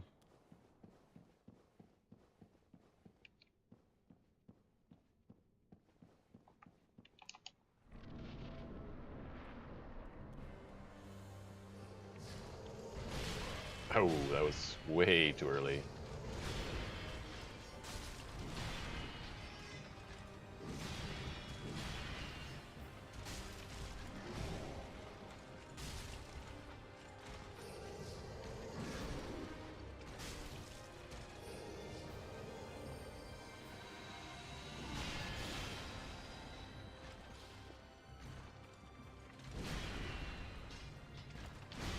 This is, in fact, my favorite boss in the entirety of the series.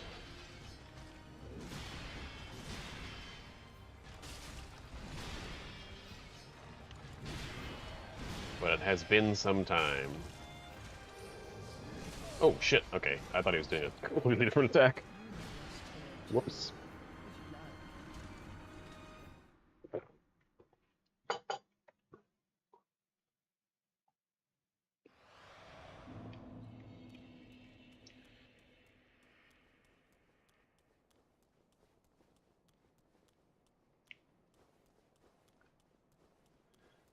Once you get the hang of it, it's so good. And I've just had some really, really good runs, even on pretty casual playthroughs that just, I don't know, it just like has the right flow for a boss fight, and like it's still scary, but everything feels fair.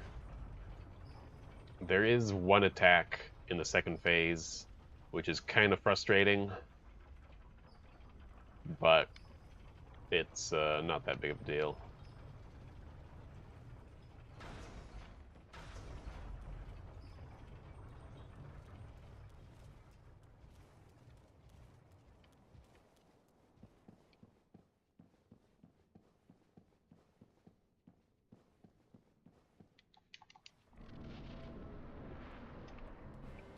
but one of the nice things is that the second phase doesn't really change that much. Like, it changes a lot of the mechanics, but like the actual attacks are more or less still the same. So you don't have to be like, oh shit, how do I dodge this? You just have to learn how to dodge a slight variation on it. Which is so much better than a lot of things.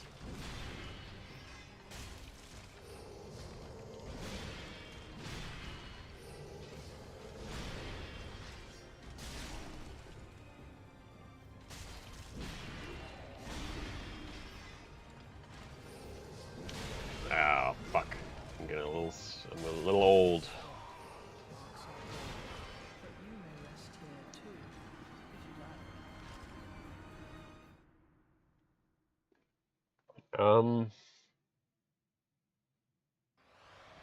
I feel like most strategies that you can come up with for Ornstein and Smough are like 80% of the time strategies. Because you still have to deal with silly things like Ornstein can throw spears. And not like throw the lightning spears, but like he can thrust his spear through Smough's belly and hit you. And if Smough's in the way, you can't actually see that coming. But in general, the most effective and consistent strategy is to circle around the arena, kind of hiding behind the pillars slightly, until one of them leaves themselves open while the other is in a position where you can't really get to you in time. And that's the most effective strategy I've found. It's the most consistent, but it's also the slowest. You also have to deal with things like, whoops.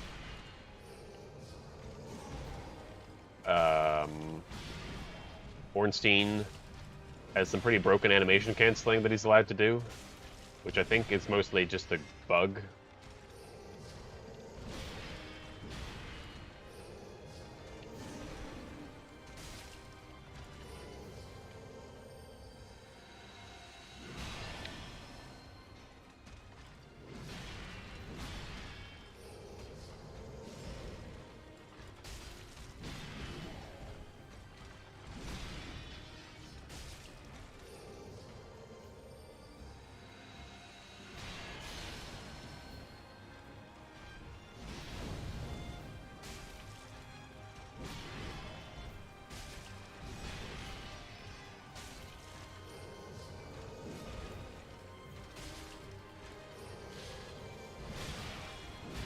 That's unfortunate. Yeah, I figured. Okay. There's definitely not as much time as I think there is to get that riposte in.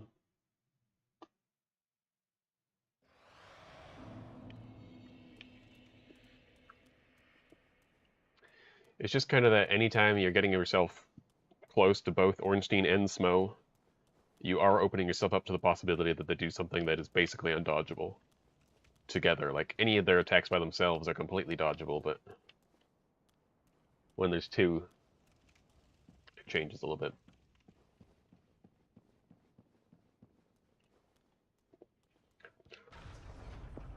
Yeah, Ornstein's kind of crazy.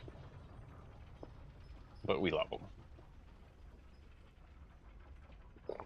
And so that's why I find the best strategy is to just slowly kite them around the arena until they leave themselves open.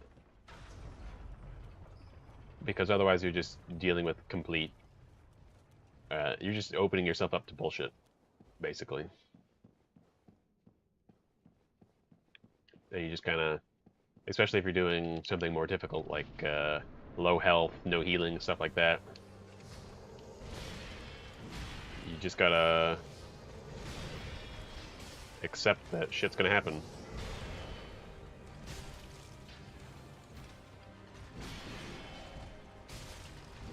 Or perhaps, I mean, the opposite. Shit shouldn't happen, and so you gotta avoid it as much as possible, because otherwise you're just dead.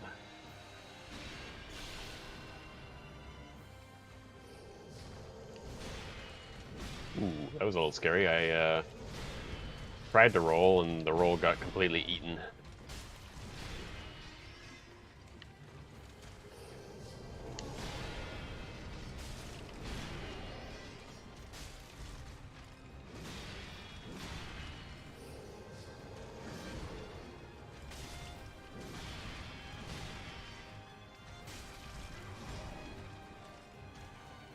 Oh. Just get some hits in. Probably gonna die.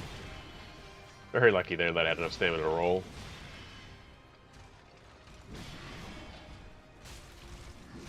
Fortunately, this weapon is a little slow.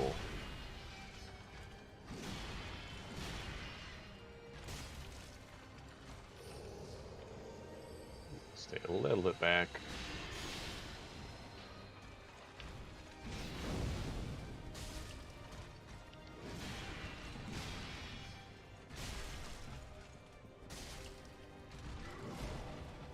A little too dangerous to try and go for a post there. Just didn't need it. Don't need it.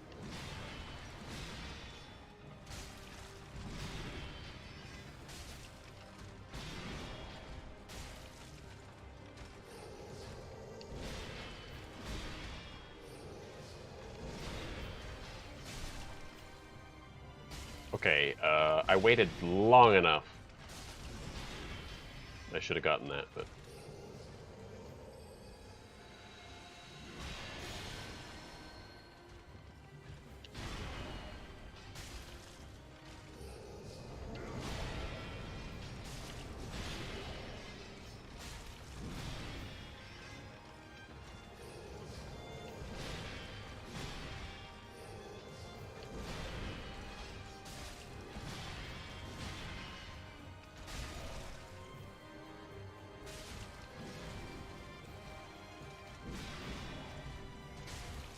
I feel like this guy's cheating to get his staggers to appear at really inopportune times. Also, what is this?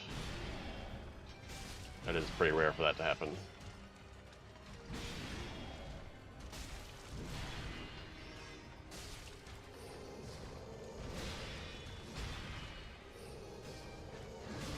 Oh, shit. Just barely missed the roll there. Okay, we're not going to do anything. He's going to backhand.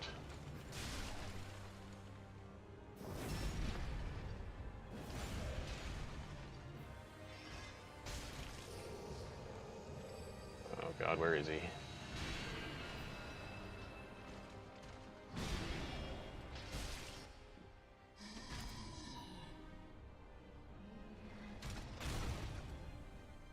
I have no idea about that. Alright, this is the annoying attack. Yeah.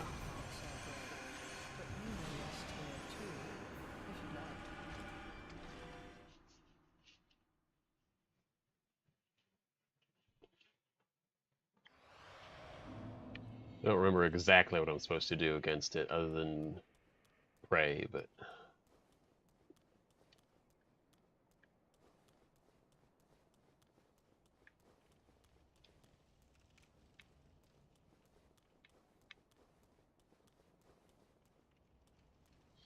I could go for the Frost and Fire strat, but...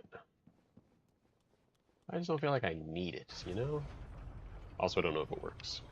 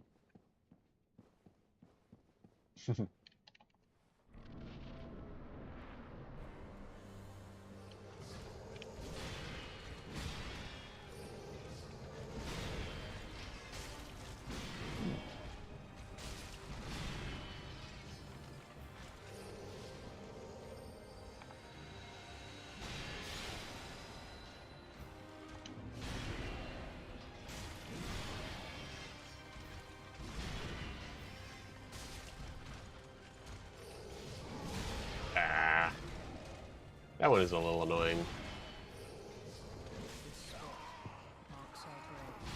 It does seem like you can tell which one he's going to do based on what pose he takes before he teleports, but...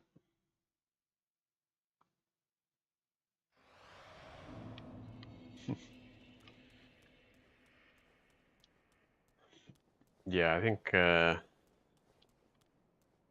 lore-wise, Smo's a pretty cool dude. I think everyone kind of hates him and thinks he's a piece of shit, though, because he's the executioner.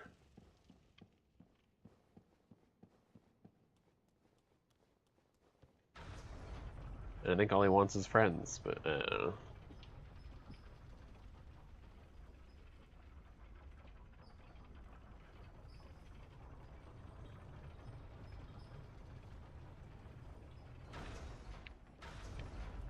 It's possible.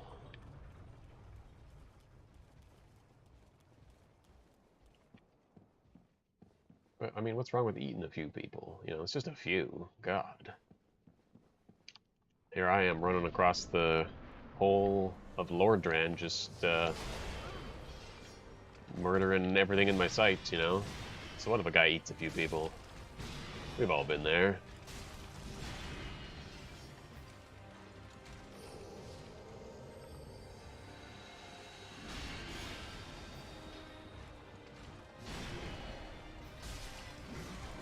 If you ask me, everyone else is just a bunch of prudes.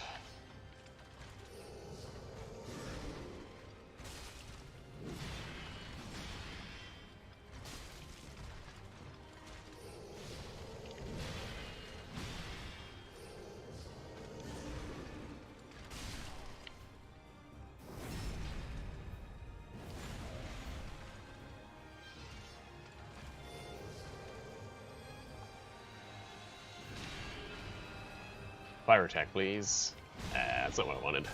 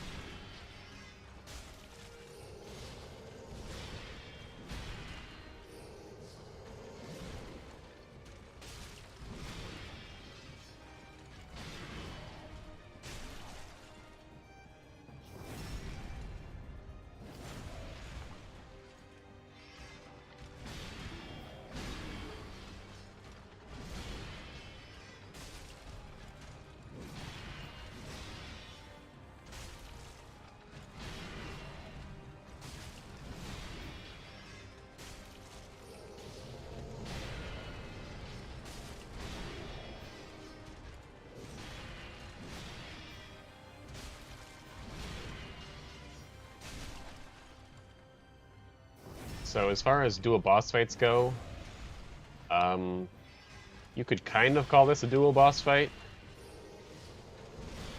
but it's not really. Calling this a duo boss fight is kind of like calling the Rotten a duo boss fight, because there's a little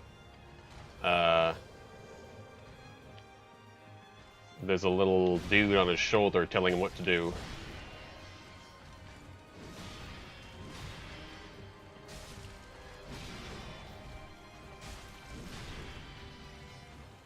And I haven't really displayed the second phase yet.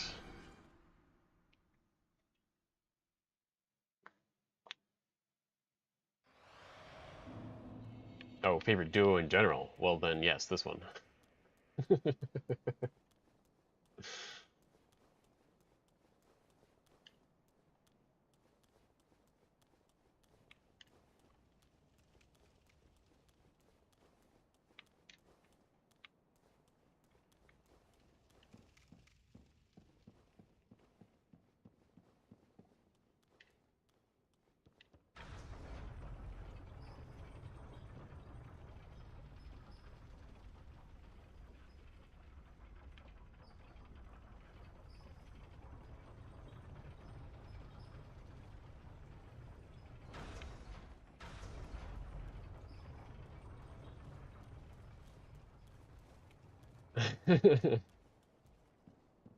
Capra Demon and Doggo.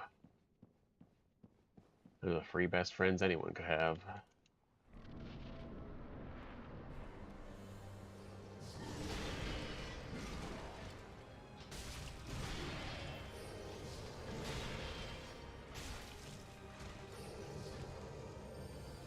Oh.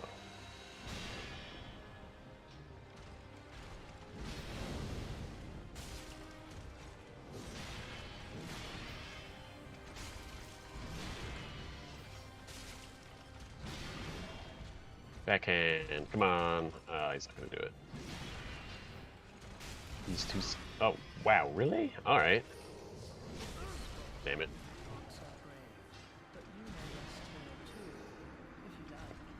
I think that's what they say, yeah.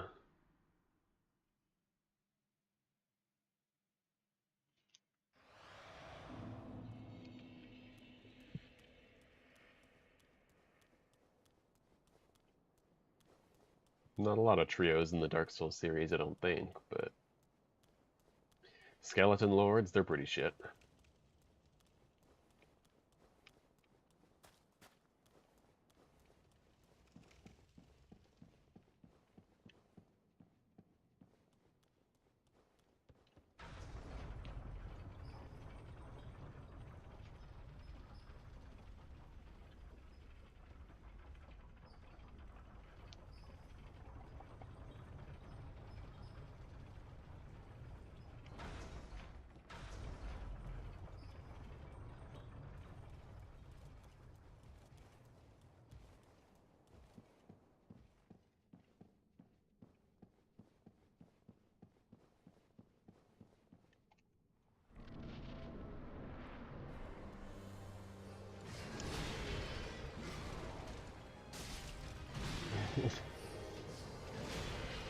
I think it wouldn't matter that much, because I would still just run through them every time.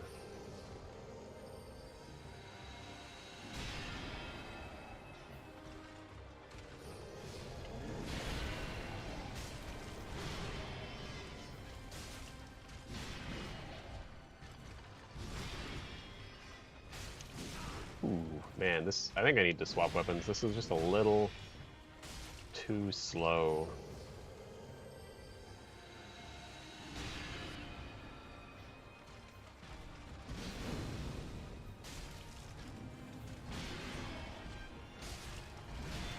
I could also get good, but, you know.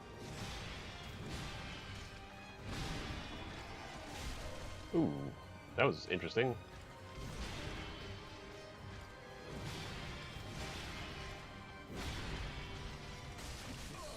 Damn.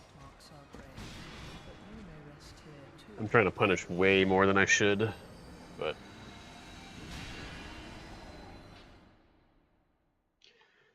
Favorite character? Ooh.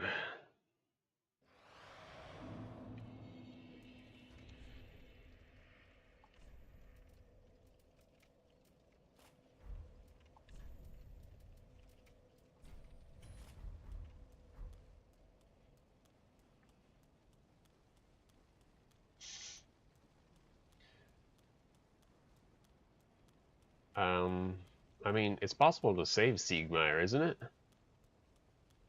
Maybe you're just bad? No offense? Okay, a little bit of offense, but I wouldn't take it personally.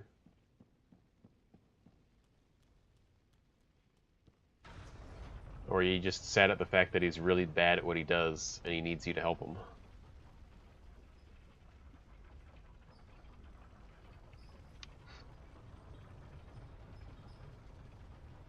Optimal gameplay.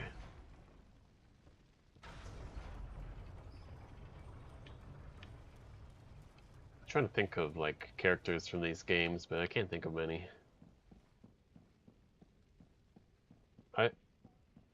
I thought,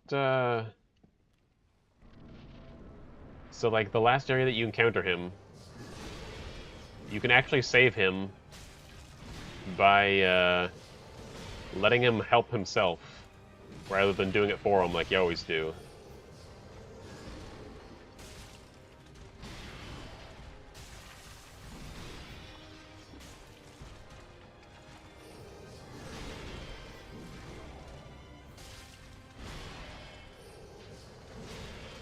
It's long and drawn out, and you know, it's a quest line. But yeah, like, so like the last area you encounter him to help him out is, whoops, Lost Izalith, and he's surrounded by the Chaos Eaters. And so if you take out the Chaos Eaters for him, he gets very upset, and the fact that he's really bad at what he does overwhelms him, and he becomes hollow.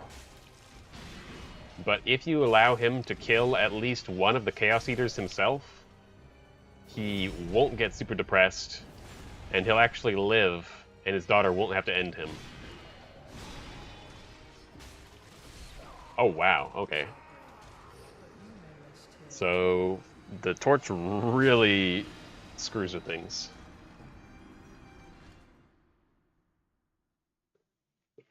I'm pretty sure he cannot die. And I suggest you double check that.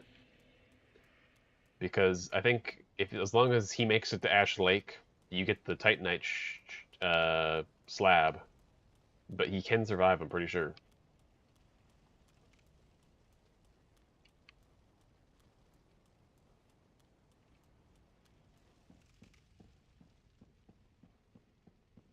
On it, boss.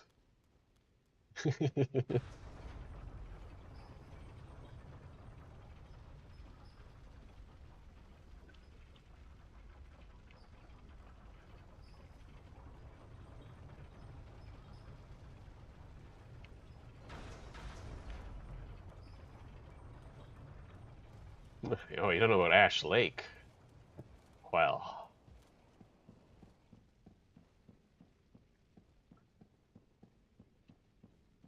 So if you want to get there, you got to go to Blighttown, and I would describe it as, if you find the big root that leads up to a tree, you found the right place.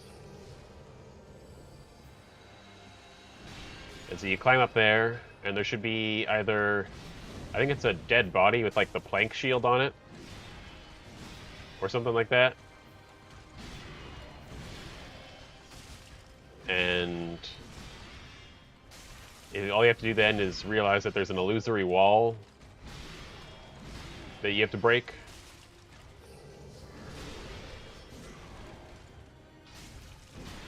And then you break that wall, and then you'll find a chest. And that chest will have like a divine blessing or something in it anyways. I don't remember what it is.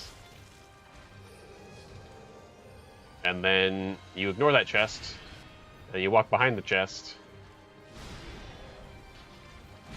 And then there's another illusory wall.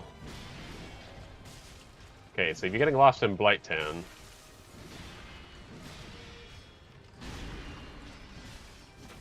wow, okay, I can't even use the fire torch. Twin Humanities. That makes sense. So if you're getting lost in Blighttown, I guess the real question is, are you actually going through like the whole like wooden city of Blighttown? Because if you're doing that, don't. That area sucks.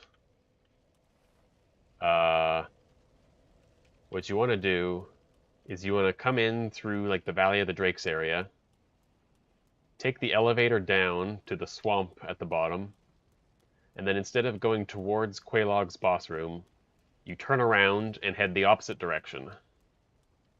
If you go long enough, you'll run into some leeches, and there should be a big tree trunk with a root leading up to it. That's where you want to go.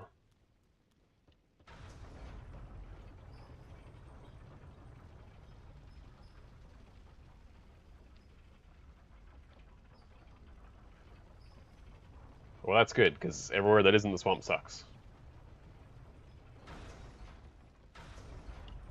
But just think of the swamp like a river, like it's a big, long, open water source. Yeah, the place with the plank shield. It's like, you walk into a little bit of a tree area, and there's a dead body with a plank shield.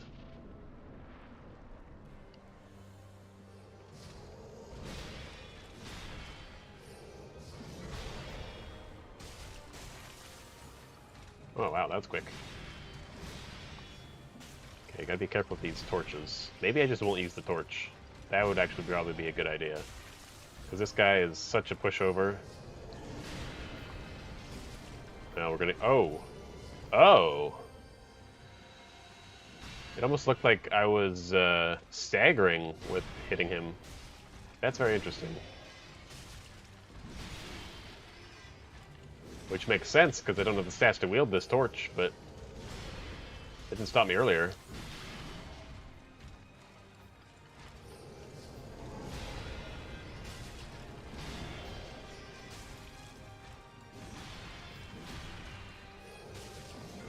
Ooh, tricked me.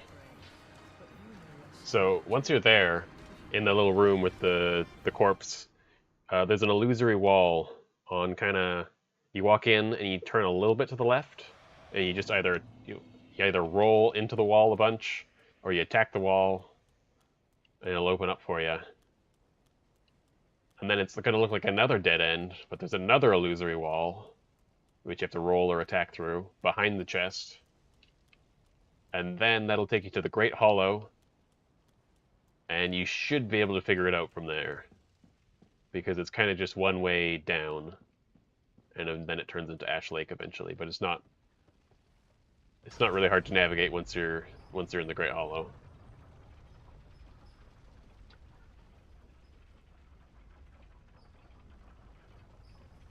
Yeah, probably.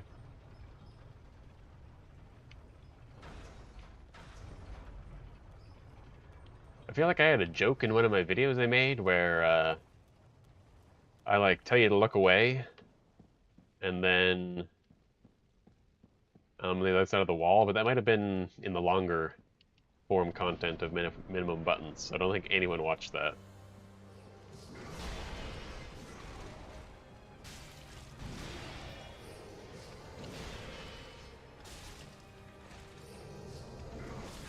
Fucking hell.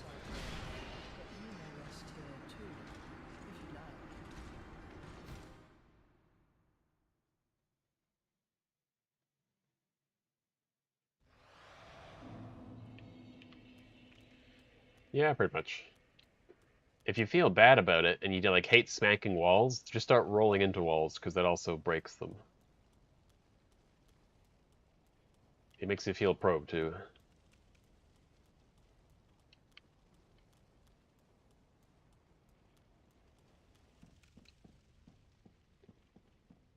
Man, I'm surprised how much trouble I'm getting from this guy, but he's easier with some health to make some mistakes.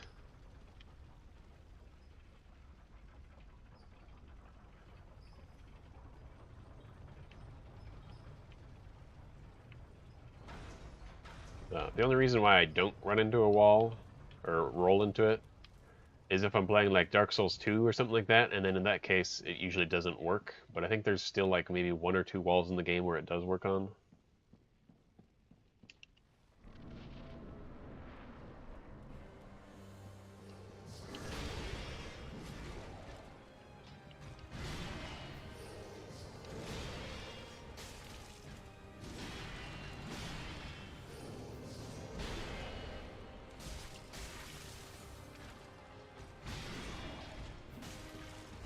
Yeah, I'm definitely recoiling on this guy, which is interesting.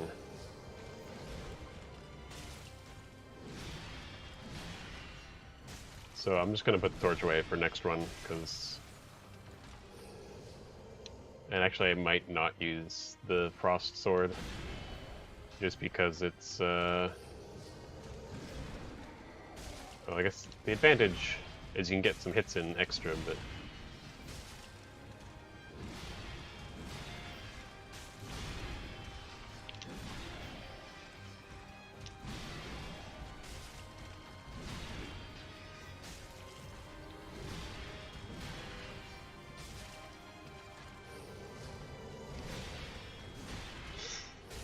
I totally screwed that up, but whatever.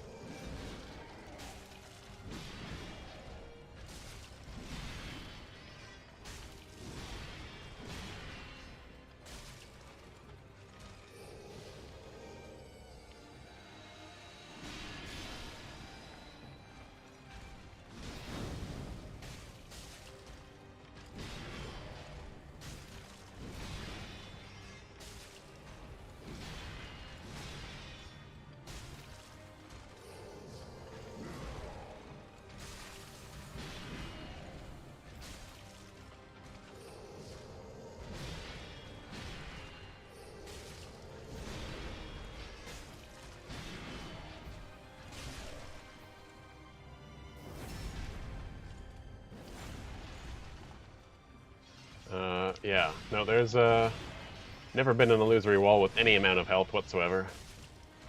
But I also share in that sentiment of testing illusory walls that I should not be testing.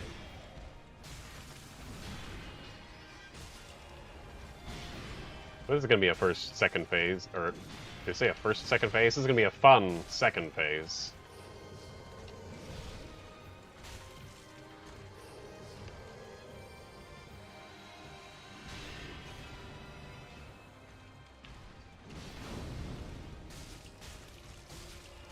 Oh. Shit. So brave, but you may rest here too, if you like. I was really hoping for that frost to proc, but that ultimately wasn't what killed me. I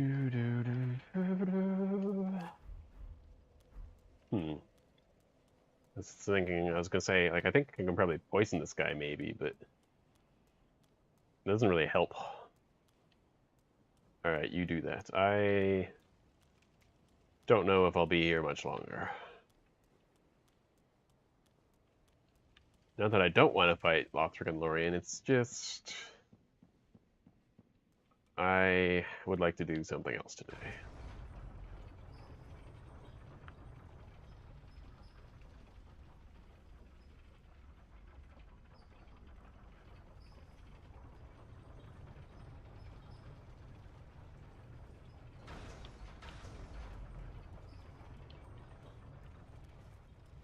Oh, alright. Then if I want an extra challenge,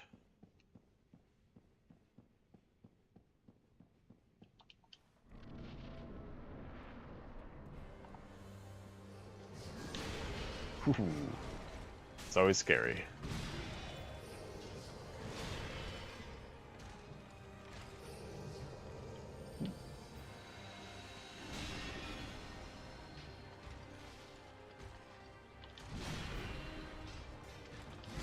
Okay, I disagree, but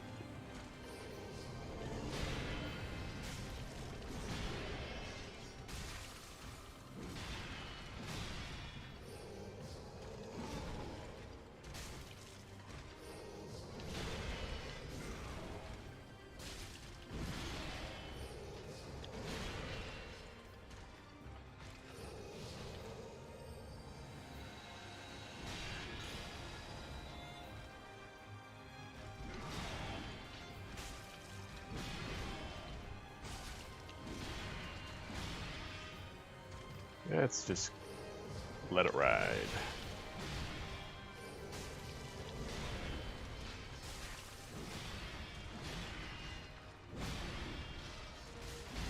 Ooh, okay.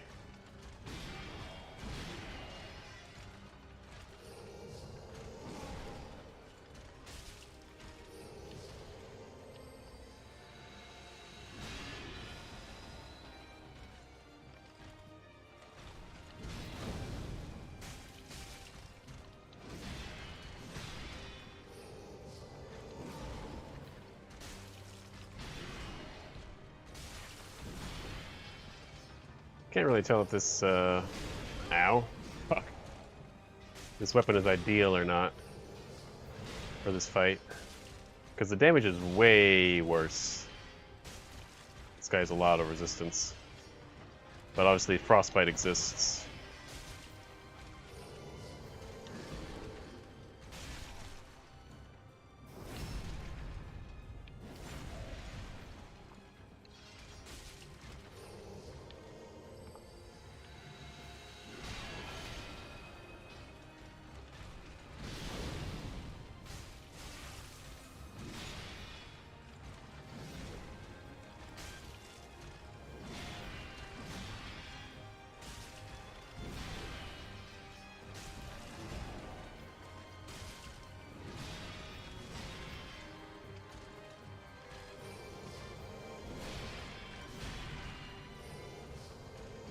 I basically should have died there, but it's fine.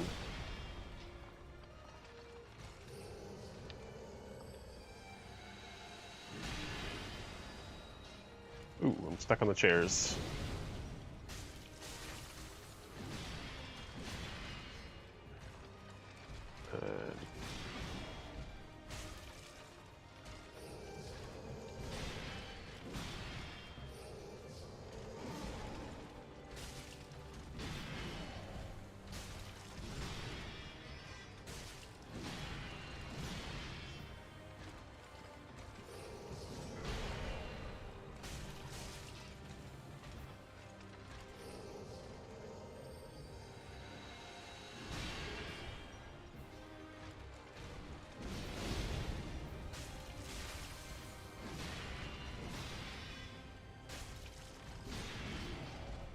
Okay, come on, nice. Bait the backhand, always bait the backhand.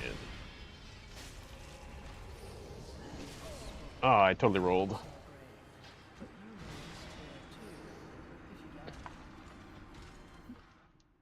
Yeah, I really only have two options when it comes to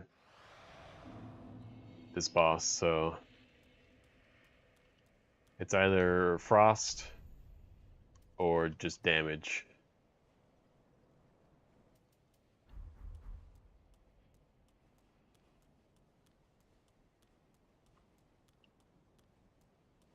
And I don't know which one I like better.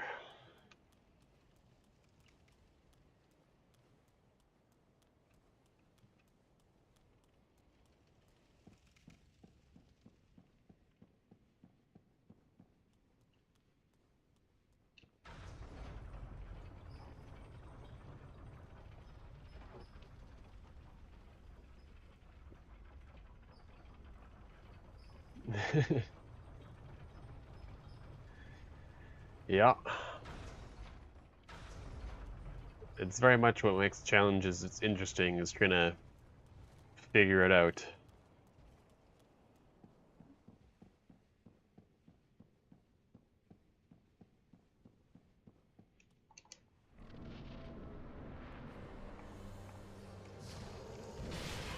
Ooh, that was rough.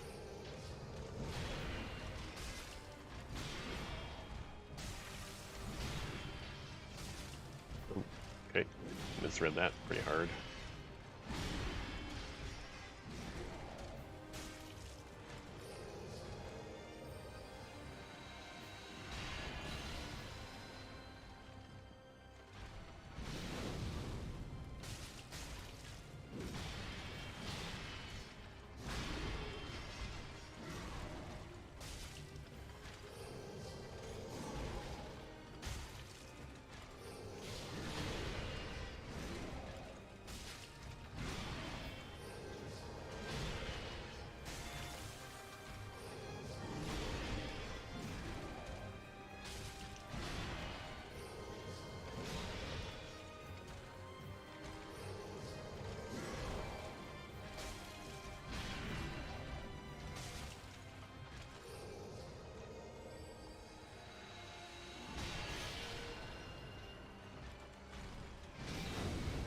It's gonna be a frost here. No?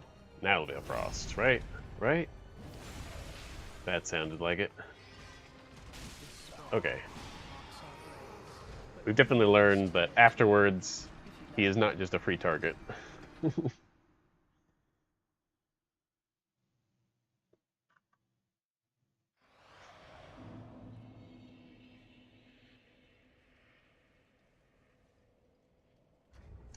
That's interesting.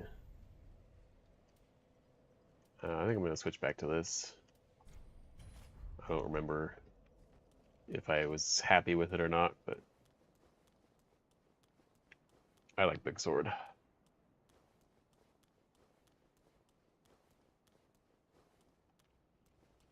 I'm not familiar with being able to parry, but doesn't mean it's wrong.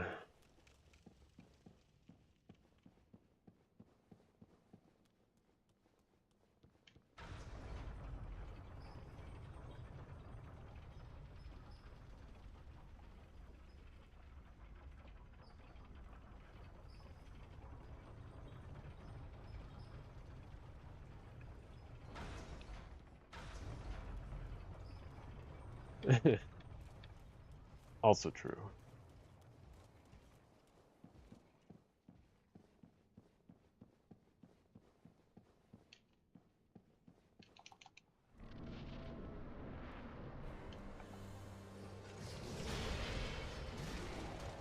Alright, let's...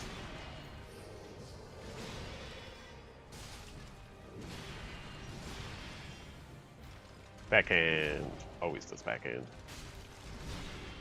So predictable.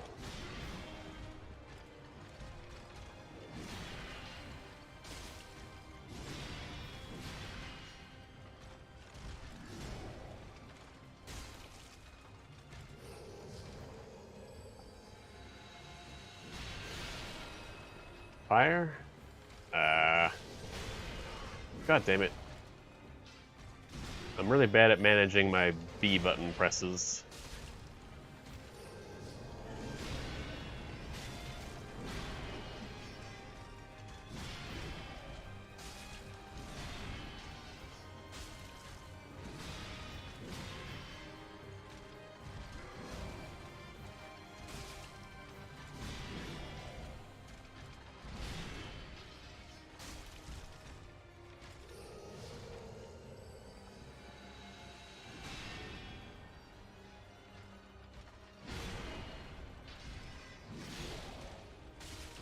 Nice.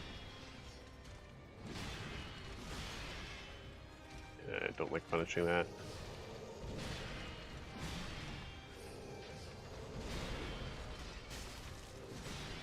It's gonna take a while, I think, to get the right hang of this down. Oh, wow. Marks are grave, but you may rest here too, if you like. Whew.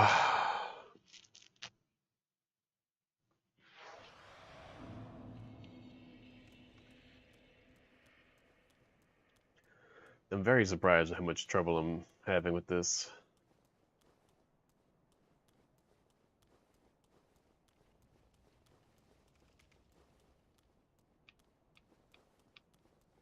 Then again, I used to have Nameless King figured out, and that took me like 3 hours to get back into the real swing of things with.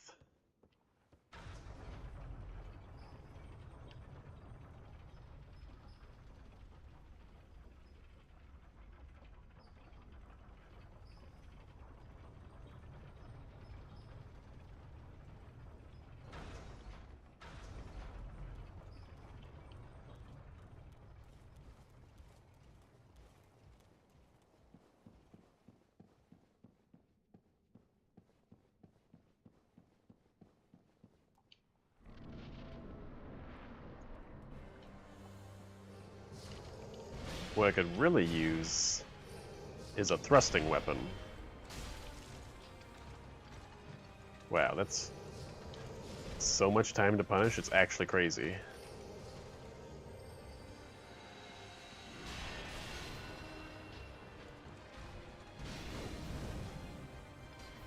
Ooh.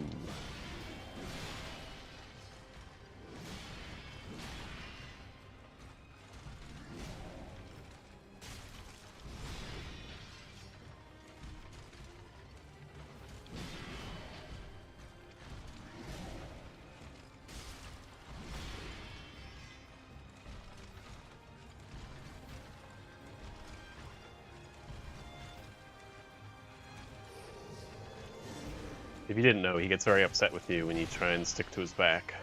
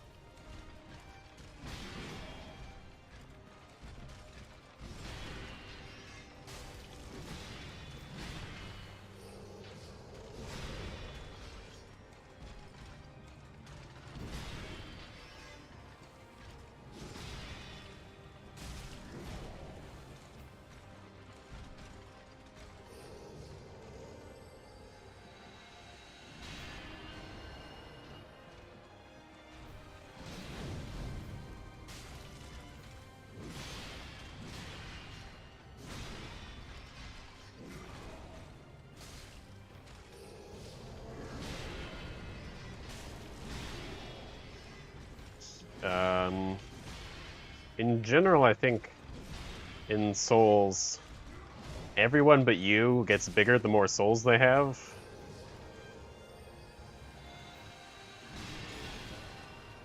And so people like Lorien here just have a whole lot of souls, and so they're real big.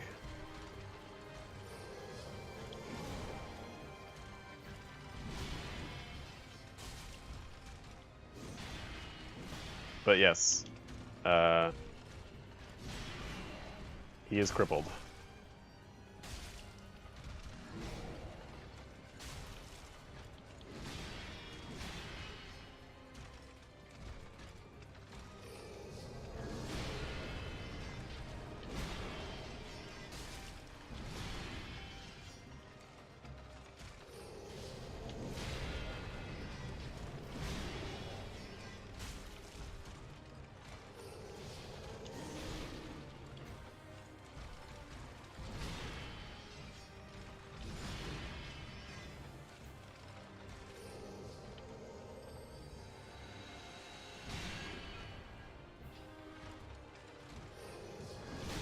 You got me.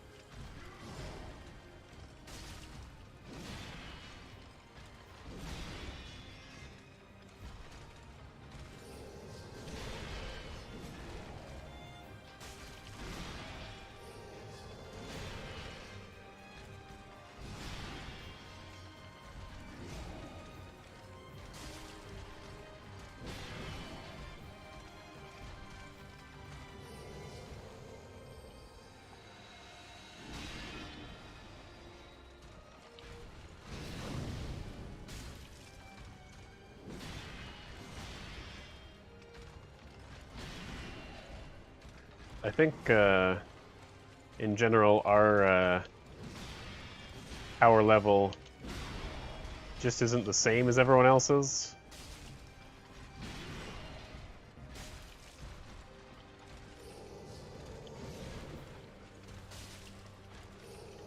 I don't know how true exactly that little fact is, that things just get bigger with more souls.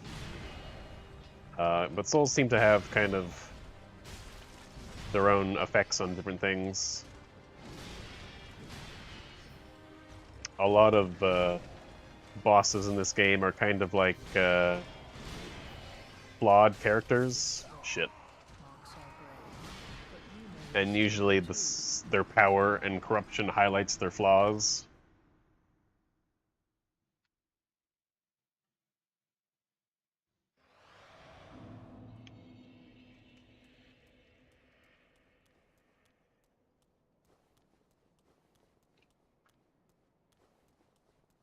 I don't really know, but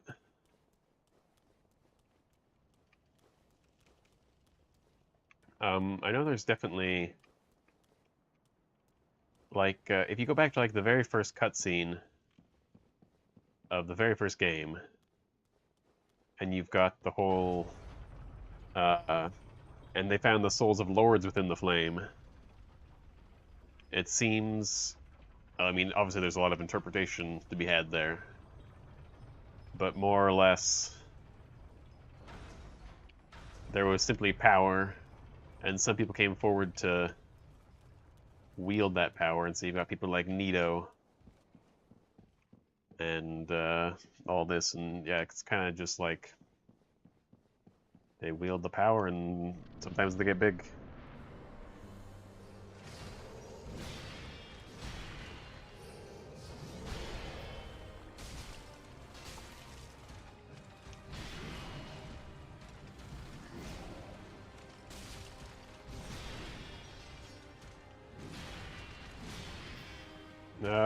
Not really.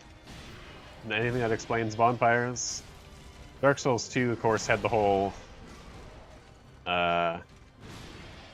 you're like a moth to a flame, your wings will burn in anguish time after time, which is just kind of like a tongue-in-cheek, like, you're gonna die a lot.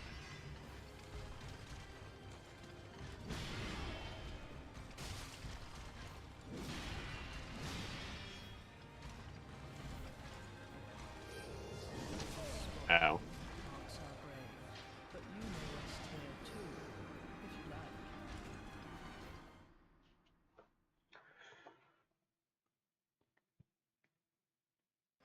Yeah, it's definitely all interpretations.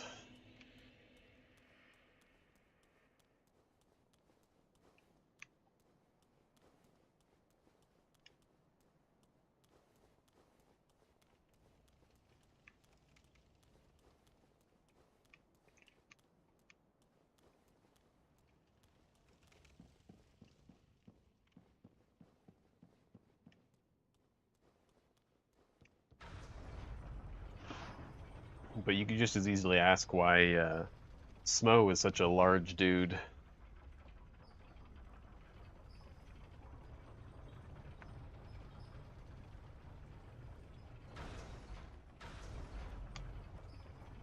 Yes, there's a channel. I believe you're talking about Vati Vidya, I think is his name. Maybe he changed it a little bit to like just Vati or something like that. I don't actually watch it that often. Looks like we're in agreement. Ooh, that was rough.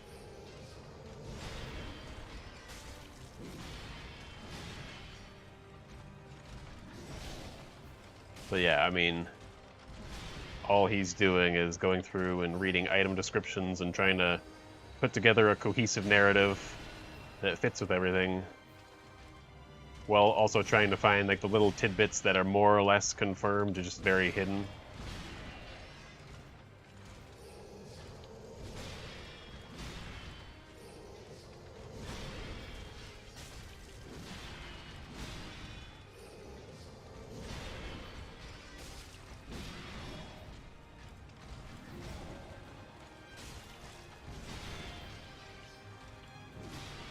But there are there are certain things like that are really nice that you probably wouldn't have noticed otherwise that are actually just confirmed. Things like the ceaseless discharge and one of the daughters of chaos, or the witches of chaos, or whatever they're called, being brother and sister. I think that's correct, right? And so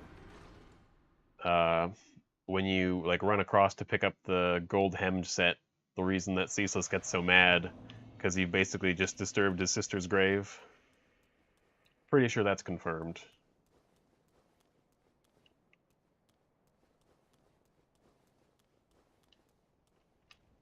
It's just like I very rarely actually read the item descriptions myself because I'm kind of busy doing other Dark Souls things.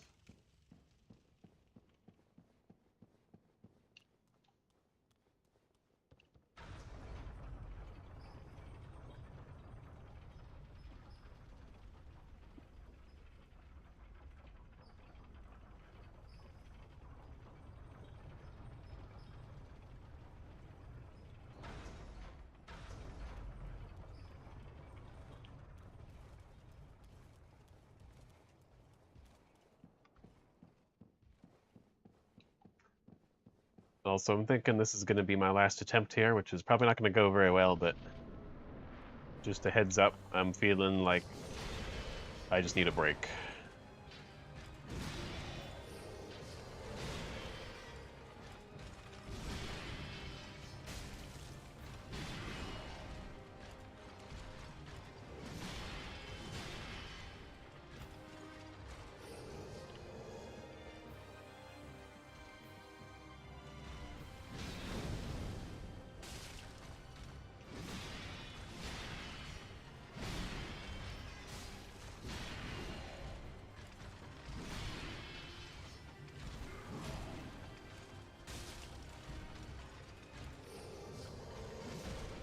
And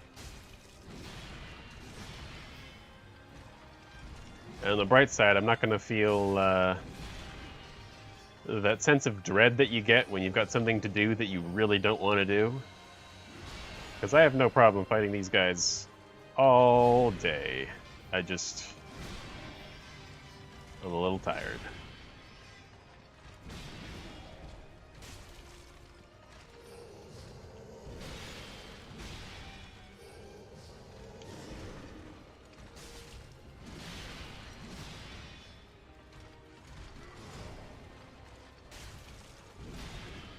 I'm not really sure what you mean, but can we go out for ice cream? I don't know. I don't know if that's what you wanted, but...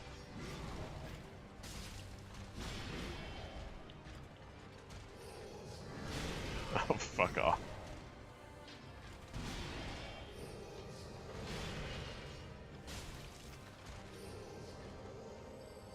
Uh-oh. The lock-on didn't take. What do we do now?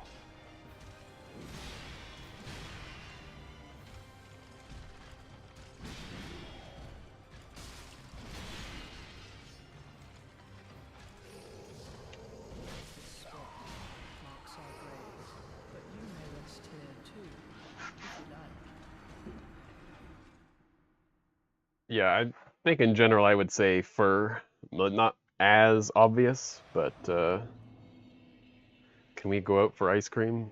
It's kind of a hybrid, I would say, between four and fur.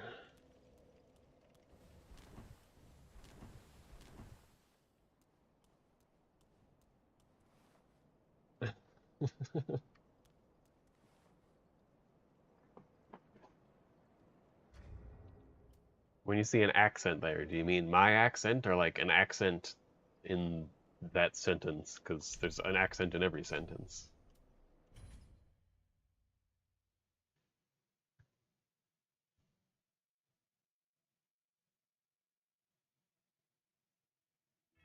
I mean, yeah, in general, there's a lot of things that we think we say, but we don't actually say.